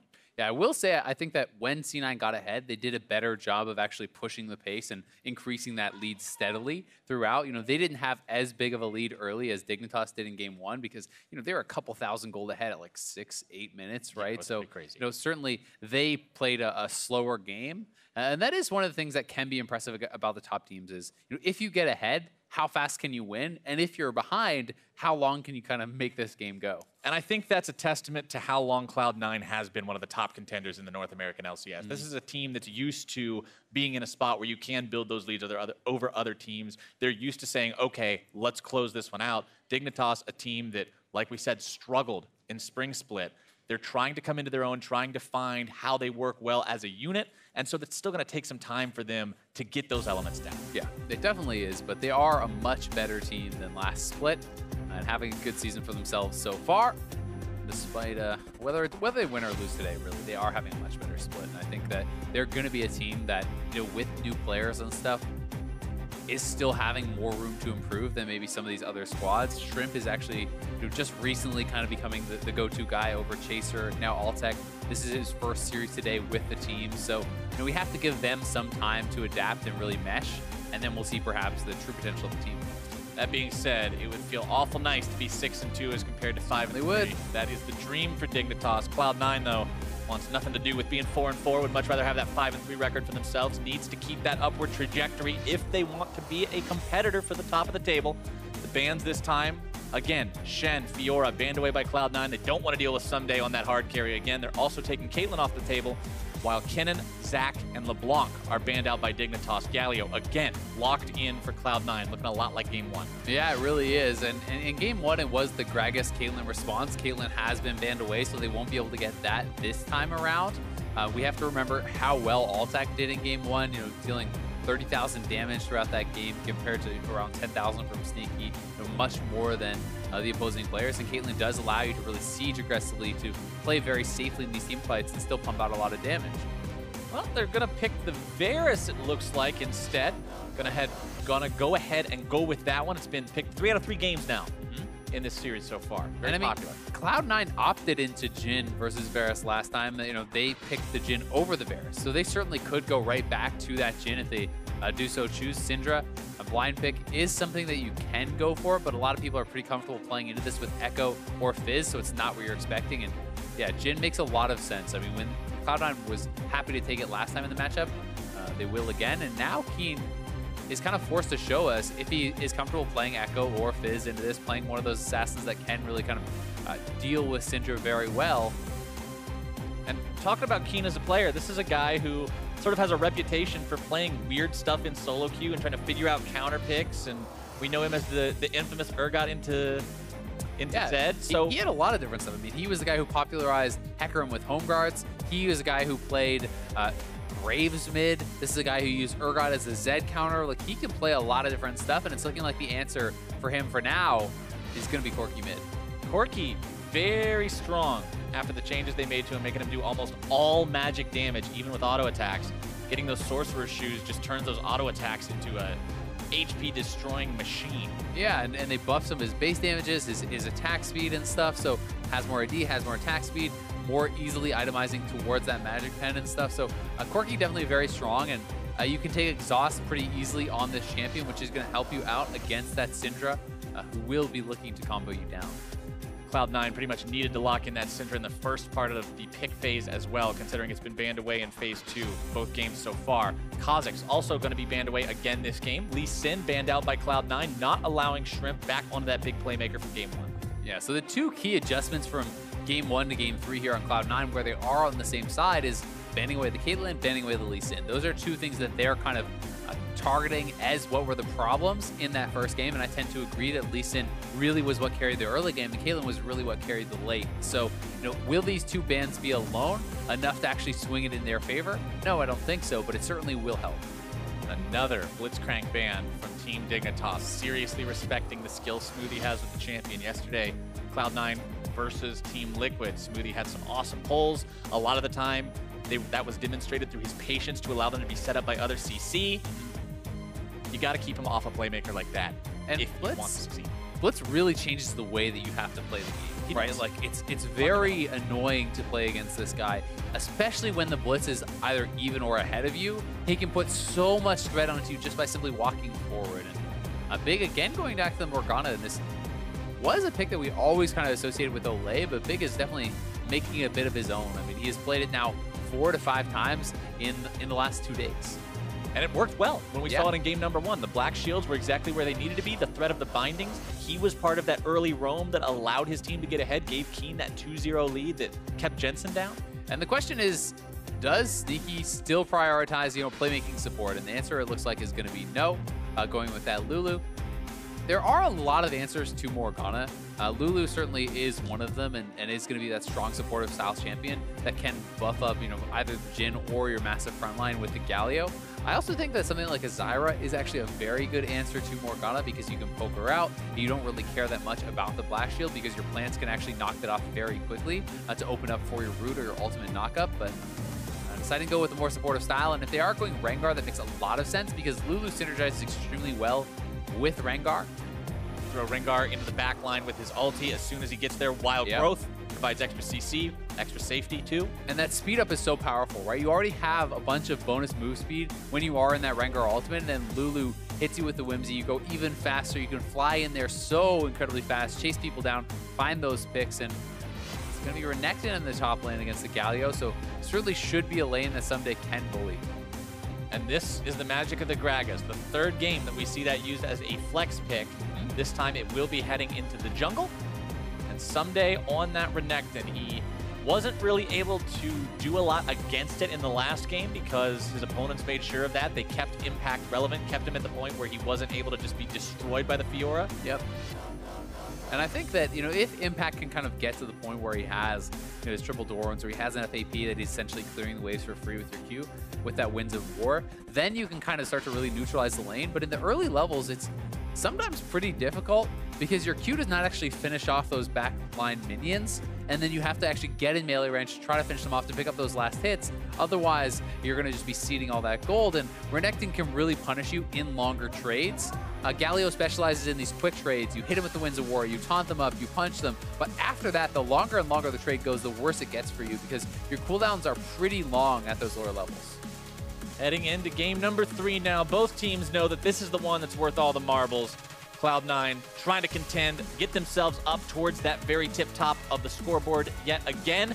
Dignitas, they're there to the surprise of a lot of people. Really want to stay there. We talked about yesterday their loss to Immortals was not something that looked very good for them. In game number 1, it looked pretty solid because they had a really good performance. But game numbers 2 and 3 was not very convincing that this is a team that has everything together if they want to be a top contender. But now against Cloud9, they're looking good again. Certainly are, and they have been very competitive throughout the split. Now going to be running this double marksman composition. They have a very beefy front line. They have protections for their marksmen with this Morgana Black Shield, and keep them safe from that CC. So if you can get these 2 marksmen to a strong point, they certainly will be very threatening, and this is a composition that could really deal with that Galio and kind of attack the front line of C9. But that being said, I mean, if you misstep at all, if you can get caught by this Renekton, or sorry, by this this Rengar and this Galio composition, Syndra is going to delete you so fast. Like, if you get CC'd up as either of those marksmen, it's so hard to survive through the Syndra burst. And just a moment ago, you heard the crowd's chants. You know who they're cheering for.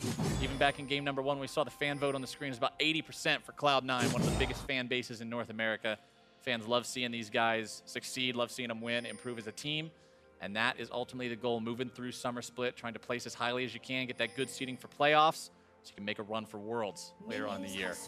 Cloud9, remember, is also going to be one of our representatives at Rift Rivals in a couple of weeks. They're going to be going alongside P1 and TSM. P1 definitely not in tip-top form right now, but TSM and Cloud9 have both been on an upward trend, and you know it's going to be exciting to see how those guys are actually going to be able to match up against some of the top European teams. Well, before they do that, they do still have one last matchup here against Dignitas to deal with. Man, that is just such a pretty leash. That is the dream leash. Yep, Corki Q, Renekton Q, pretty much mean to instantly get that level 2. Look at Contract's health compared to Shrimp. Yeah, Shrimp's actually full HP. Yep, I mean, he has a much easier clear on it, plus he got a strong leash. I don't know if Jensen even gave Contracts any leash whatsoever. Rengar can be one of those champions that really does get very low on health in the early game on this clear, so it's not completely atypical. One of the common clears you can see from Rengar is simply you go 3 camps right back to base, and then you come out with your first buy. It's not a champion that can always do a full camp clear, but we'll see what Contracts ends up deciding to go for. Impact pushing up against Someday early on here in the top lane. And one of our stories about Impact was his performance slipping this split, but so far in this series, he's been solid. The outplay in the 2v2 in game number 2. The fact that he was doing well for himself early on in game number 1. He seems to be coming back towards that form that a lot of people expected out of him, being one of those top-tier top laners. Yeah, he's had a pretty good day today, but we definitely want to see the consistency from Impact, right? Because he is a guy who was, at a point really kind of considered the best in North America, had been really dominating opponents back when Gnar was very, very popular. And Gnar, to be fair, is actually kind of coming back into the meta. We've been seeing it in some of the other regions. EU LCS has had it a fair bit, so it'll be interesting to see if Impact actually does decide to go back to that, because that is really when the whole top die, like Impact smashing everyone thing was kind of happening, was him on that Gnar, dominating people. Speaking of getting smashed, Jensen doing a very good job constantly forcing the aggression here onto Keen in the mid lane. You can see the big health difference between these two. Even though a corrupting potion was on for Keen, he's already gone through all the stacks. He's having to just chug it. Contracts is up here. Well, does Impact have enough mana for a taunt? It looks like he does really flash. Handling it. Flash into the taunt, into more CC coming up. Contracts needs just a little bit of damage. Sunday's okay, I think, yeah. Cloud9 can't seal the deal. Not quite. Someday getting himself away with the flash. They just don't have enough CC actually left to be able to chase them down. If he had the punch to actually follow up the taunt, I think that would have worked, but in the end, it's a commitment of both flashes for just the one summoner out of Someday. So now it's going to be on Shrimp. We'll see what he can get done, because Shrimp is level 4, has already gone back to base, has that flash available, and he could look to make a play. And Someday decides to go for a cull in the top lane, recognizing what you talked about with the Dorian stacking on the Galio, likely turning things into just a farm fest, saying, look, if you want to farm, I'm going to farm effectively. Yeah, farm effectively, give yourself a little bit of that life steal too. The life back on hit, so should help him sustain a bit there. Ooh, Jensen showing exactly why he's the top, one of the top mid laners in North America. The top in some people's opinion. Yeah, I mean, I think he has the best laning phase. The argument kind of comes down more to how does he perform outside of it? Is he as clutch, how does he perform in those big situations? And that's what most of the Jensen detractors will point to, the fact that he hasn't won a championship yet, the fact that he hasn't had that international success. So we'll see if he can erase some of those doubts throughout this split. Cloud9 has been kind of getting closer and closer. Meanwhile, watching Sneaky and Altec, in both the previous games, Altec's been the one who's come out on top in the laning phase. He's always had more farm, been doing well for himself, not really under threat, but Sneaky has also had some great plays of his own. We've seen him escape death in a couple different situations, flashing over walls, returning fire with the curtain call. He really does know his way around the Jhin, like you pointed out when he locked it in game number 2. Fun champion to watch him on. Gets some decent damage there, down onto Altec. Blacksteel going to be blocking the root from the Deadly Flourish. Ignite still ticking onto Altec, but Sneaky having to be careful. Drop low himself. Yeah, really aggressive trading there, and Smoothie even blew his flash, so the advantage in the trade certainly goes to Dignitas, both in health and just in Summoners Blown. Now the fact that Shrimp has flash and bot lane has a support without that Summoner, I really want to see Shrimp heading down to that bot side because that should be easy pickings for him. Both junglers still sitting on 0-0-0 score lines. Previous games, we would have seen these guys level something crazy so far. Jensen not quite having the damage. Only a Dorian's Ring and a Lost Chapter. The ult doesn't have that punch quite yet. Keen thankful for that. Jensen a little bit bummed, of course. The null magic mantle on Keen helps deal with that as well. Going for that super early Hex Drinker. Normally you see Corki, you think he's going to go for a Trinity Force. Sometimes you even see something like a Gunblade, but getting that early laning power, that early protection against the all-in, very effective against the Syndra. Yeah, it makes a lot of sense because even though the Trinity Force is kind of that super efficient DPS item you want to build up, if you're just getting bullied around in lane, you're giving up too much to actually get there. So building that early Hex Drinker can give you a lot of safety in lane, but even with that, Jensen honestly has been posturing so aggressively. Keen has been doing well to keep the lane even, but the pressure is very heavily in Jensen's favor right now. Just look at how far back he's keeping Keen. He will not let Keen anywhere near these minions, making sure he doesn't spend a single spell on him. This is level 6 on the Gragas. Not going to commit to it fully. He could go back and look for Jensen. There's no actual C9 wards on this side, and that's why you see Jensen hugging the other side of the river so heavily.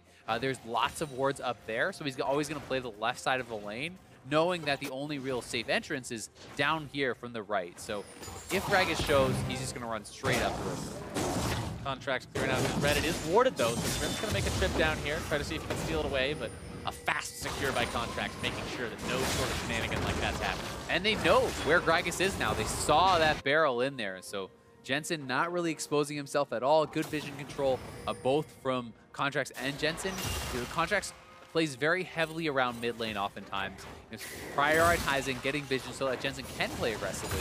And he deserves a lot of the credit for how strong Jensen can get in these lanes because he's the one often protecting him with the warding and allowing him to really make some of those aggressive situations happen. And now it's C9 moving to potentially steal the enemy red buff. Jensen just yoinks it away, and it's secured just like that. Really nice combo. Just able to burst that down with the smite. They get both reds there onto the Renekton, or sorry, on the Rengar. And Big now heading back to bot.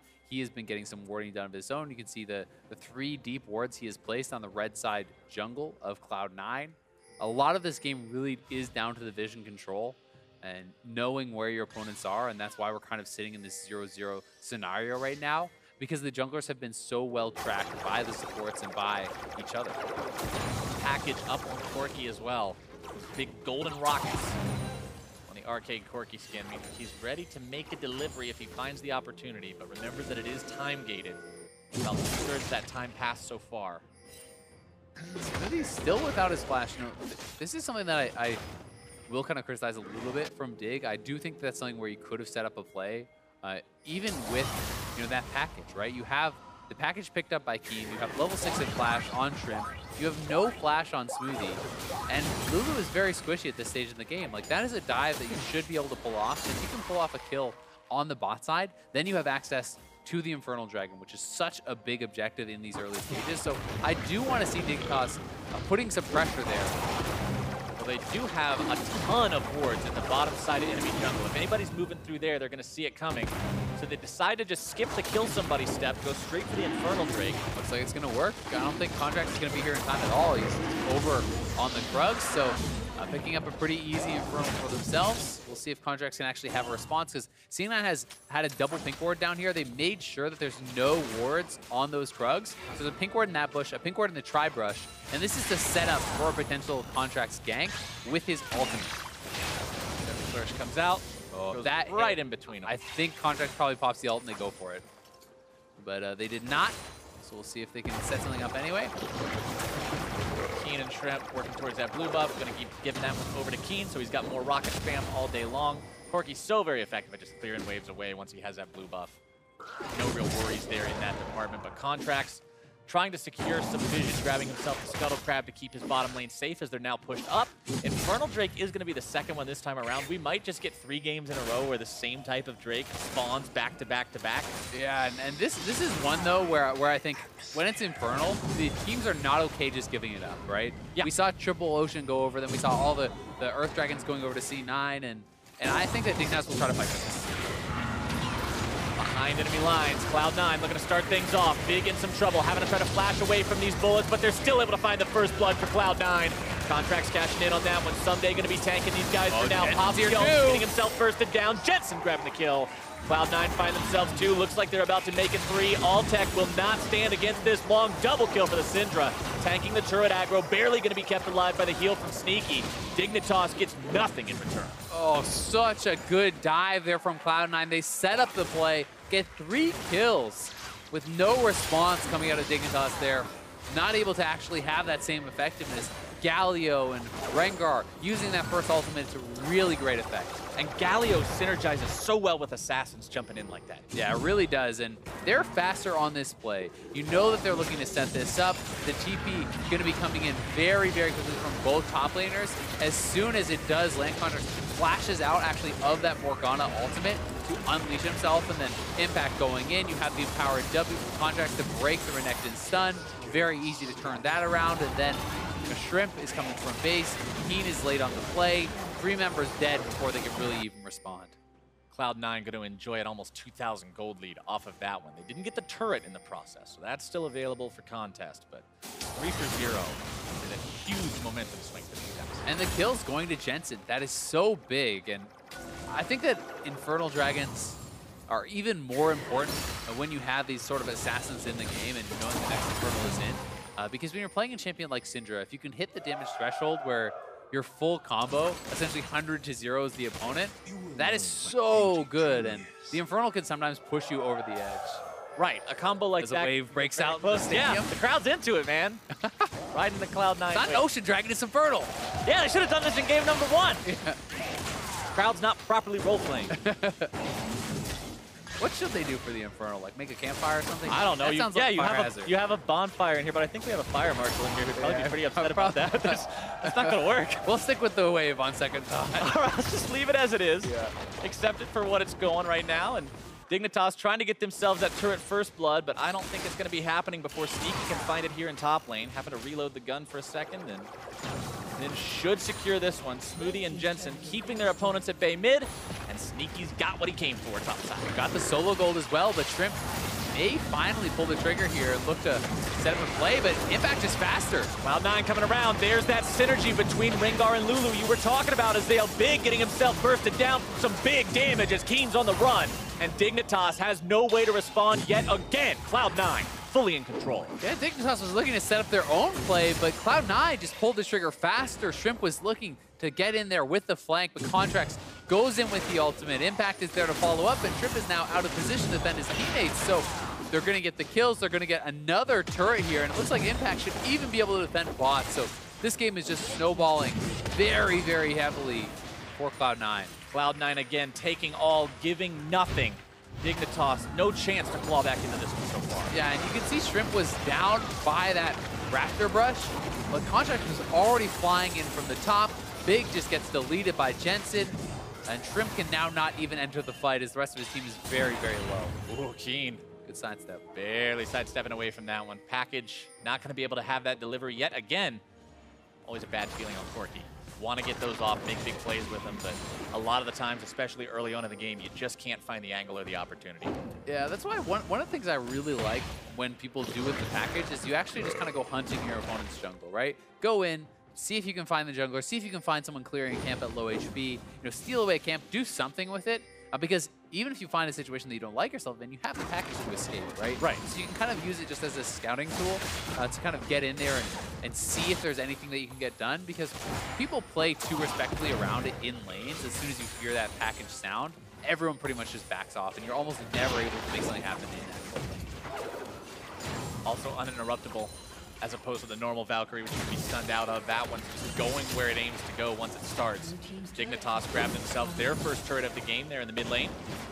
Gonna get a little bit of extra control over the map from that one, but still behind by about 3,000 gold.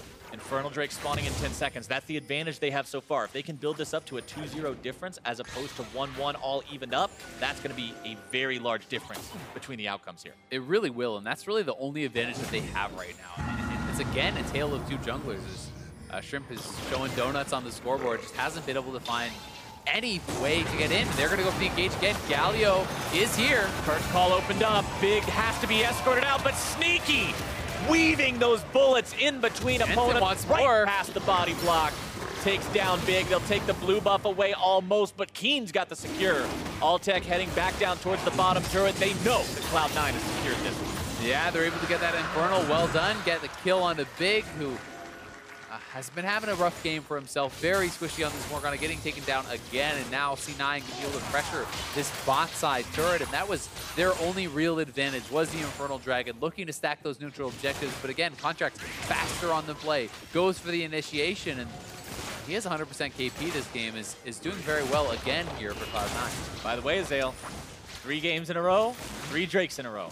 Yeah. Triple Infernal would potentially be on the table. Of course, neither team can get all 3 now, but that's still going to be another objective that if Dignitas stays this far behind in the game, they're going to feel really bad about giving up. Someday, potentially catching Contracts out, but the heroic entrance going to be coming in. Big around the side, still looking to finish off Contracts. Gets him!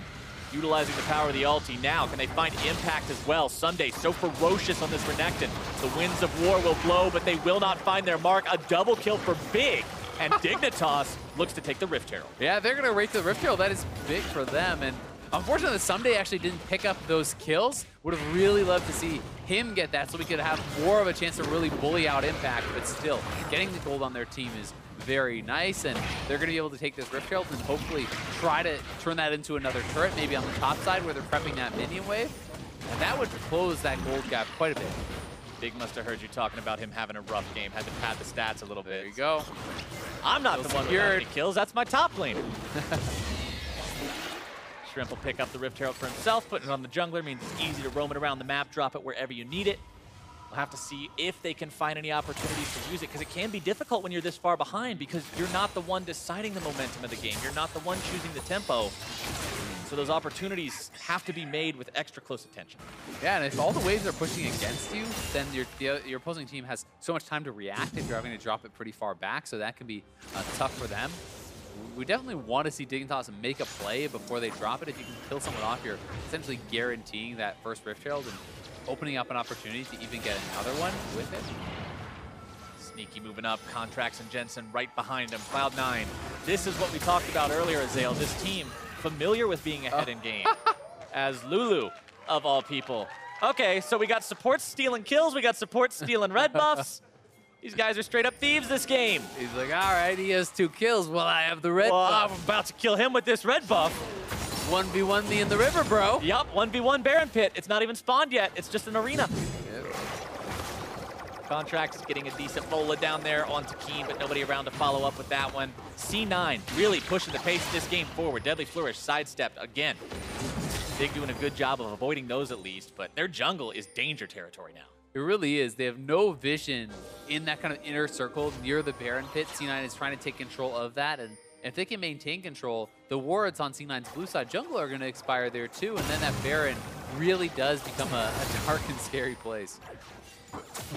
Keen and the rest of Dignitas trying to find a way to make anything happen for themselves in this game, but they seem to have been just relegated to a viewer position almost in this game because it's always Cloud9 dictating what's going to be happening next.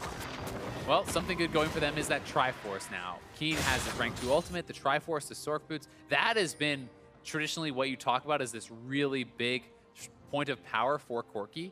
So he is going to be trying to look to get something done with this. If he can fight around that, that would be good for him. But Jensen's already on 2 items, so that makes it pretty tough. And you know, even though Impact is stacking armor at the start here, only now starting to work on magic resistance against that Corki, Ninja Tabbies are actually effective at stopping the auto attack damage still. The armor's not going to be factored in that much. Yep. The passive auto attack reduction still counts versus Corki. Oh, bot side looking for the ult. Wants to make that play. Sunday's good in the 1v1, but I don't know about a 1v2. Heroic entrance right back down into the ground. Someday walking himself away from now. For now. Impact and Contracts not able to find that kill means they convert those resources to the bottom lane to find nothing. I don't know if Impact actually wanted to go for that ultimate. I feel like it would have been better spent just trying to get in front of Someday, try to hit him with some of that CC, because Someday's running straight away, right? So you're actually kind of just buying time for him unless he's an empowered Bola and you can use that to CC chain into the ultimate. The ultimate is not going to be very effective. Rift Herald summoned up by Dignitas here in the top lane, wanting to just use it to secure this outer turret if they can. Minion wave coming up. Sneaky wants to stop these guys, but Rift Herald doesn't really have a reputation for caring too much about champions. Problem is, doesn't really have a reputation for being able to defend its back either. Yeah. Sneaky takes that one down before it can even do the damage. And Sneaky got a lot of damage down on it before it did its charge, and the damage of its charge is actually based off of its current HP. So the fact that he got those shots in and actually hit the back of it before it charged the turret means that the turret will survive. Good plays there from Cloud9, making sure they mitigate the effect of that objective overall. Next Infernal Drake spawning in 40 seconds. You can see Dignitas getting themselves back as a group so they can properly prepare for that, be in position to try to stop Cloud9 from grabbing that one. They need this second Infernal Drake for themselves to make up for some of this gold deficit. Yeah, they certainly would like to be able to get that, but Cloud9, they're definitely going to be looking to take it away with Rengar and Syndra and even the Jhin, who gets so much AD through his passive that he gets even more out of these Infernal. Like, all 3 of those champions are going to get a ton from it. Especially if Rengar can ever actually fully stack his passive and get those 5 stacks, then you get so much bonus AD from that, and it works in addition to that Infernal Dragon. Cloud9 setting up a trap here, maybe. Blue Shrink can place down. Contract's going to be caught out a little bit. Heroic entrance, knocking up a couple. Alltech already dead. Sneaky grabbing the kill. Contracts back into the middle of this fight, and Big is down now too. Someday Keen and Shrimp in full retreat. One last shot. The fat man's out of there. Keen has to try to jump himself out. The Valkyrie to stay safe for now. Deadly Flourish finding the mark. Bola going to be there too. CC into CC into CC into see you later. Jensen unstoppable. And with that extra kill on the Keen, C9 say forget the dragon. They're heading over towards Baron. We'll see if they can actually rush this down. Someday does have his ultimate available. Some of them are a little bit low, but this would be so hard for him to get in there and get anything done. We'll see if he decides to try. May feel like he needs to go for the miracle. I think he's going in. This is a highlight reel play or it's a disaster. One or the other. Someday right there into the mix. Going to be polymorphed. Still trying to find the damage, but he won't get anyone. Gives him an extra 300 gold.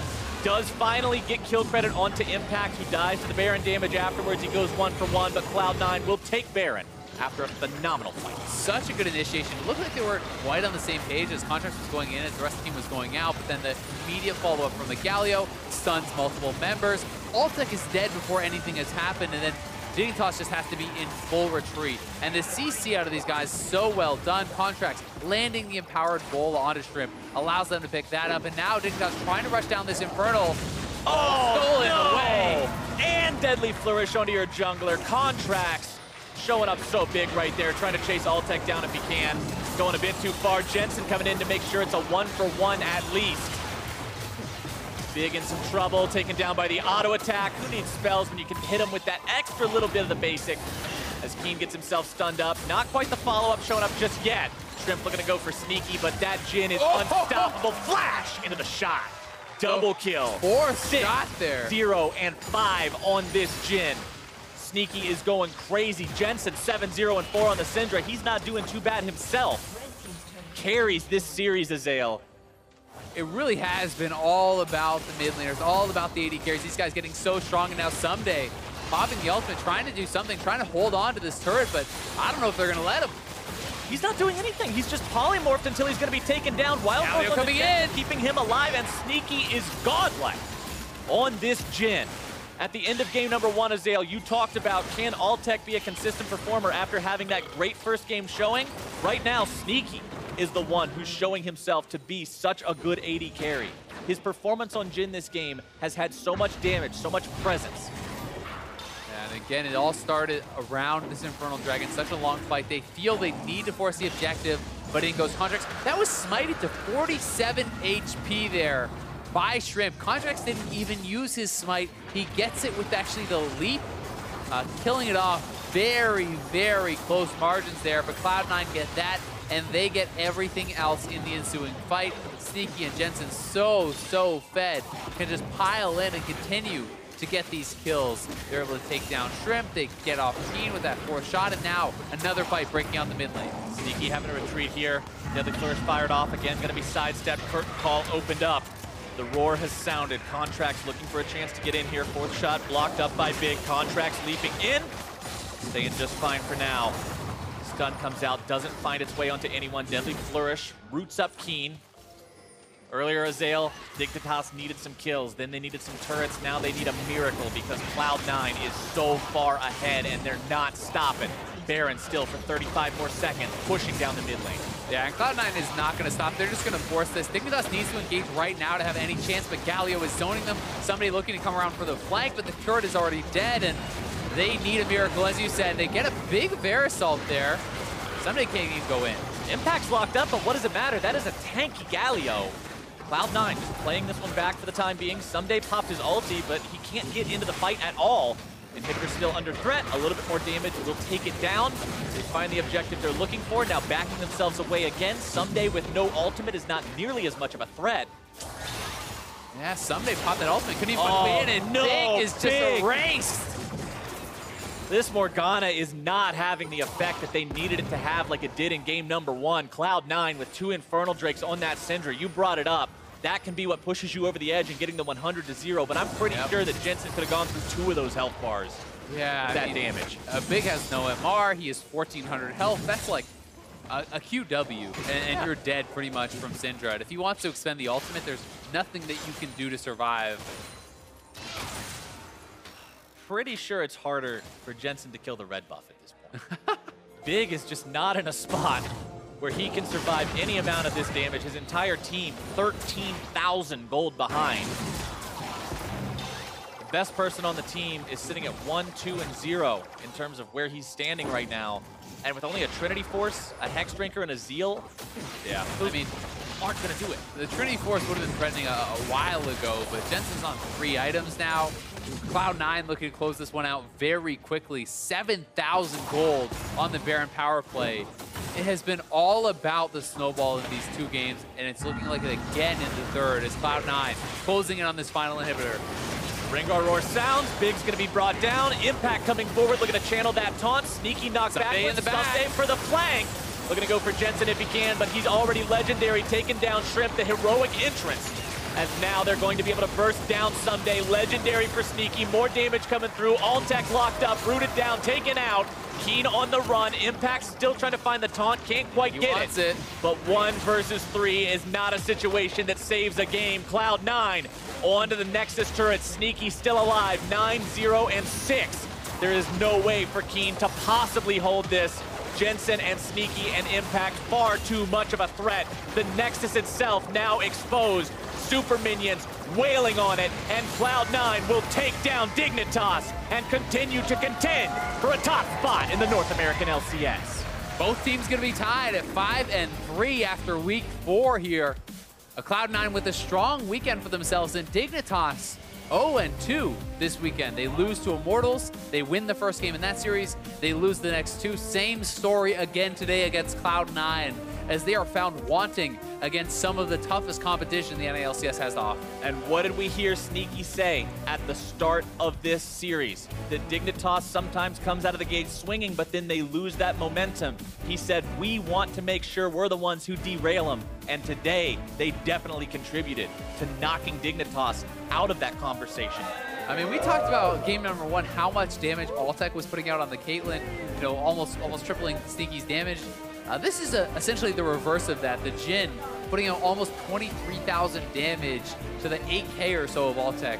Sneaky was massive this game once he got ahead, but Contracts did a fantastic job of putting them in that position. Really good early moves, really good early ganks, and Jensen, I really do think, was putting on a show in mid lane as well. You know, bullying out Keen, playing extremely aggressively, and Cloud9 can certainly be happy with these last 2 games. I mean, if we want to put the damage of that game in context, Impact did more damage than everybody on Dig sans Keen.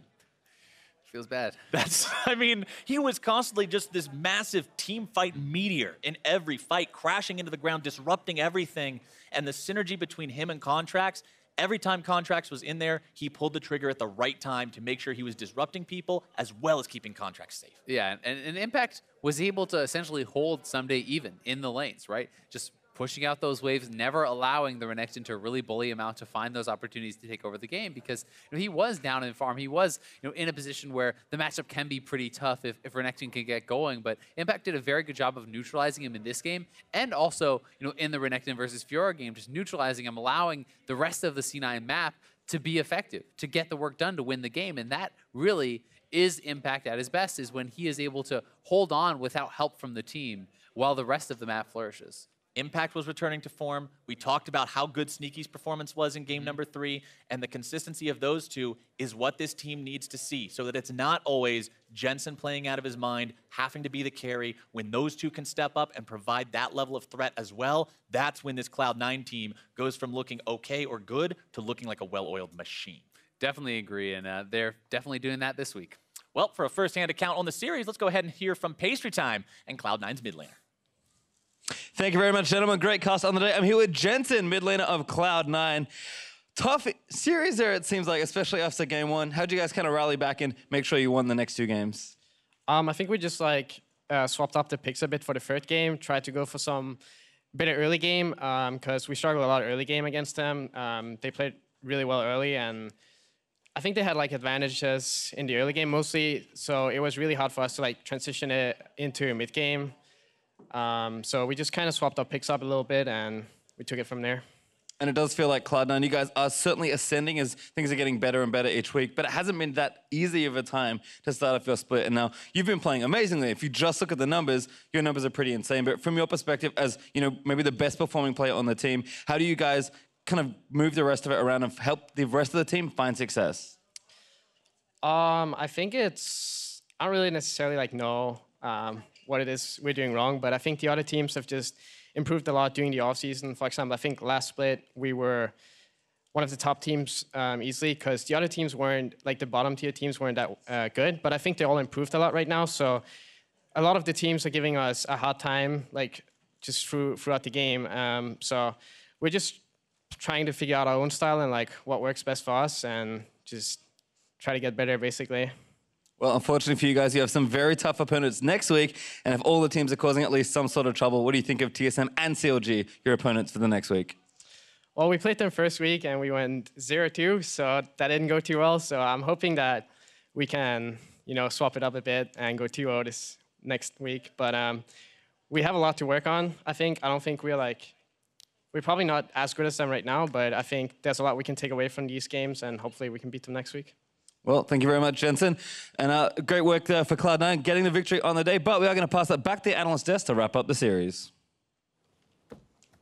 Thank you very much, Pastry Time. Cloud9 will be happy to have won games 2 and 3 and come away with the victory here at the end of the weekend. But for Dignitas, losing both of their series this weekend with a Game 1 win followed by 2 consecutive losses is going to be tough to stomach for them. Granted, it is against tough opponents. Yeah, so obviously their opponents were good this week, but it is a scary pattern a little bit where you seem to have these really dominant game 1s, because it's not just close game, close game, close game. They seem to really understand teams coming in, and then whether the other team adapts or they start getting nervous or who exactly knows, but they do feel like they start playing a little worse in the second and third game. Yeah, without a doubt. Just for some context here, both of these teams are now at 5-3 in terms of match records following this series, but Dignitas is sitting at a 13-10 game score, right? And that's including these victories that they're getting in the 3-game losses, while C9 is sitting at 12-7 in their game score. So a pretty large discrepancy in terms of win percentage in games for two teams that are now tied in the standings. It is that kind of situation that we saw previously with a couple of teams where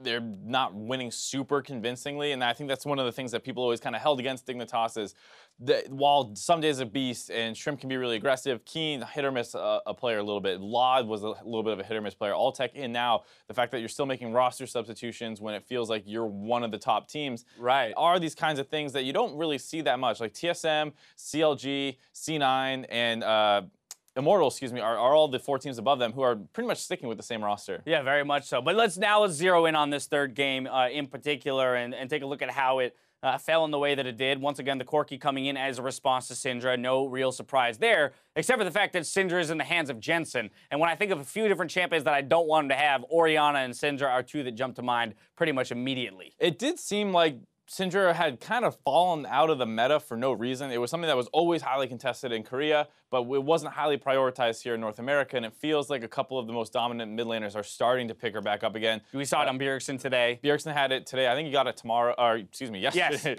he also got it tomorrow, yes. in case any of you are wondering. Probably a solo queue game, guys. Heads up. Mark is clairvoyant. Yeah, anyway. But it is a champion that was fine this entire time, was not super picked for some reason, and now it's coming back in. And it's a great pick for some of these teams that really need to pick up a W because it gives you early game pressure, it gives you playmaking, it scales just fine, and it's a comfort champion for a lot of people. And in particular for the mid laners that are, performing to an extreme, right? Again, when we look at Bjergsen, Froggen, and Jensen, all 3 of them topping pretty much every statistic table for mid laners and are clearly outclassing the rest of the field. So if I can put an early game powerhouse like Syndra in the hands of one of those guys and give him just a little bit of support, then more often than not, it's going to net me some very large advantages. I do want to push this into some replays. 13.5 minutes in. We're going to jump to the bot lane here. C9 picking up 3 for 0 on this dive. And it's exactly what you want to see. The fact that this is not based on the mid laner at all, but Jensen is still making his way down here. The dive starts off pretty early on. Jin being able to contribute from far away, one of the reasons he's come flying back in the meta as well. They get the first kill, and then it's Someday stuck underneath this turret. Here comes Jensen, able to give that last bit of backup that they really need to bring the damage to finish off Someday. And now Alltech's just all left alone under the turret, not having a good day. How did I get here? Yeah. He's like, I had a teammate a second ago. I don't know where they went. Guys. And then Keen just falling a little bit too slowly on the roam. And this is a great thing if you're a C9 fan, because these are the kinds of plays that you need to be able to make consistently at a high level to actually compete, not only just domestically at the top, but internationally. These are the kinds of plays every region will force on you over and over as soon as they get summoners down or TP advantage, whatever it is. I love that little nugget that you threw right into the beginning, that this play was not off the back of Jensen. Yes, he rotates over to support the team, but what have we been looking for out of Cloud9 this summer is for them to create plays without Jensen and to push for victories without him, and there's a nice example of them capitalizing on the bot lane kills. Now I want to push ahead to 22 minutes. This is a 4 for 0 for C9 in the mid lane, plus the Baron. This will just put an end to the game. And Rengar is still a viable champion, especially when you combo it with the Galio. It's something that people need to take a little bit more care against in the future because it has a lot of initiation potential, and Rengar's big problem is that sometimes he gets blown up. Taken care of a little bit with the Galio pick, and with that engage, it opened up the flank. Jensen was able to instantly blow up Alltech right at the start of that fight, and then it's this extended chase down sequence where you have a lot of this long-range line skill shot. Sneaky and Jensen comboing together there. Both of them, I think, ended with 9 kills. Yeah, both 9 kills, 0 deaths, I think. Yeah, we would need to check. I think they might have stolen one more away from each other. But both of them having huge games, and that's the big thing about this team is that Sneaky and Jensen are extremely strong carries. Well, and especially Sneaky back on Jin. You talk about Jin moving back into the meta. Sneaky's been that player who's always been the first onto the new champion trains, and specifically with that Jin pick, kind of pioneered it within the North American LCS. Again, his prowess showing up here, picking up player of the game in this 3rd game to give them their victory closing out the weekend. There's that scoreline that you mentioned, 9-0-6, almost 800 damage per minute. Very solid performance from him. And like we were saying before at the start of the day, sometimes it feels like C9, he has a hard time getting involved just because it is more of a support dominant meta in terms of when you go in, when you go out, who can make the plays. Jin's a great champion for allowing him to just snipe people out. He's always had great skill shot accuracy. Yep. And then as soon as you kind of unlock him with a play like that bot dive, you see just what he's capable of doing. And that's the thing. We're not saying when we come into the beginning of the day where we're touting Jensen as the single point of failure and being the main driver of the team. This is not to say that anyone else on Cloud9 is a bad player. Nope. It's just that Sneaky is not of the personality type that's going to totally command a game, be that playmaker, overreaching for things. He's the one who's just going to be in the right place at the right time and give that damage support. But it does require others to take the initiative. Yeah, he's not pick me, Caitlyn. I'm gonna go smash bot lane. Give me the most lane dominant thing you can. He'll pick for the team, and if the team sets him up, he'll execute exactly what you need him to do, and that's what he was able to do this game. Cloud9 will be happy to come away with the victory for Dignitas. Struggles continue here on the second day of the weekend for them, but they've got plenty of time to turn things around, still sitting at 5-3. Time for us to now throw you over to Game 2 of Team Envy and FlyQuest. That's happening over on NALCS 2. Enjoy. Backing up, so yeah, give up this first turret. And now it's the inverse of what happened in the previous game. Better matchup for Seraph in the top lane. And he gets that turret with the help of the Tiamat and the shove. And Balls tried to trade back with him when he still had spent a decent amount of gold. And that goes that first turret to Lyra and Seraph. First turret down of the game. Would also like to welcome NALCS1 viewers here to they beat us again. FlyQuest. Victory for NALCS1. But here we're looking for Envy to find victory to bring us to a Game 3. FlyQuest looking to close it out with one victory here. And a recap of Game 1, Lyra went off on the wreck side, but it just didn't end up being enough overall. Having a good start here as well. Envy's able to use that and capitalize. Yeah, Niski also had a good performance in the first game, but really was FlyQuest's macro. And it was a neck-and-neck game, 50-ish minutes. And now this one already a pretty big lead early on for Envy. So looking to strike back. There's that Mountain Drake. Oh, he tagged it. Yeah, no. So many Qs. Underestimating the range of the shove and Unraveled Earth there. Fly takes quite a bit, and he is kept at his turret. Niski using all unworked ground to make sure he can just continuously 5-volley these waves. Yeah, threaded volleys just coming through over and over again. The cooldown on that ability is so low once you have it at max rank. 2.85 seconds, and that starts when you start the cast. So by the time it's finished, you can almost do it again. It's a lot of rocks. It is. A very large amount of rocks. Don't know where she keeps them. In the ground. She pulls them out of the ground. There's them rocks all around Picks them us. up real quick. Now look for another Summer's dive. Rift was cleaner than that. Pushing down towards mid here. Still, the minion waves have just not left High's turret. They're not able to get these dives down this time. Yeah, but you can see Seraph on the top side is ready, positioning himself for a dive just in case.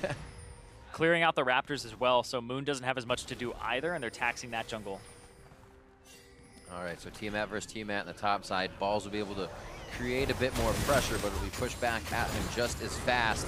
Top side for Lyra and Seraph here to possibly relieve all of that and have Envy pick up more. That was good. Good check. Balls was going for the ward, but he said, I don't necessarily need it this far up. I'll wait for the wave to come back in. Yeah, gets exactly the information he needs that the jungler's on the top side. And he's going to take it back for himself. Get himself some HP. Oh, quick silver sash buy for Niski. Really wanting to continuously be in the face of High and says, I feel like I'm going to be ulted quite soon, and I want to still be able to fight after that. Yeah, how do you end up dying and having this turned around on you? Yeah. You get Malzahar ulted. And it's such an interesting point of the game as well because High now has the Morello completed. His ultimate cooldown is 90 seconds, and the QSS cooldown is 90 seconds at this point. So you'd be able to possibly QSS the first 2 ultis on cooldown before High gets the next rank of his ability. 17 more minions for Seraph's call. A bit of a surge in gold for him, and it shouldn't be too long before that happens in the top side push. Apollo to bot. Looks like High will actually start to respect that. Not a lot of wave clear from him in mid, so as they switch this up, it shouldn't affect FlyQuest defense too much. They might be able to dive High, though. Yeah, always have to watch out for that. High in a side lane. And Ball's trying to farm. So FlyQuest are just saying we need to keep our turrets alive for as long as possible. Right. Farm up. And hope that something happens that the Shen can ulti in and make it in time and try to turn a fight. But right now, it looks like this mid lane turret, 4-man strong from Envy, trying to get this turret down. There it is. They have the positioning. A lot of disengage as well. With that much health on a turret, Envy could easily ult out and be good to go. They make their way down to the bot side. A few camps to clear up, so really nothing more on the plate for Envy. Seraph will stay safe in the top side. It's kind of what is FlyQuest's answer here. They do have the Mountain Drake, so once they approach a turret, it'll be good. But again, they've fallen behind here in the early game. It was quite a big fight. That got them back in game 1. Yeah, and we're already looking at a 5,000 gold lead, 14 minutes in the game for Envy. Yeah. So far, they've been killing it in terms of CS and also in those kills in turrets. So already off to a really good start for them. Keeping it level. Get a kill, get a turret. Making sure everything is orchestrated perfectly. A lot of roaming into the jungle here as Envy starts to cut off what would be the cavalry of FlyQuest. You saw Lemon Nation already made it through. That may be enough members. It just looks like Envy is in here for a little bit of a resource steal. Went over to High? Almost. High does get his blue. Yeah. Almost level 11 as well. Wants to shove out that bottom side of the map. So if he didn't get that blue, it could have been pretty bad for him, but does have it. Doesn't have boots, though, so he can actually get run down by this Talia if he ends up in a bad spot. Because Talia has those tier 2 boots. There's the... Oh, Flash shot. There's the QSS. Remember, it sticks. That damage still going. He needs to get out of the way. And Niski does see that Balls was coming in. So a little pressure relief on the map. That was Moon up top, though, to make sure that was okay to happen. But what can Seraph get out of this? Was free time. He's teleported in. Well, they got the Rift Herald on the top side of the map. You do have to be careful as Niski, though, because Taunt Flash is a thing. And it's definitely what they want to go for here, knowing the QSS is down. Ooh, nicely played in front of the silence there. Niski with a quick run on his work ground. Trying to take High one-on-one now. He's saying, where'd Balls go? And he's going to have to chug that refillable potion down. Haku almost close enough to flash Q forward. Oh, the Glacial Fisher! And High falls straight in. And now they get to push top side.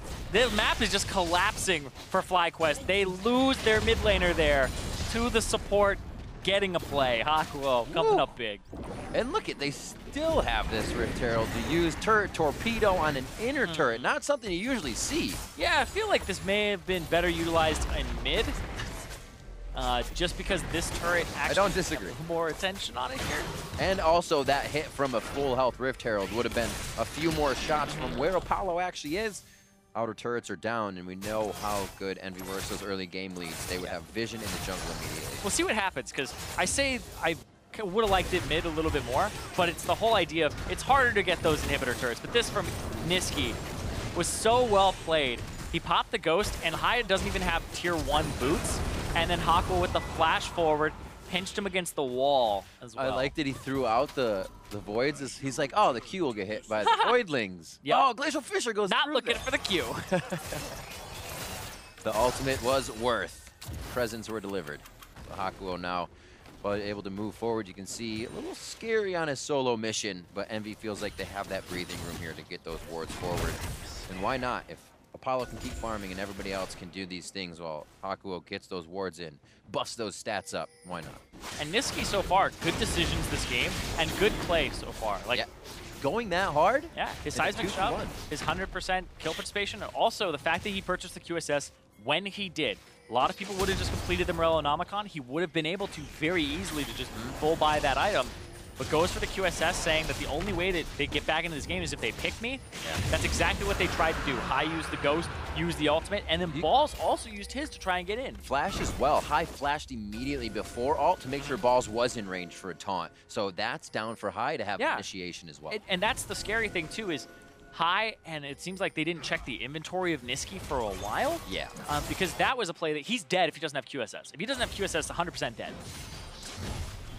I definitely wouldn't expect it this early. Look for Balls. But the inventory is viewable by all people in the game, and so is that kill. Niski comes up with another one, 2-0-2, as he's participated in everything. Yeah, Niski so far with the roams. And this might be what Envy needs when he's having good games like this. And on a champion like Talia that affects the side waves and roams well, instead of the Cassiopeia that he had previously, did struggle a bit with that converting his leads. Because he's getting leads, it's just converting that to the rest of the team and playing around the team seems to be the issue here so far. It's a very good point. We talked about kind of how much of those resources were funneled into him for each play. Seems to be a bit more tempered here. That's going to be Xayah getting hit up. Featherstorm not able to come out just quick enough. 30 seconds on the clock as the fight continues. Silence for Seraph as he cataclysms right into flag and drags to the next play. Where's it going to be? Balls goes down now as Niski makes his way surfing to the top side through the river. Yep, and now Moon and Wild Turtle are just kind of stuck clearing waves. And these side lane plays from Envy end up just being faster than FlyQuest. FlyQuest try to start them, but Envy collapse and are in a position to collapse a little bit better. You can see here, they're already moving, right? They say our mid lane wave and our bottom lane wave are too far into the enemy territory for them to counter with more numbers. Even though they lose Apollo right off the bat and it's a 2-on-2, and one of those people is a support for Envy, it doesn't matter. They already had Lyra and Niski roaming way ahead of time, and they knew that Wild Turtle and Moon had no chance of making it there because the minion waves got shoved. And that's why shoving your minion waves is so important in the mid game when you're trying to make plays. Looking at Baron coming up in 29 seconds kind of shocked me a little bit where we are here. 19.5 minutes into the game. It feels like we're almost farther through with the way the engagements are happening on second tier turrets. Rift Herald being used on an inhibitor turret here much earlier than that. So the stride in favor of Envy here, but can they keep their momentum?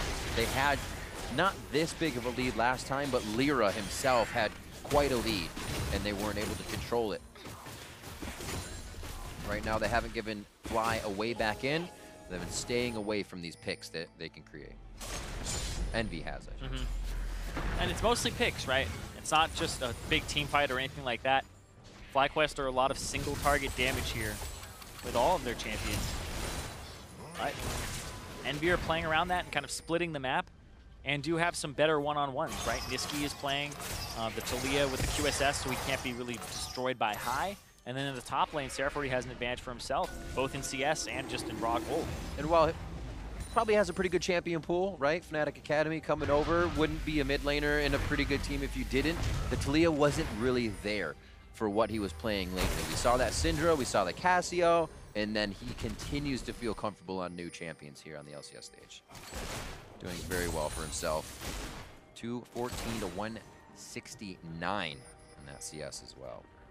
Oh man, that's a big gold lead for Envy. They used to be the kings of gold lead. They had at 15 and 20, they were like #2 for a good bit there back in week 3 and 2. But this game's gonna put them back up just a bit. 8,000 gold at 20 is a huge lead. We'll see how they use it effectively. Mid turret goes down. Bot lane's not getting pushed right now. It's kind of a party in the mid lane with Sarah's teleport being down. But with that turret hit, they have a little bit easier of a movement through the jungle. And wards live a little bit longer as they push them up. Yeah, and this point of the game, it's that control, that vision control. Right now, it's all Baron, all Envy right now. 4 control wards around that area that I can see. Everybody is just making sure that these wards are protected as others back. So Apollo's kind of half bluffing here because Niski is back, Hakuo is back, and High, look at that, Lyra flashing away, trying to knock it ultied. Oh, he pulled off. Oh, the wall coming in. Niski says, let's do this, but was it the right call? Niski throwing himself in for the engage as he has been strong, but a true shot from Turtle drops him with the curtain call. Deadly Flourish just missing the tail end of Apollo, which would have locked him up. And bot lane pulls off Seraph as well, so he can't really help there. An interesting engage where Envy got a little ahead of himself. Yeah, that was Lyra pushing a side wave, trying to manage the waves before they look at possibly doing a Baron there. But Niski and Hakuo, like I said, were back, and Apollo was bluffing, but so was Lyra. Lyra was saying, we're clearing this minion wave because we can, and FlyQuest were like, no, you can't. High Ghost tries to actually get the engage, and Balls did get interrupted on his Stand United. If he had come through, it would have been a kill onto Lyra, but look at this. TP comes through from Balls. There's the root. Great Glacial Fissure stopping Ball's taunt on the way through. Nobody's on the concussive blows though. And they almost get back onto him. He just stands beside Seraph to get the safety. Lyra shows Mickey's bot side, but they also see that he is low. Map priority is just kind of dwindling here for Envy as Fly pushes down mid. Oh, High flashed forward. Wasn't really in range there for the Nether Grasp either. Seraph backs, doesn't have teleport for 15 more seconds, and Infernal Drake is on the table now. It should be all right. That's High's flash actually just coming back up from his engage on Niski in the bot lane. Yeah, FlyQuest should be able to get this, and they can look to fight because there isn't a Jarvan. Lyra does not get the repel, taunted by balls, devoured up by Lemon. They're gonna have another taunt as he comes out. Hakuo low on the top side, just tries to slow to get himself to safety. One last shot from Turtle, but the Azok slows the attack speed and it's not gonna be there. It's gonna be a kill going over onto High now. Envy starts to turn the fight, but there's some damage coming back from Turtle's last shot. As he reloads, they're still heading for Solace on the fountain, and Seraph, close to dying, just beats in enough. But Lemon Nation coming up once again. Pick after pick, this Tom Kench has saved the hide of FlyQuest members. Yeah, everybody flashing HP bars there for FlyQuest. They almost lose 3 more, and that at the beginning, they got the Infernal Drake, which is exactly what they want, but then they got a pick pretty early on in this fight. The root comes through, falls, taunts, but he goes over a lot of that Unraveled Earth, so he eats a ton of damage. They turn on to Moon, who then gets out.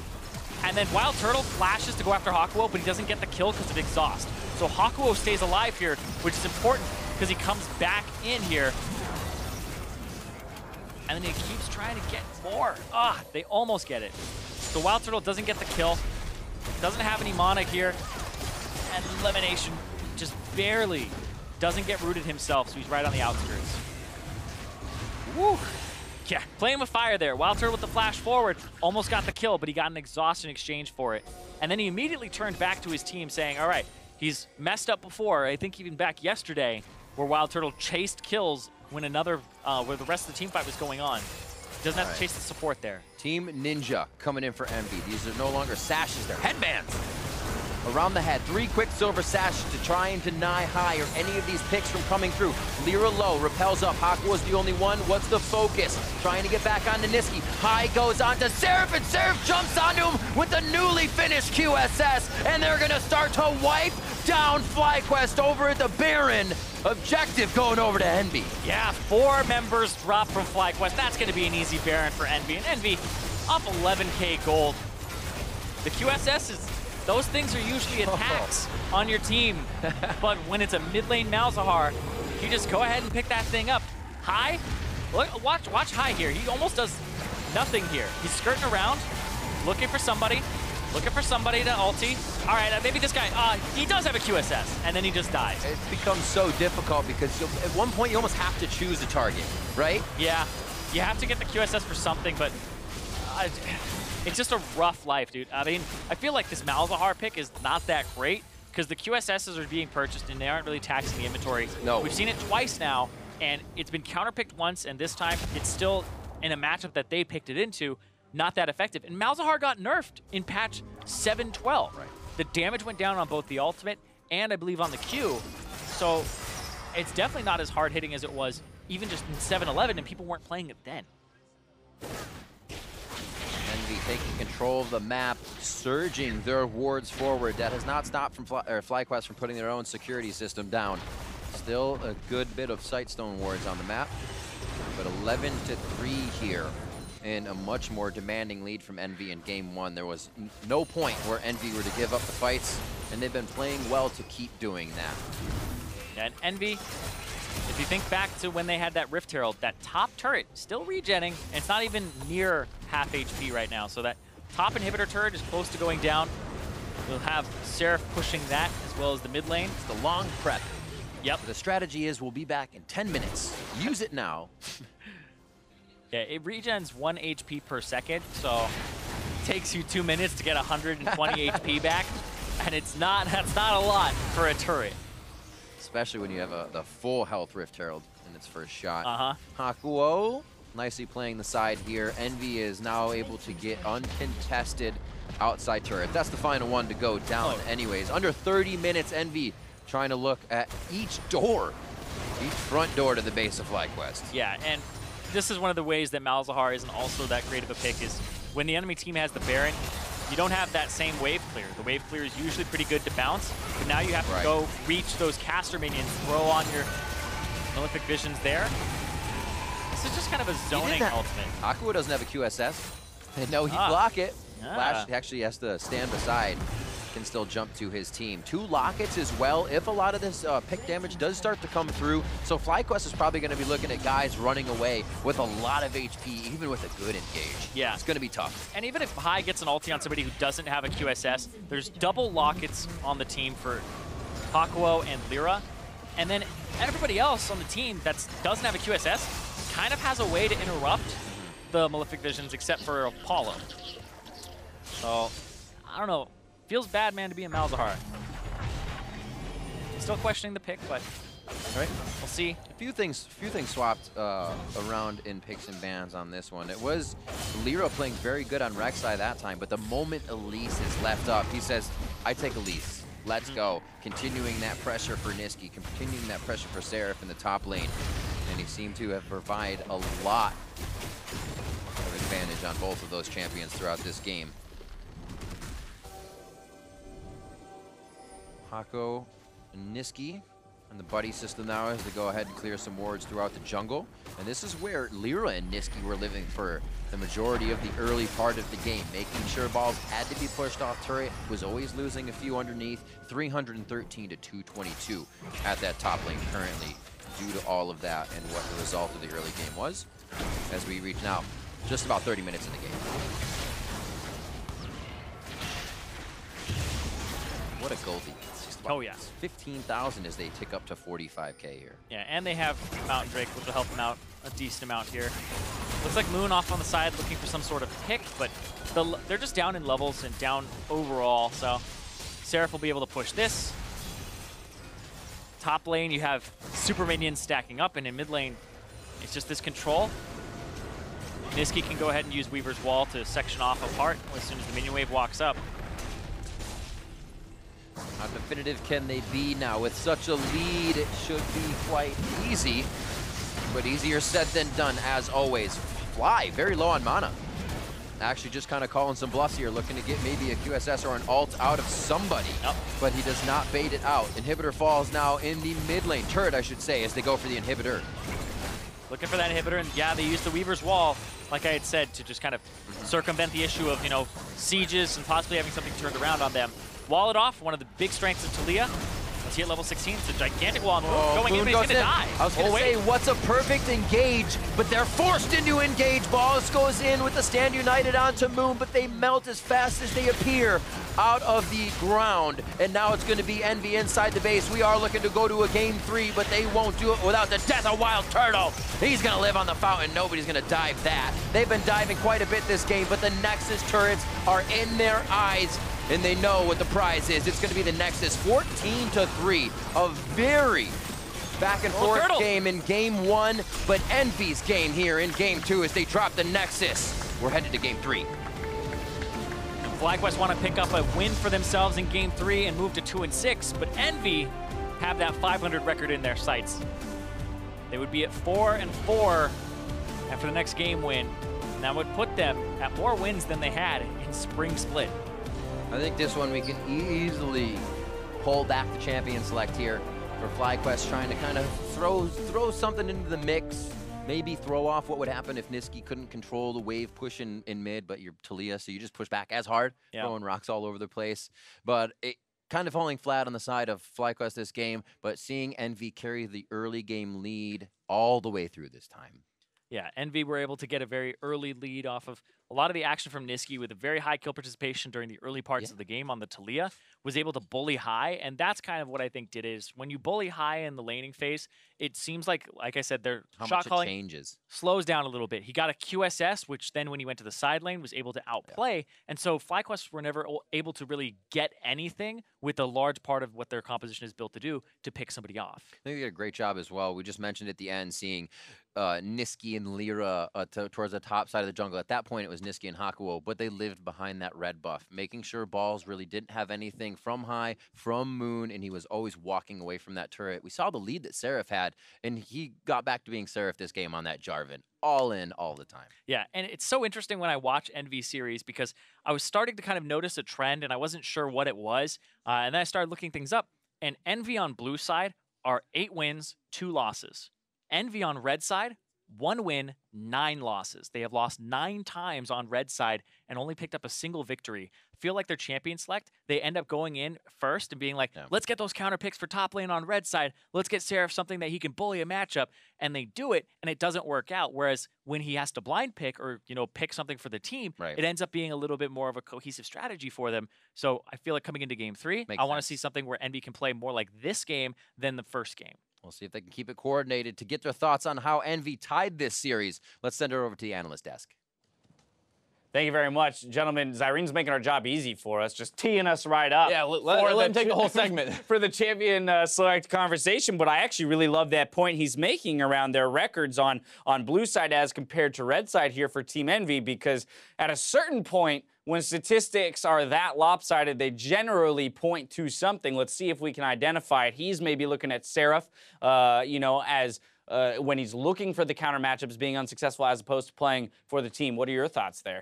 Probably something like that. They also, on red side, they leave up Kennen a couple times. So we saw that one game versus Echo Fox we talked about where he's playing Jace versus Kennen, gets taken apart. Same thing happened in their first game this time around, also on red side. And it feels like he's willing to take those skill matchups more when they don't have the super early, you give up the priority pick in that. They also gave up a lot of Galio plenty of times when they were on red side as well. So they have this tendency to leave up a power pick and say, okay, Seraph, counter pick it.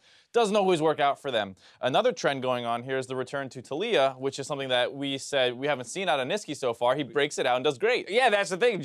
At the conclusion of game 1, we were talking about, well, something that Pyrion did bring to the team was the ability to move to other lanes with an advantage, or at least help Lyra when he makes those visitations to the side lane. This time around, First Blood is as a result of a Niski roam to the top side with that Talia, and that's where we've seen Envy be most successful, is when they can give Seraph that help to kind of get off the ground. And the thing about Jarvan, too, is while he's a tanky initiating playmaker, he's not a super skill-based matchup where you need to be spacing your autos correctly all the time and making sure you don't take chunk, else you'll be forced out of lane, these kinds of situations. It can still has a go button, you can EQ in, you can make a lot of plays, but if you bring a Talia up or an Elise or something, and there were multiple roams to him over the course of this game, not just that one, he's fine at starting those dives off, and then he can transition more to of a frontliner in team fights versus trying to play backline.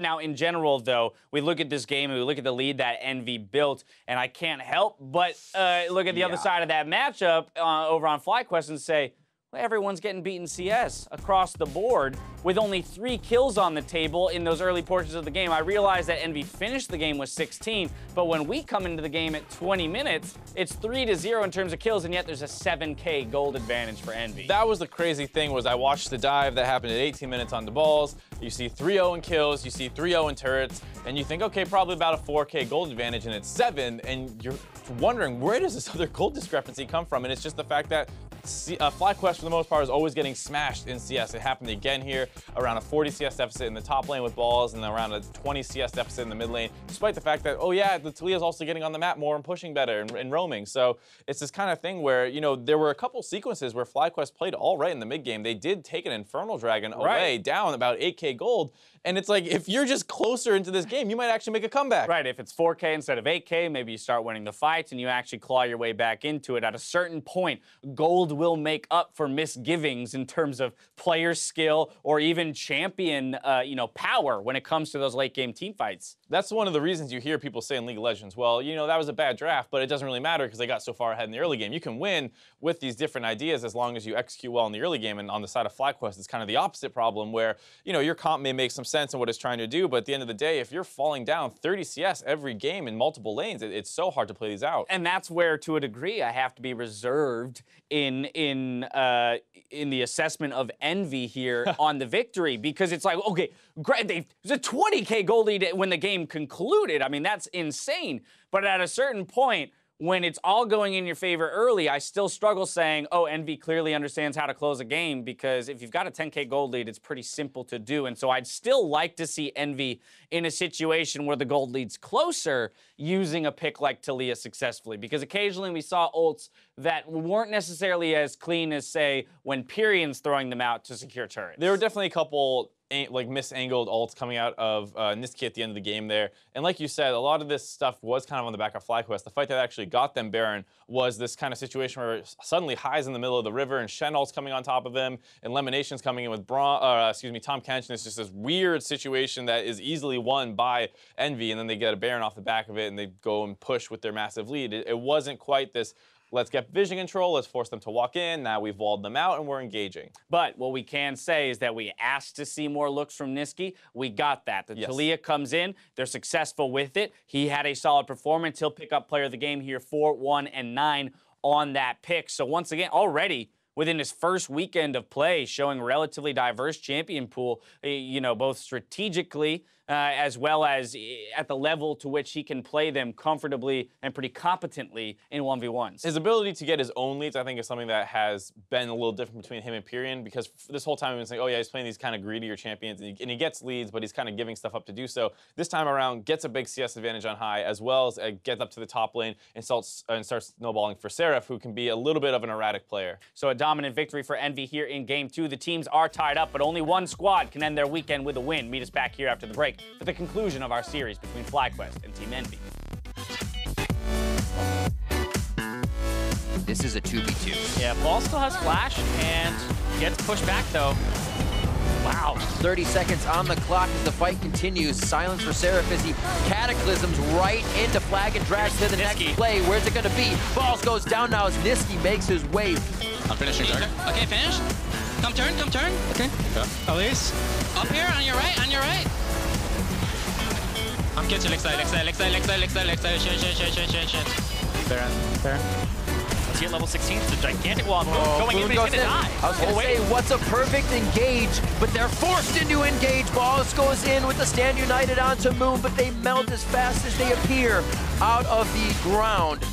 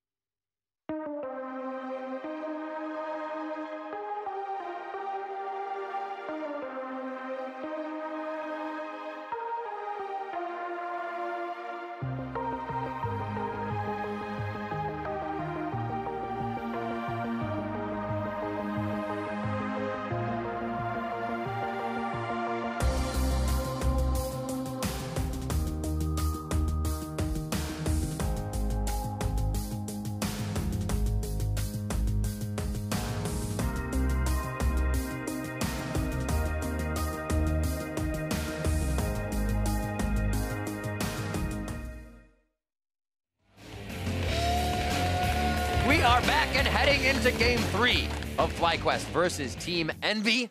And it is going to be a good one. I know that. I was actually thinking for a moment, is my microphone still up by my head? Yeah. No, I can hear myself. Only But no. person I think who's done it is Captain Flowers. Yeah. So looking at what we have coming into Game 3, Envy was able to control the early game lead. We know them to usually get it, but it falters towards that mid game, towards getting through the inhibitor turrets and inside the base. Game 2 worked. Game 1, the exact opposite against them. They had that early lead, and it fell back in FlyQuest's favor.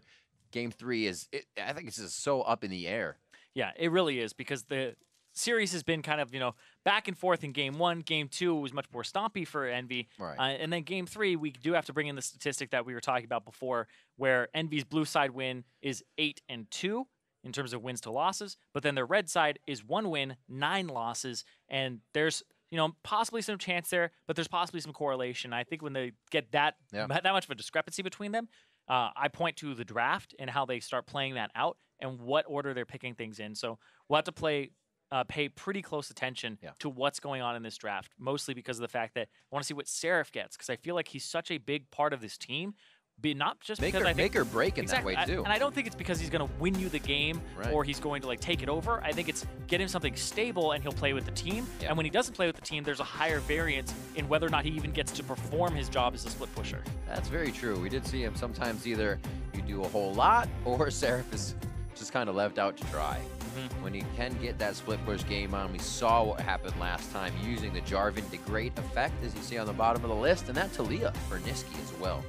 Very, very formidable. Yeah. Rumble Band Outballs will obviously not get that. They really the Aurelian Soul for his top lane, if you will. So who he's mid. Galio at least banned out for the side of FlyQuest. Ooh, Kassadin ban here jumping up. The LeBlanc was previously banned away by FlyQuest. In the Game 1, they banned Elise Galio, and then LeBlanc had dropped that for the Kassadin ban now. Doing their Niski homework. Yeah. These are different bans now as well from Envy. What happened last time in Game 1 was they had banned Rumble, Zac, and Orianna, and now they've dropped the Orianna ban and picked up the Caitlyn ban because it got first picked in Game 1. It was a big part of how Wild Turtle got player of the game there. High on Assassins. Split pushing Assassin too. You remember his Fizz, Zed, Talon, LeBlanc are kind of 3 of the big ones, I think, a high. Echo falls in there somewhere at some point, but LeBlanc definitely in his wheelhouse. Lyra taking the lease in this time with the Rek'Sai up. Yeah, Rek'Sai, I feel like a lot of people are kind of messing around with the power levels. Moon even messaged me, and he's just like, man, Rek'Sai sucks. I'm like, if you don't get to do much for the first 9 levels of the game, then yeah, she definitely is in that wheelhouse of sucking a whole bunch. But we'll see here what happens, because that's interesting. We've seen it unsuck. Niski was very vocal there on his player cam during the first round of picks, and it looks like they just wanted to pick him Cassiopeia super early on. He says, I'll take this. I mean, you play a good Cassiopeia inside the minions of the laning phase, and High is forced to distort to try and get his chains on. It's some big damage. Yeah. Kennen locked in here, and High will pick up Tom Kench once again for Lemon Nation. And that's going to be super interesting, because now it's, 5 games in a row for elimination on Tom Kench? So this train has not stopped, but the Kennen going over to FlyQuest. They talked about it where Envy leaves Kennen up, and then they try to play Jace or Renekton into it. And yeah, that's exactly what they're going to do. They're going to run the Renekton into it here and try to win that matchup. So split pushing galore here for both teams, except it's 1-3-1 for FlyQuest and 4-1 for Team Envy. And we'll see what happens, because you think back to Game 1 with the Cassiopeia for Niski, and he kept being pulled to a side lane and never really got to team fight. And that was kind of the demise of Envy, where Niski had so much gold, he had such a large lead, he was levels up, and then all of a sudden, he's not able to use it ever. Yep. 9 seconds here in the ban. Think Card chatting with the team on the side of FlyQuest for ban phase 2, and they decide it's a Bard. Playmaking from Hakuo gets locked out. Remember what I said after Game 1? I was like, Envy, if they had a different support instead of the Karma, and they had like a Bard, you're looking for the picks, because the Cassiopeia is so hard to get in and start fights. That would have helped them out a lot. The Rek'Sai gets taken away from Moon. I wondered if that was going to be a late leave so that he would get a champion Envy saw that he may have felt comfortable on. Not knowing, obviously. But one last ban here from FlyQuest. This could be a switcheroo here.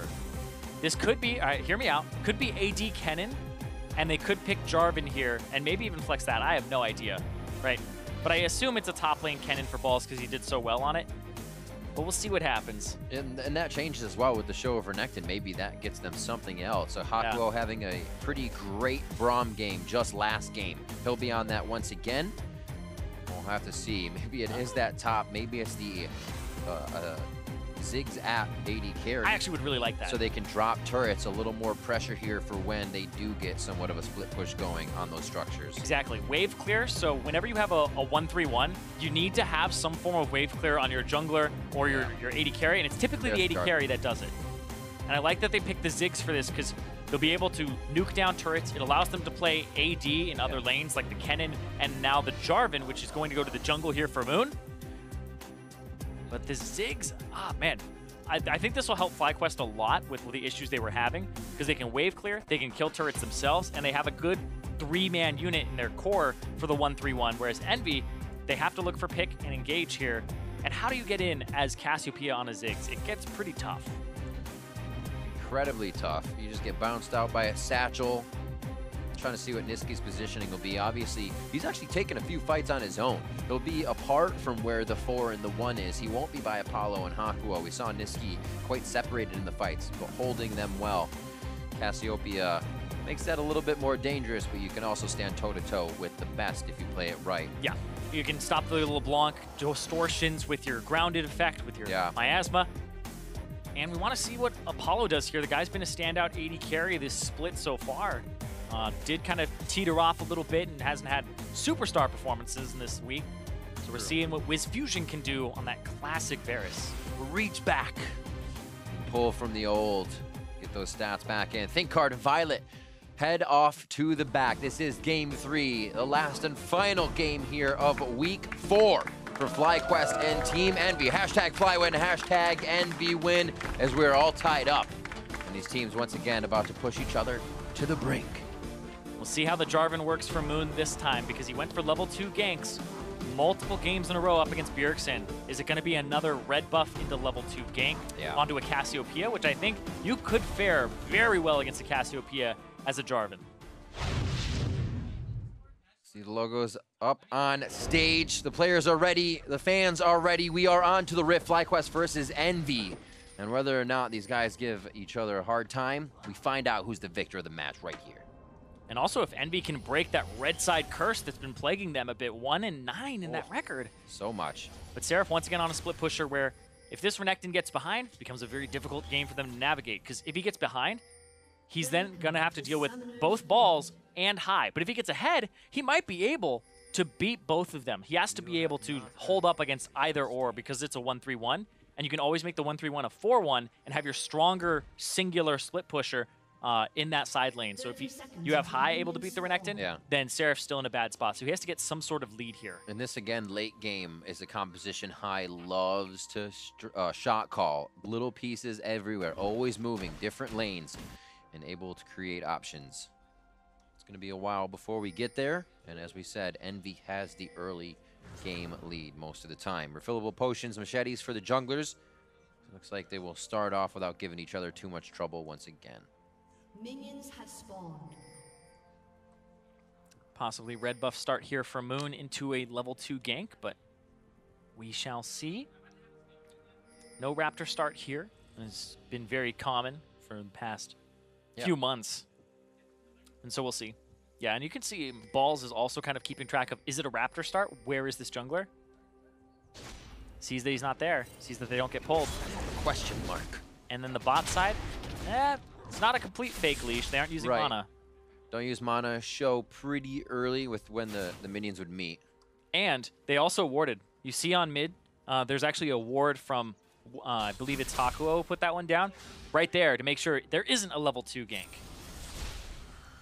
You gotta be wondering, it's something that they're trying to sneak in quite early. Envy. Oh, wait. Getting to the lane and actually playing it very strong. Moon's ganking from the other side. He knows that that ward went down, and he's gonna try to gank Niski from the opposite side. He flashes in to make Niski flash. Can they capitalize? What a play and mind game going on Niski first. And this is something that you almost never appreciate as a spectator, is they had wards on the bottom side. They knew that Moon started there, and then instead of doing another camp, he spends so much time, and it could have been wasted going to the other side of the map. And as a mid laner, you play to the opposite side that you last saw the jungler. So Niski is playing that right, and Moon is manipulating the vision. So nicely done as well to flash onto Niski to say, we're right here. You have to flash. Oh, he's going to go for it again. Yeah, why not? Moon can still flag and drag. That flash being down is Niski dead. Well, he may not think of it right away. And Hai also has W and E, so it could be another kill here. Niski. Hai's playing to the top left side, gets a ward in. It might have tipped him off just a little bit. But Hai still, so much control on the lane, and that helps. A lot of damage already. Just because he hit level 3, Hai was able to throw a Q in there too. So yeah, super slow jungle routes, but they're just trying to set them behind here. And also, Niski has to play it safe because he knows that Jarvan was on this side, but his ward is inside of the brush, not inside of the lane at all, so he wouldn't be able to see that there he goes, puts the other ward over the wall for the Raptors to know that that went down. And you can see Niski already down a ton of CS in this mid lane because of that gank. So what they did yesterday to his Syndra, he was able to level out games on Cassio and Syndra until they hit him hard. And they actually repeat gank that quite a few times. That may be Hai's call to stay off. I have this lane now because as a LeBlanc, you can do quite a bit of damage here without knowing you're pulling in Lyra with your jungler. And all these minions, yeah, you'll be able to pick up some of them as the Cassiopeia. Snakes! Missed about 3, 4, 5. Yeah. Got it. All right, so yeah, you can see the difference in the CS, and that's going to be the TP back into the lane from Hai. It is a cannon minion wave, so it's a good time for Niski to back. Yeah. But Hai has enough to kind of clear these waves out and get the better of them. 28 to 29 on the bot side. We don't expect much to be happening here as Wild Turtle and Lemon always can go aggressive, but they've been playing this Devour safety lane for so long now. Past 5 games for Tom Kench, or Lemon Nation on Tom Kench. Yeah, it's been all about safety for keeping Wild Turtle there. And alive, and I like this for them, and I think this Ziggs is going to be a pick that does work out for them. I like seeing this one here when you try to round out a composition that needs some wave clear and wants to 1-3-1, so we'll see. That's synergy. They just ate a biscuit at the same time. Looking for the empowered stun. Waiting for that E. Ah, he predicted the flash. Yeah. Lyra was kind of leading him there. You see Ball smiling. He's like, nice try. Yeah. Yeah. And I think he's also like, I guess I didn't need to flash there as well. After the Q came out. So, little jumpy, I guess. Why not? You don't want to be the one to really make something happen this game that falls back. At FlyQuest, already with a lead to Hai in the mid lane. We wondered how this LeBlanc would fare. And Niski's not having fun. Keeping within a range of 5 to 6 CS, we'll see how much that gets troublesome. Yeah, and because Hai's not drawing too much minion aggro when he goes for those trades, he's ending up very far ahead in Niski in terms of how much damage he's dealing versus taking. It was good from Envy to actually push that all the way to the turret, so Wild Turtle does miss out on some CS as he backs for Lost Chapter. But now, interrupts Hakuo, doesn't get to interrupt Apollo though, and that's the person you want to interrupt. Hai? Oh, you're... He wants to go for it. So right? close. But he doesn't know. Oh, if he W's. You're ready to take this. Did he connect the Q? Hai got distortion back quick enough. There's no cripple to come through. Looking to land it, and they do. Patience pays off, and Niski baits down to 150 HP. Yeah, they knew that he didn't have his flash available, so the grounded goes back onto where the W came from, and this was a big bait. You can see Hai has vision on the bottom side of his river. Right. And this is just too aggressive of a play. The barrier comes out as well. What a read from Lyra. That was mid-distortion. He got there first. That shield hit the damage of Hai and stopped a bit of it. Yeah, and Lyra, right place, right time for sure.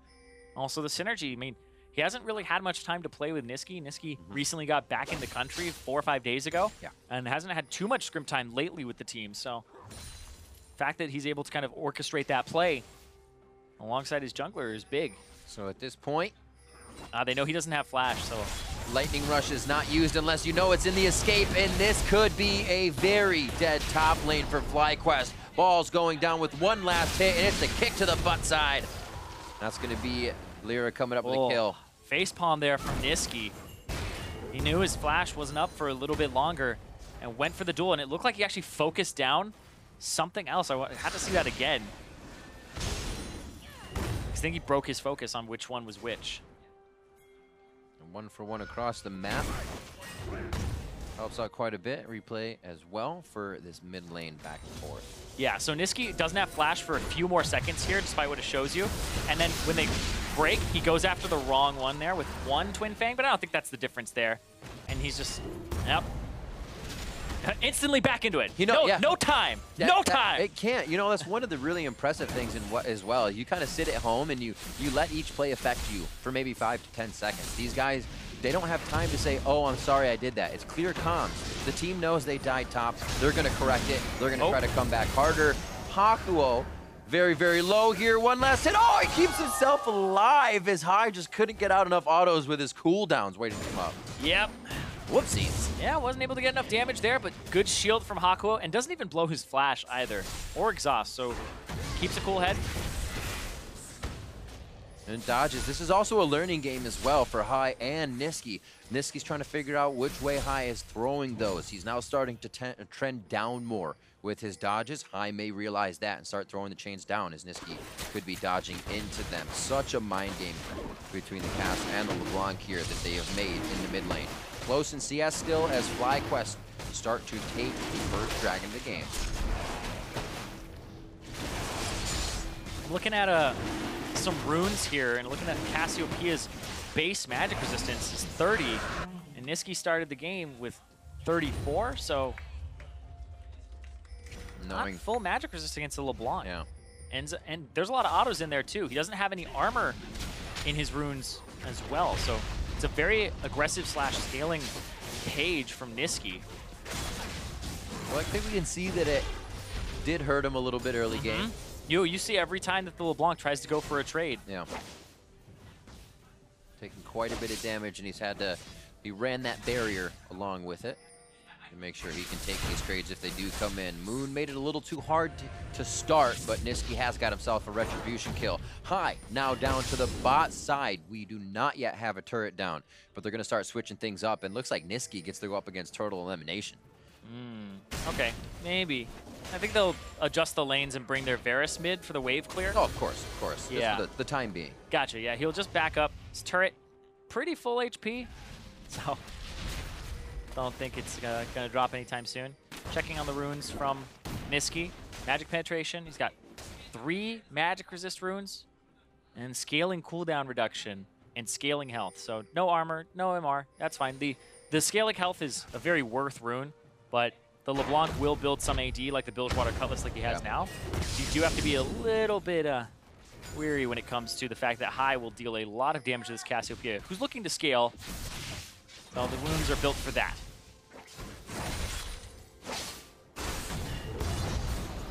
Yeah. The 1-2 punch is always so effective, and that's something High can do over and over again. Now that he's in that situation, Niski obviously will need a bit more support towards the bot side.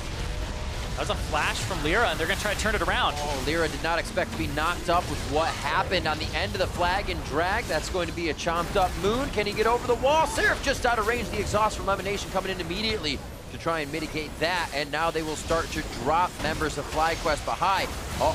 Envy also low in this fight. Falls, looks to go down. One last shot for High. The poison's ticking. He will fall. Now they're going to turn onto Balls, be able to clean him up. It was such a wait for anybody to be grabbed who was for sure going into the fight. Envy felt like they had the upper hand finally. Yeah, a very strange fight here from both sides, but Envy come out on top.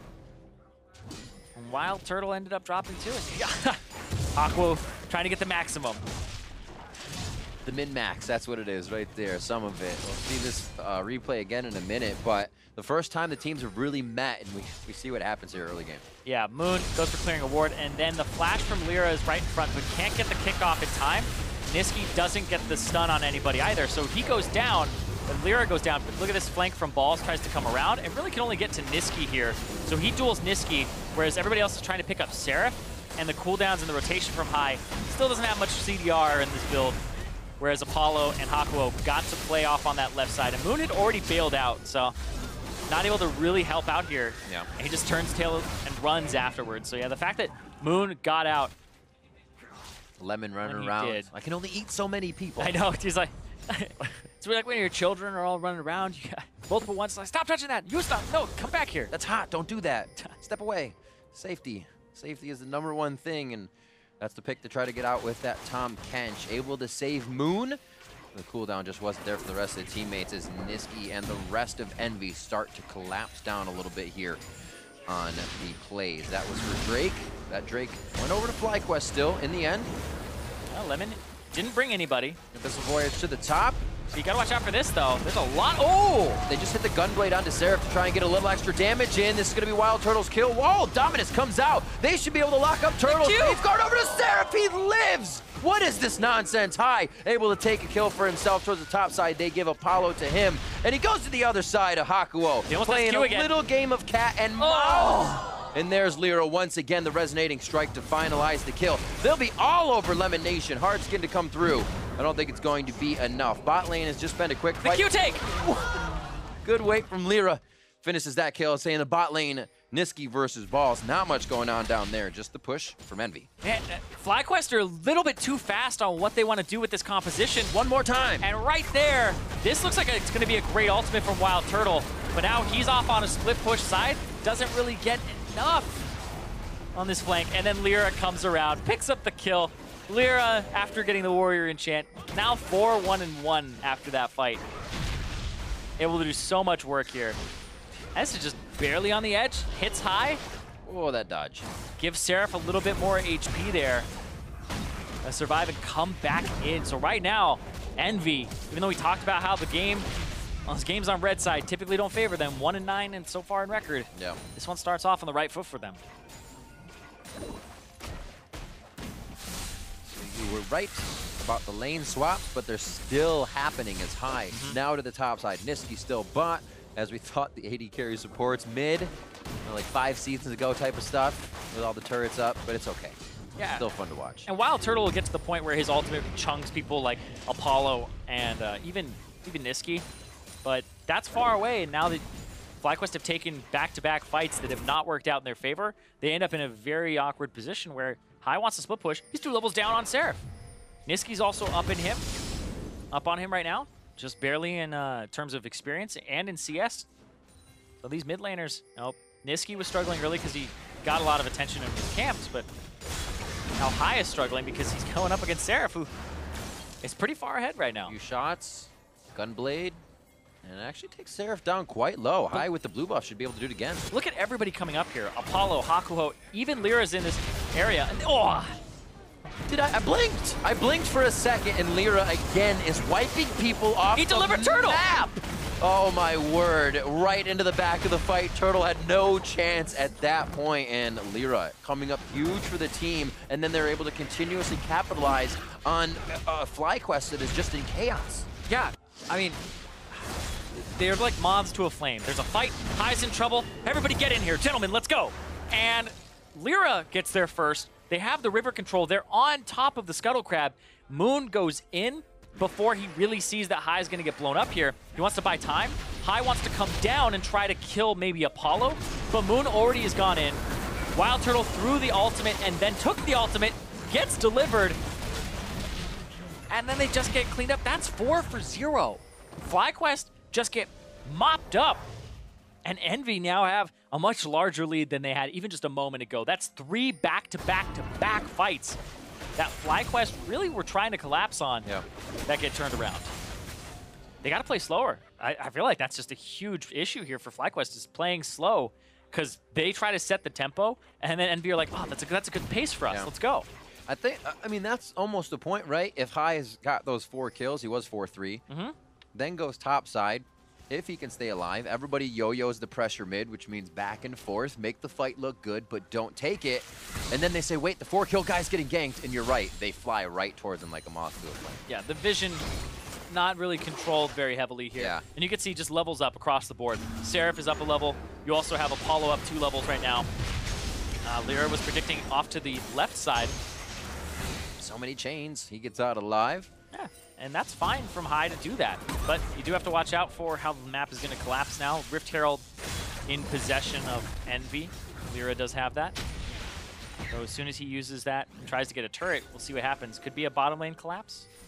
They need that first turret still. See if it happens here. Like you said, Lyra cross map right now, globe-trotting. 3 different junglers across this series, from Rek'Sai, Elise now to Lee Sin, showing well on every single one of them. It's hard to take control of your jungle when this guy is in game, and it almost has been since he's entered the league. Those games he's unlocked, he looks unstoppable.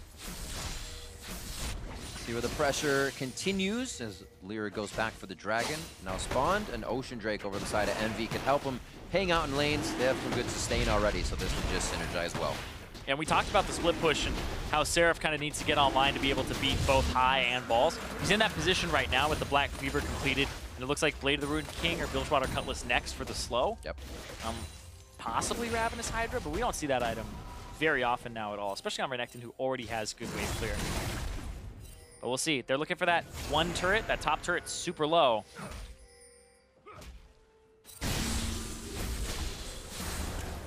Vision slows things down, but whenever you see somebody across the map, you might get the 1v1 there between Niski and High. Goes in favor of High, but Niski also may look to bait out those barrier moves. Pressure now in mid lane for Envy, and it does not look like this is going to be stopped.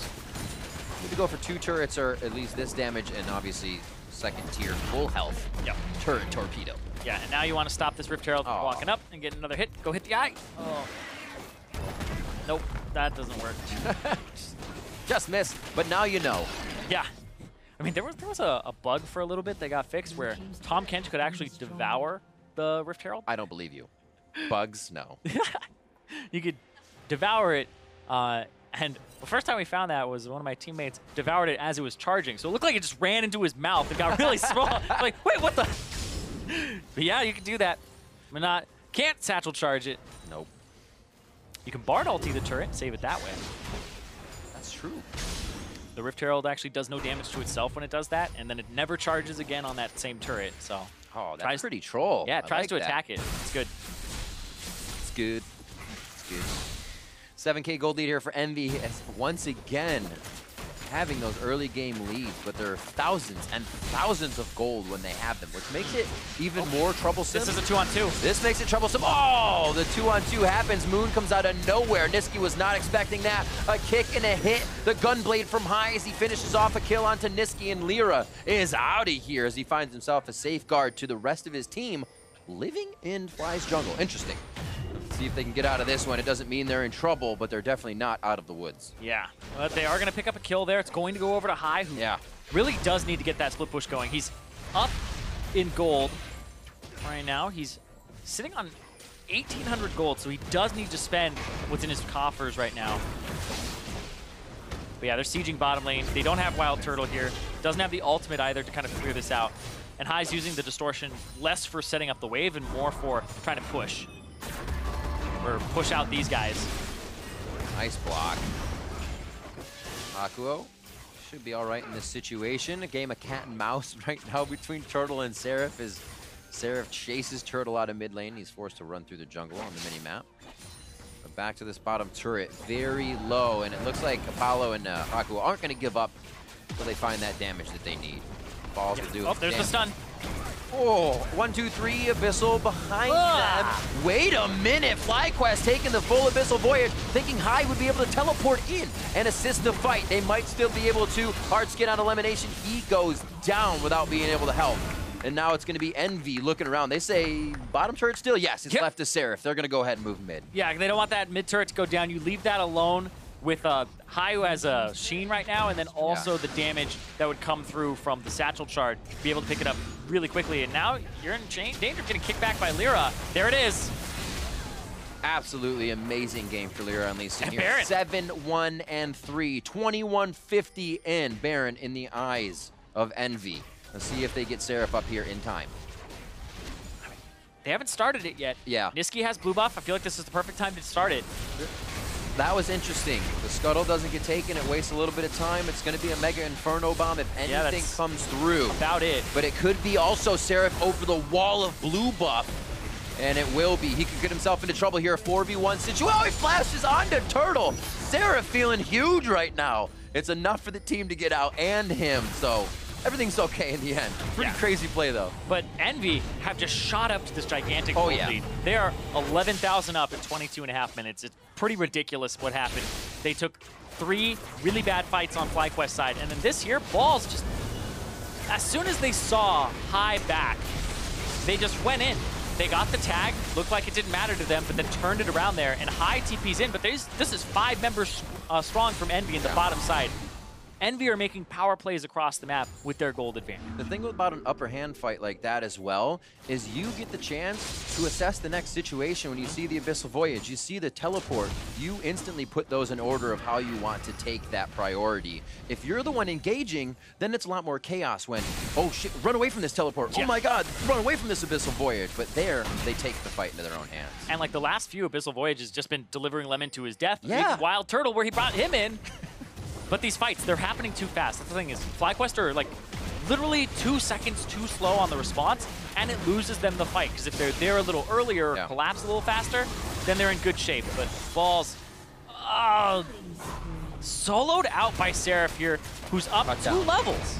And Envy's going to make quick work of the inhibitor turrets as well. A much faster game than game 1 and 2. 50 minutes to get through game 1 here in 20 sub 25. They're in the base and breaking inhibitors, but Envy's also keeping it the method to the madness true. They are not going too crazy here. That's Seraph's job. They're going to go down to the bot side now. Yeah, Baron buffed up minions, going to get cleared out there by Wild Turtle's ultimate. And this bottom lane wasn't able to turn online. There's just so much gold across the board for Envy. You just look at the score lines for them. Niski's kind of the only person who, got camped early, got left out to dry, but then the team fights happened after Niski would die. And everybody else is kind of soaking in the gold now. It's just flying in. Nicely able to absorb that pressure as well. The team probably behind him, letting him know everything's all right. We are making strides in this game. And like you said, Envy looking to go 500 here in week 4. Even in their scoreline if they can get this victory. 19-6, it only looks so much farther away from them as they start to put the finishing touches on the base. Yeah, and now with those 2 inhibitors down, it's a long time before there's an Elder Dragon, and it's a bit longer before there's another Baron. So there's 1 minute left on this Baron buff. Everybody top lane, I would believe. The Cloud Drake, nobody gives a damn about that. Sorry, Freak. But sometimes, what if when there's 2? No. When there's 2? Well, then that's when you get the Zoom Zoom, according to Chad. The Zoom Zoom comes online. But I feel like now you don't need that Cloud Drake. You just want to kill Drakes and get to that Elder Dragon, if anything. But I feel like you don't want that to happen. You just want to end the game before 35 minutes even rolls around as Envy. And that's something that Dash and Mark brought up on the analyst desk as well. When you have the X13,000 gold lead, when does it come when you take that definitive fight and you just take the Nexus down? Yeah. No hesitation. None really yet so far from Envy, so they're staying out of that. Here they are in the last outer turret before they get to the base of FlyQuest. Seraph 3 levels up right now on this Renekton. The guy has been going crazy this game. High? Getting some damage back onto Lyra, and is trying to protect his turret. But even with the wave clear of Wild Turtle, it's still not at that point yet where they feel really good about clearing out all these minions. 11 turrets on the map per side. 3 more to be dropped for FlyQuest, and they have yet to find one of Envy's, which means a whole lot of gold sits out there in front of them, but they haven't been able to approach it since 15, even 10 minutes into the game. Yeah, like, is that 14,000 gold worth of turrets left for them? I feel like there's a lot of other things going on here. They can't pick up those turrets, but right now, FlyQuest is very far behind, but Envy in a prime position. Yeah, now you have to pull Wild Turtle to go kill the bottom wave. Right. Super Minions take extra damage from magic damage because they have negative 30 MR, 100 armor. So it's really easy for Ziggs to kind of clear them out.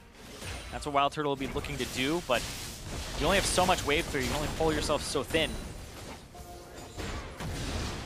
Lyra getting High's attention. Moon? What? Moon gets 2. Apollo and Hakuo in that one, but the Cataclysm was Envy's to work with. Balls is going to go down. Slicing Maelstrom does not stop much on that, as it's going to be the kill for Apollo. Envy looking to put the final touches on, and they are not playing with their food this time. They head straight for the dessert bar, and that's the Nexus. 27 minutes in, continuously getting stronger throughout this matchup, but finding a few clubs along the way. Envy will bring themselves to even in the scoreline. 500 here at week 4. Envy take down FlyQuest.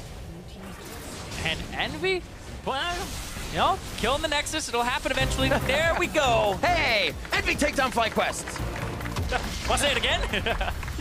2's good. Okay. Yeah, they take down FlyQuest, and now Envy have a better record than they did in spring with 4 wins in terms of matches. Right. So you can see, happy about that. Niski getting a win as well in his first week. FlyQuest, a few strides himself, but again, it seems like the composition doesn't come together. They stray from a certain win condition with their slight lead, and then they can't seem to ever grasp one once again because they just get shut out in their attempts. Yeah, it was just kind of fast skirmishes over and over and over again. And when I even looked just at the damage, it looks as though FlyQuest did more damage overall than you see being dealt from Envy. Envy, Niski got shut down, did less damage than Lyra, did only 1,000 damage more on that Cassiopeia than Braum, but it's the rest of the team that was able to step up, which is a good sign for a team like Envy, where they were having troubles in their mid lane before. Period came in, kind of remedied some of those. Niski's come in, and the whole team is just playing better. It's that behind-the-scenes guy. He might die every round if you're playing Counter-Strike, but he diffuses the bomb before he dies, and that's what you need. It's all unseen. But the points are on the scoreboard sometimes. It really comes from the effect you have on your team, and you can't always just look at the score like you said. Exactly. You can't look at the score. You can't always look at the damage and see, you know, oh, what champion were they playing? Oh, LeBlanc's a lot of poke and like had a good matchup and like Moon camped for it. So that was kind of a game where you saw everything from FlyQuest, right? They had the level 2 where it worked out on Niski, and then LeBlanc was ahead. And then they kept trying things over and over and over again. They lost their side lanes. They lost bot and top. They had bad skirmishes. And then it just really fell apart. And so this from FlyQuest is kind of, you can look at a whole bunch of points in this game and be like, that didn't go well for them. They have a lot of review to do with that, but it's always easier said than done. When you say, oh, we should have collapsed earlier, it's like, well, how do you fix that problem when I had a minion wave to clear? So that's a back and forth in communication and everybody being on the same page. It also starts to become a little of a one-way road. When you take Tom Kench that many times, when you only have a certain amount of things, and you're still trying to play Ziggs, which is compatible with compositions, but we're not really seeing full meta compositions from these guys. When happy from FlyQuest, that's kind of their bread and butter to be able to bring out cool strategies, but it seems to be even taking them down some roads they don't want to. Yeah, I feel like this wasn't so much a compositional failure. I feel it was those collapses, right? There's a lot of fights where they lose it, and then they have another fight immediately after to try and get back in the game. They lose it, and they're like, all right, one more time.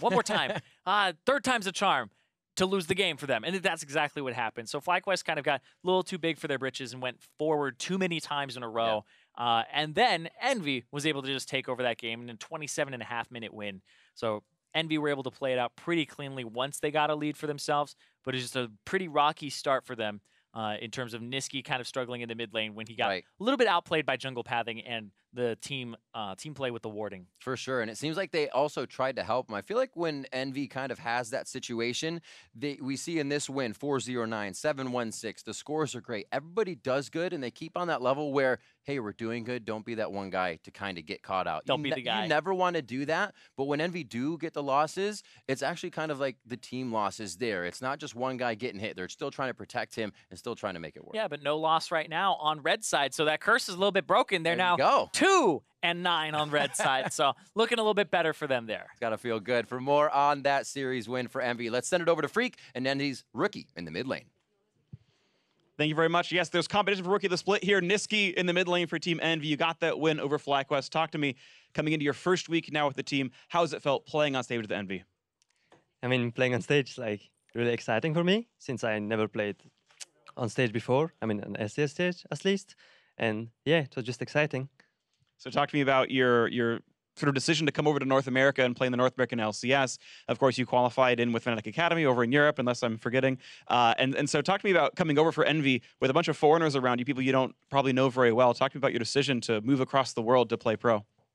I mean, after qualifying for LCS in Europe, I wanted to play LCS, of course, but I wasn't, it wasn't like 100% sure that I would play LCS in Europe. So when I saw the opportunity for Envious to like take me as a rookie, as mid laner, then I just came and yeah, I just want to play LCS.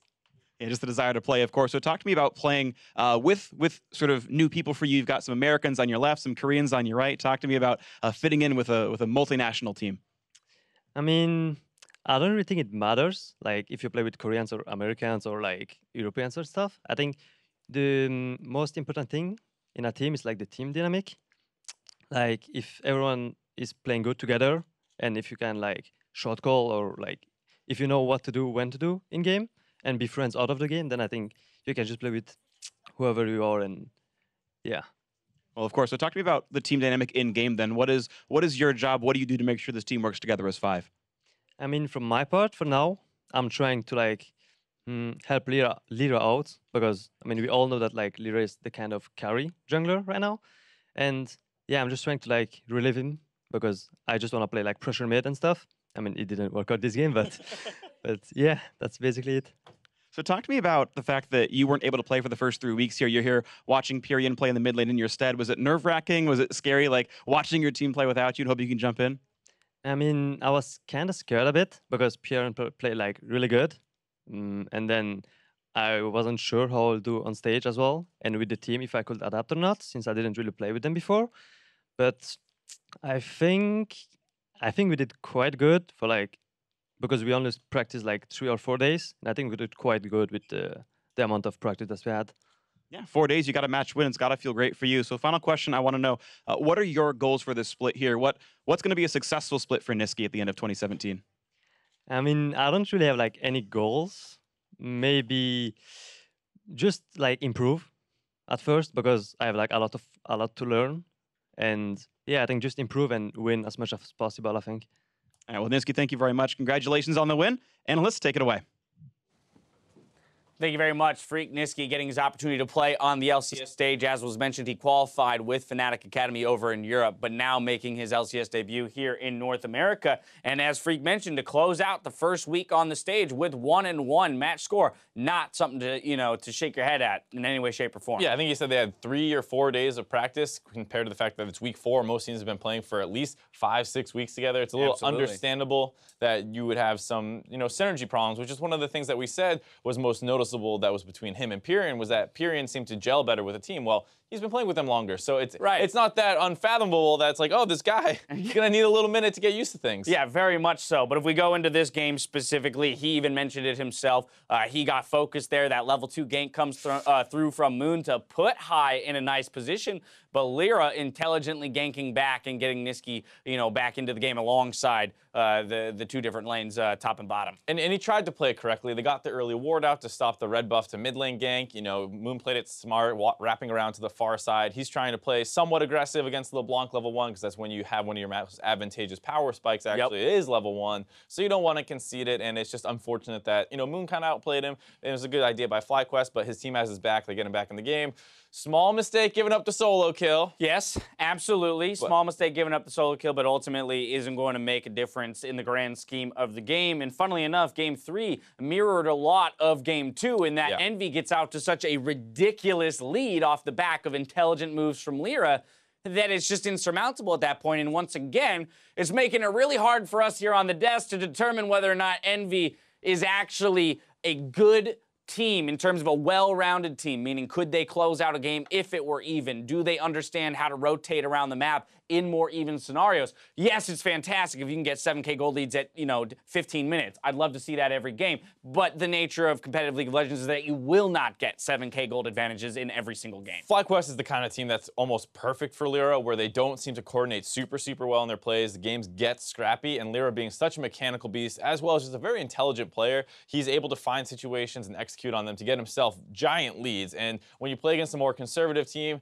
it seems like this split he struggled a little bit more than last split to get the same leads. But FlyQuest, like you said, it's hard to tell exactly if he's bouncing back, because this is the kind of perfect opponent for him to play against. Yeah, as Irene said it in the cast, FlyQuest is setting the pace, but Envy basically is sitting there going, that's a perfect pace for us, right? So whereas other teams might be thrown by the speed at which FlyQuest moves and makes kind of erratic decisions, that's where Envy lives. And Lyra is very comfortable in those skirmish situations. 12:30 into the game, we have a 4-for-1 in the Barren River, goes entirely in the way of Envy, even though a few of them get out with slivers of hell. Yeah, it started off with a pretty close game. Like you said, there's a lot of mid-action.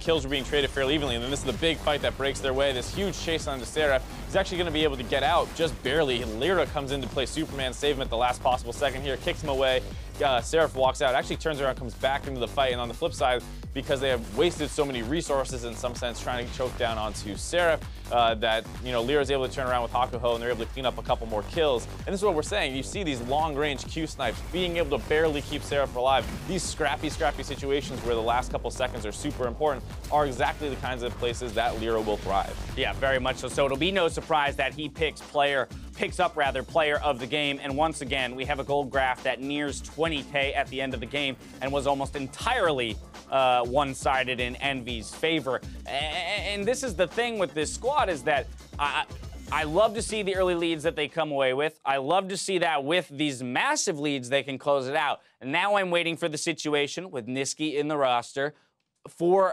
for the more even 2K gold advantage at 20 minutes, 1.5K, or even a 2K deficit at 20 minutes, and how do they fight back from that position? I think game 2 was a good game in terms of just showing that, you know, Niski can get out of lane and roam around. He moved to Seraph's lane a couple times, met up with Lyra once or twice, so you can see there's some glimpses of things that look good for Envy and places that they can build on, as well as the fact that he just seems like a legitimate carry threat potentially. The big thing, like you said, is what happens in a game where they're behind, and I think, you know, the late game shot calling hopefully will come. It was something that was a struggle last split, but Apollo's playing a lot better. Yes. Lyra, if he starts getting back into last season form, it's still not bad, by the way. Like, Lyra's still a beast in a lot of games, but it's just not every game has looked like this. Yes. And I think that's the thing, is if those two forces come together and they figure out mid-game a little bit, and Niski can continue to influence side lanes, I think this team has a really bright future. Either way, they're sitting at 4-4. Not I bad. mean, compared to the record that they had in spring, they're already on pace to do so much better here in the summer split. Now, as we close out our weekend, let's go ahead and take a look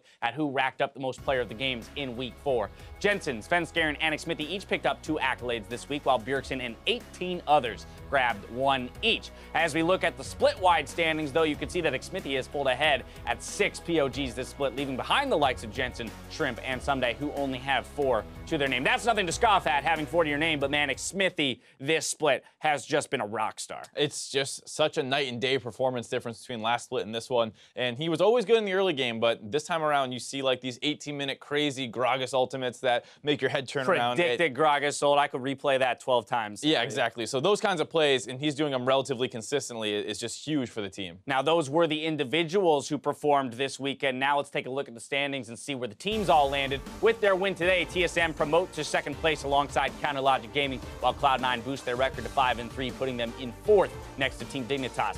Teams will have a chance to further shake up the standings with our matches on Friday. Week 5 starts with a rematch of the spring finals as Cloud9 takes on TSM. After that, Mike Young and Phoenix 1 face off against Lyra and Team Envy. That might be an interesting test for Team Envy. Once again, still playing against a team that's sitting at 1-7 in Phoenix 1 at this point. But Mike Young, who's looked decent in the early game and can match a lot of junglers in the early game, might give Lyra a bit of a run for his money, as well as looking at the playmaker of Ryu up against Niski, the rookie. We'll see how those matchups swing. I think the other thing, of course, is to mention that, you know, P1 lost today, and a large part of that seemed because, like, Rainover got the better of Mike Young, and you're going up against Lyra, who's a beast in and of himself, kind of different, a lot more mechanically proficient, less of like a pathing intelligence. I mean, obviously Lyra's good at that too, but might be a better style match for Mike Young because he wants to get in and fight Lyra a ton, whereas Rainover's willing to path away from that and just make things happen somewhere else. Either way, I think it's crazy that I'm saying the 10th place team is going to give a run, you know, to the team sitting at 500, but I truly feel that way with Mike Young being added to the roster. Now, you joined the conversation on Twitter to call out the biggest plays of the weekend, and here are a few that we agreed were pretty insane, brought to you by Acer. First up, El Nitino knows a good barrel when he sees one. That was the best Gragas ult I've ever seen. Smithy is suddenly a god again. Take a look. Well, speaking of kills, though, Smithy running low on Oh, my Smithy! God! That ball, like, the freaking explosive cast was insane! Bow down to the new jungle god! How about this? Predicting the flash, knowing his opponent will go on the cast animation, predictive cask there. That was absurd. That was so good. How about the camera work? Spinning around on top, that was pretty sick too. Camera work, pretty good, pretty good. I said I could watch it 12 more times. We just want to roll that out, 11 more? No. No? Okay, fine. I'll go home and watch it. Up next, Kenan French celebrated Lorlo's huge game on Jarvan, saying Quadra is a pretty good way to end the series. Woo! They will try to take him down. The re-engage could then a big knockup and a double kill here for the top laner. Lorlo staying alive, and the kill still coming through. Zik very, very low, ready to get chopped down, and it's going to be a Quadra kill for Lorlo. Kill Cassio. Okay. I kill them all. Push mid. Push mid. Push mid. We can. Push mid. Push mid. Nice, guys. See you, nerds. Slooshy rather, jacking the pentakill. Yeah, I thought, Lorlo was going to pop off way harder in the comms. He's usually a pretty excitable guy. We had woo before the rolled out, and then he was just like... Didn't even match my woo. What's up with that? Yeah, I know. You had more energy. All right, finally, True Blue Lou couldn't ignore Flame's multiple outplays in his series against Dignitas, saying, "This is why Flame is my favorite top laner of all time. 1v2, 1v3, 1v4. Nah, you got to send 5 guys." Not sure if Flame is killable, though. He's going to try to hug the wall, get away from some of these. Oh, that was so well done. All the CC. Now Shrip's going to force the dodge the aggro.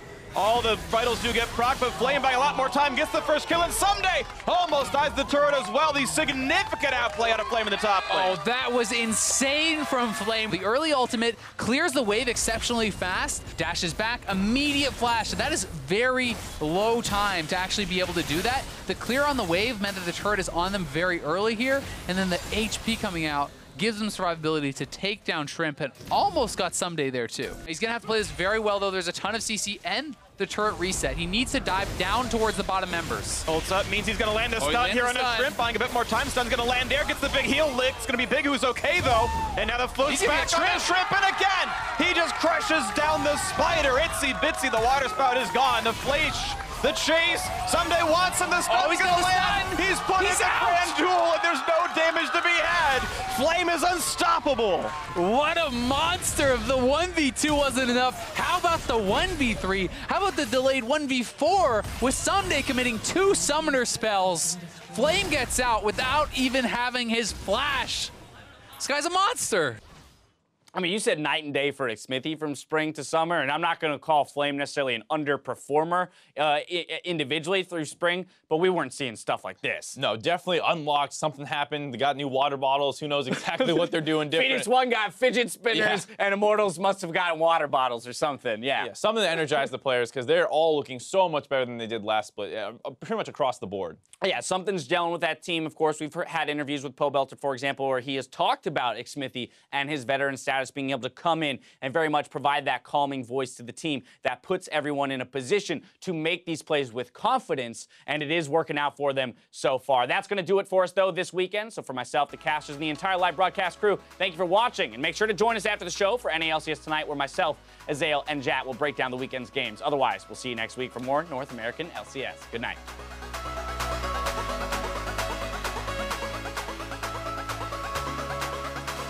Smithy has been this guy that, at best, people talk about him as underrated. And Dardonk is turning over a new leaf here, too. Ready to flag and drag in and give everybody the Demacian might. Poe Belter's still alive. One more time. Flashes into lockdown CLG. He's baiting, too. He didn't even use hard skin. They really want that Rift Arrow. So he still has a chance to do that. Chomps up Smithy. Oh, what a seismic shove coming in from Poe Belter. Great repel from Smithy to draw in the arrow, and Stick stays down immediately. Immortals take it 2-0. More shot into his hand. And the jungler is dead. It's just easy now for him. Phoenix 1 gonna pick it up, smite it away, and this could have been the throw right now. 5v3. Can the re-engage come through? Acadian looking for the damage, looking for the kills. It's Keith on the wing, but he's getting kited back by Ryu. And that's the game. Fidget spinners for everyone. Phoenix 1 gets the win.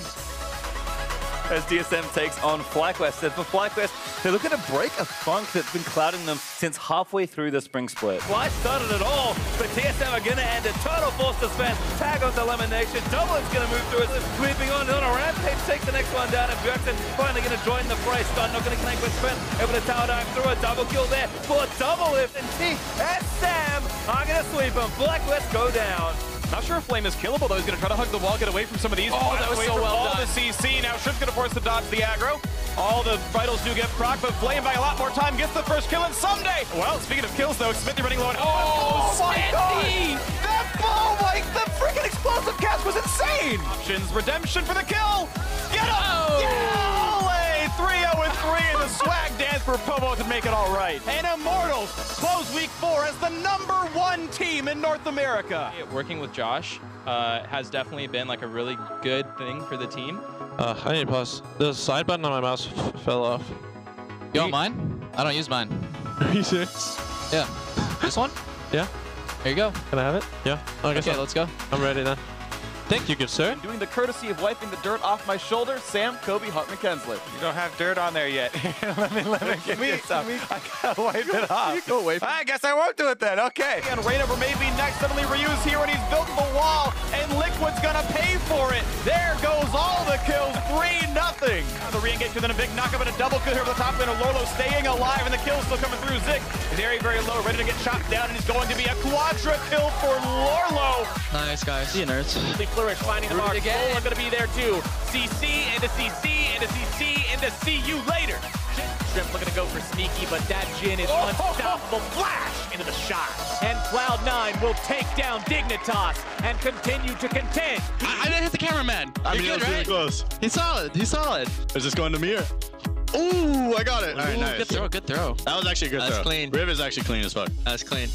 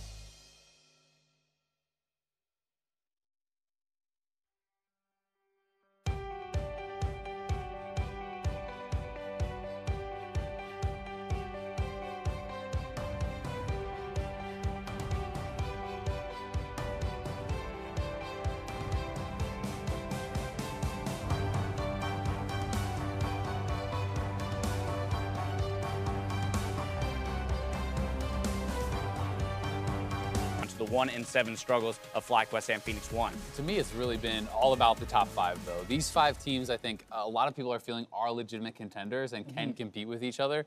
Dignitas, maybe there's some more question marks, though, about them after this week. Yeah, I don't like spending too long talking about the losers of the league, but the fact that the 3rd and 4th place team from last split are actually tied for last is kind of crazy to me. Very much so. One of them's going to their rivals. And it doesn't even necessarily look like those 3 and 4 teams from last split are on the upward climb just yet, right? Yeah. And we can get into some of that in just a bit, but I want to break down a few of the key series. First up, we're going to talk about C9 versus Dignitas. So this is one of those top-tier teams that looks a little bit shaky in Dignitas. 2-1 victory here for Cloud9. Dignitas winning the first of 3 games. Yeah, and I mean, Dignitas had a great game number 1, right? They came out very strong, similarly as they did against the Immortals, but it feels like, I don't know if it's they're getting figured out in draft or the teams are adjusting better to them, but you know, game 2, game 3 in both of their series this weekend weren't so hot. Yeah, where's the mid-series adaptation from this team, Dignitas team, because they had so much control in the first matchup, but then Jensen and Sneaky were out of control, and even in game 2, we actually saw Impact have a big influence on the game from the top lane, which is something we haven't really seen out of Cloud9 top laners yet this split. Yeah, funnily, Mark proposed that with Dignitas, it's almost like they as a team are tunneling too hard on Sunday as one of their win conditions,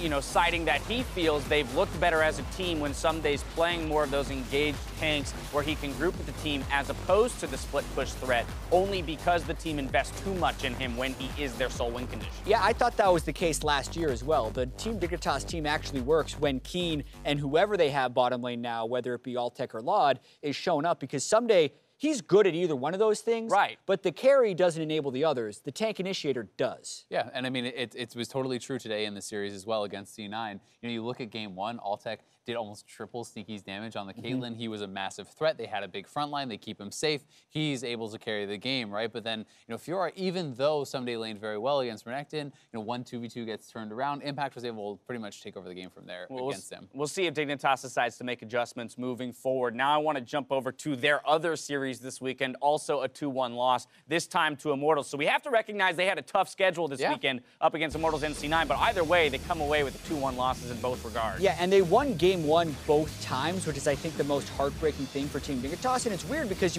if you just watched game 1 of the series and then turn it off, you'd say, man, this Team Dignitas team, they're top tier. They're going to make some noise here in the LCS. But then you watch games 2 and 3, and you wonder if they're even a playoff team because they're totally different experiences. And I mean, both games, this series as well, Laud was crushing on Ashe in game 1. So, you know, to your point, it's not Someday necessarily carrying the games that they are winning. You know, it's not that it's his fault that they're losing the games either. Right. But maybe it's just they're facilitating the team better when he is on a tank because they're less of a one-dimensional team. If you know that Shrimp is always going to go top if he's playing Fiora, the teams can set up counter ganks, the teams can play around that, and that can really shut you down. Yeah, noticing a pattern of Fiora versus Renekton not going well for Sunday's Fiora in back-to-back games, and it is actually pretty crystal clear in those instances. Obviously, there's a lot of other factors that go into it, and the rest of the team isn't working around it well. Yeah. But I do feel like there is a strategy that has been working for them and a strategy that has not. And pick bad and adaptations, I think, were big in both series. I mean, even just looking at the C9 series, you know, game 1, Caitlyn, Lee Sin, huge for Dignitas. Game 3, when they're back on the same sides, C9 takes those picks away. They change up the pick ban. They force them to show you a new look, and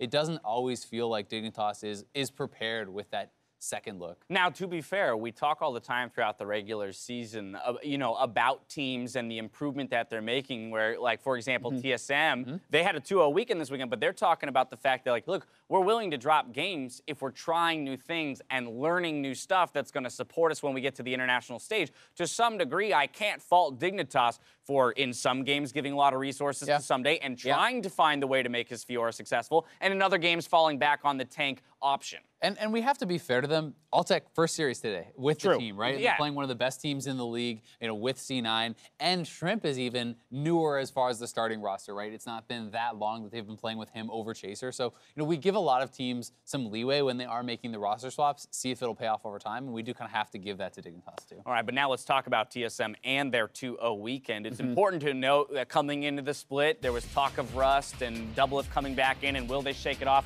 Well, we're about at that place where I'm pretty comfortable saying TSM is shaking off the rust. Yeah, they are now 8-0 in games and 4-0 in matches in the past 2 weeks, so they have been performing at a higher level, but their schedule did hit a bit more of an easy patch, right? FlyQuest, you know, is tied for last in the standings. That's who they took down in the first game. And then they continued to have strong games today, but still didn't play, they had strong games earlier this week against Echo Fox as well, but they haven't played the hugest competition in this. And even when they altered their style and tried to do the Caston Renekton split push, they actually ended up winning by just 5v5ing because they had a level 18 Kassadin who could drift walk through a team I think fight. Erickson tweeted something afterwards that was like, yeah, late game super Kassadin OP. still OP, you know, Riot please nerf kind of a thing. Yeah, but their split pushing actually wasn't great. So you can still see where when Team Dignitas switches off to a different style, they're losing games. TSM is just winning them less gracefully, which is the better of two problems to have.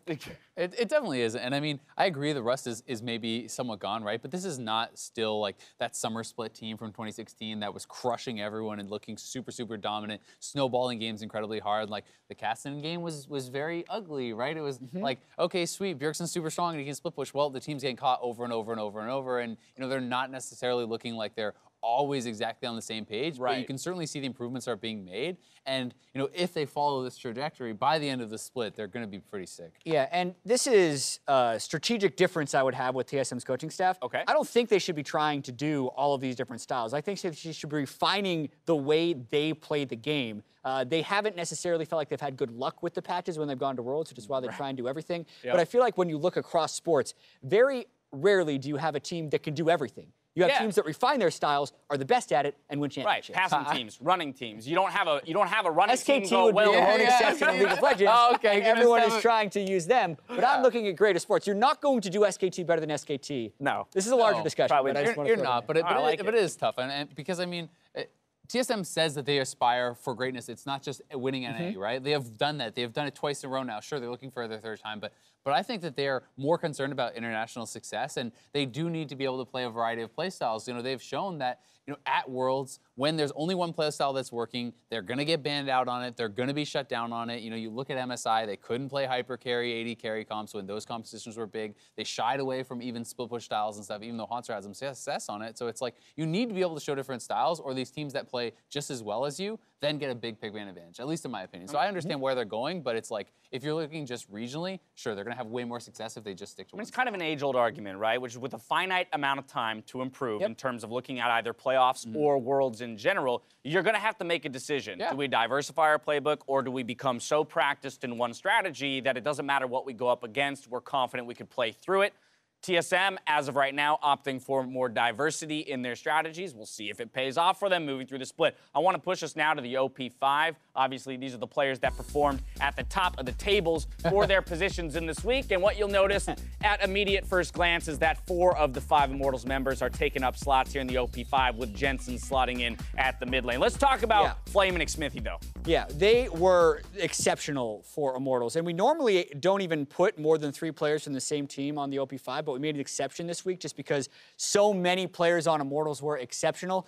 Flame and Xmithy in particular, we're going to get to Jensen in a moment, hard carried these games. I mean, specifically in the Team Dignitas series, Flame and Xmithy had just back-to-back highlight moments, and the fact that they played the other 2 teams that they were tied for first with going into the week and beat both of them, you have to kind of give this to them. It's also so exciting to see Smithy with not only, you know, great shot calling, great moving around the map, like he's good pathing. Well, it's mechanical outplays. Like he is actually making multiple sick mechanical outplays in addition to Flame. I mean, the 1v2 dive here, Flame follows this up later in the series with like a 1v4. It's like 1v3, even delayed 1v4, which is this as the TP comes in. And he's playing these fights so well. And when each individual player is playing this well and they're working so cohesively as a team, like these guys are just looking so hard to beat. And it's in a week where they're up against the stiffest competition in the entirety of the league. I think that's the big thing to remember is that they, you know, when we look at strength of schedule, it's great if you go 2-0 in a week. It's even better if you go 2-0 in a week against the 2 teams that were competing against you for that first place slot. Now you sit solidly at the top, only have Echo Fox left to play next week to close out the first round robin. So they're looking at an 8-1 first round robin finish for Immortals. It's crazy. And the fact that Jensen exists on this list is not a knock on Pobelter. No. It's more of a nod to Jensen.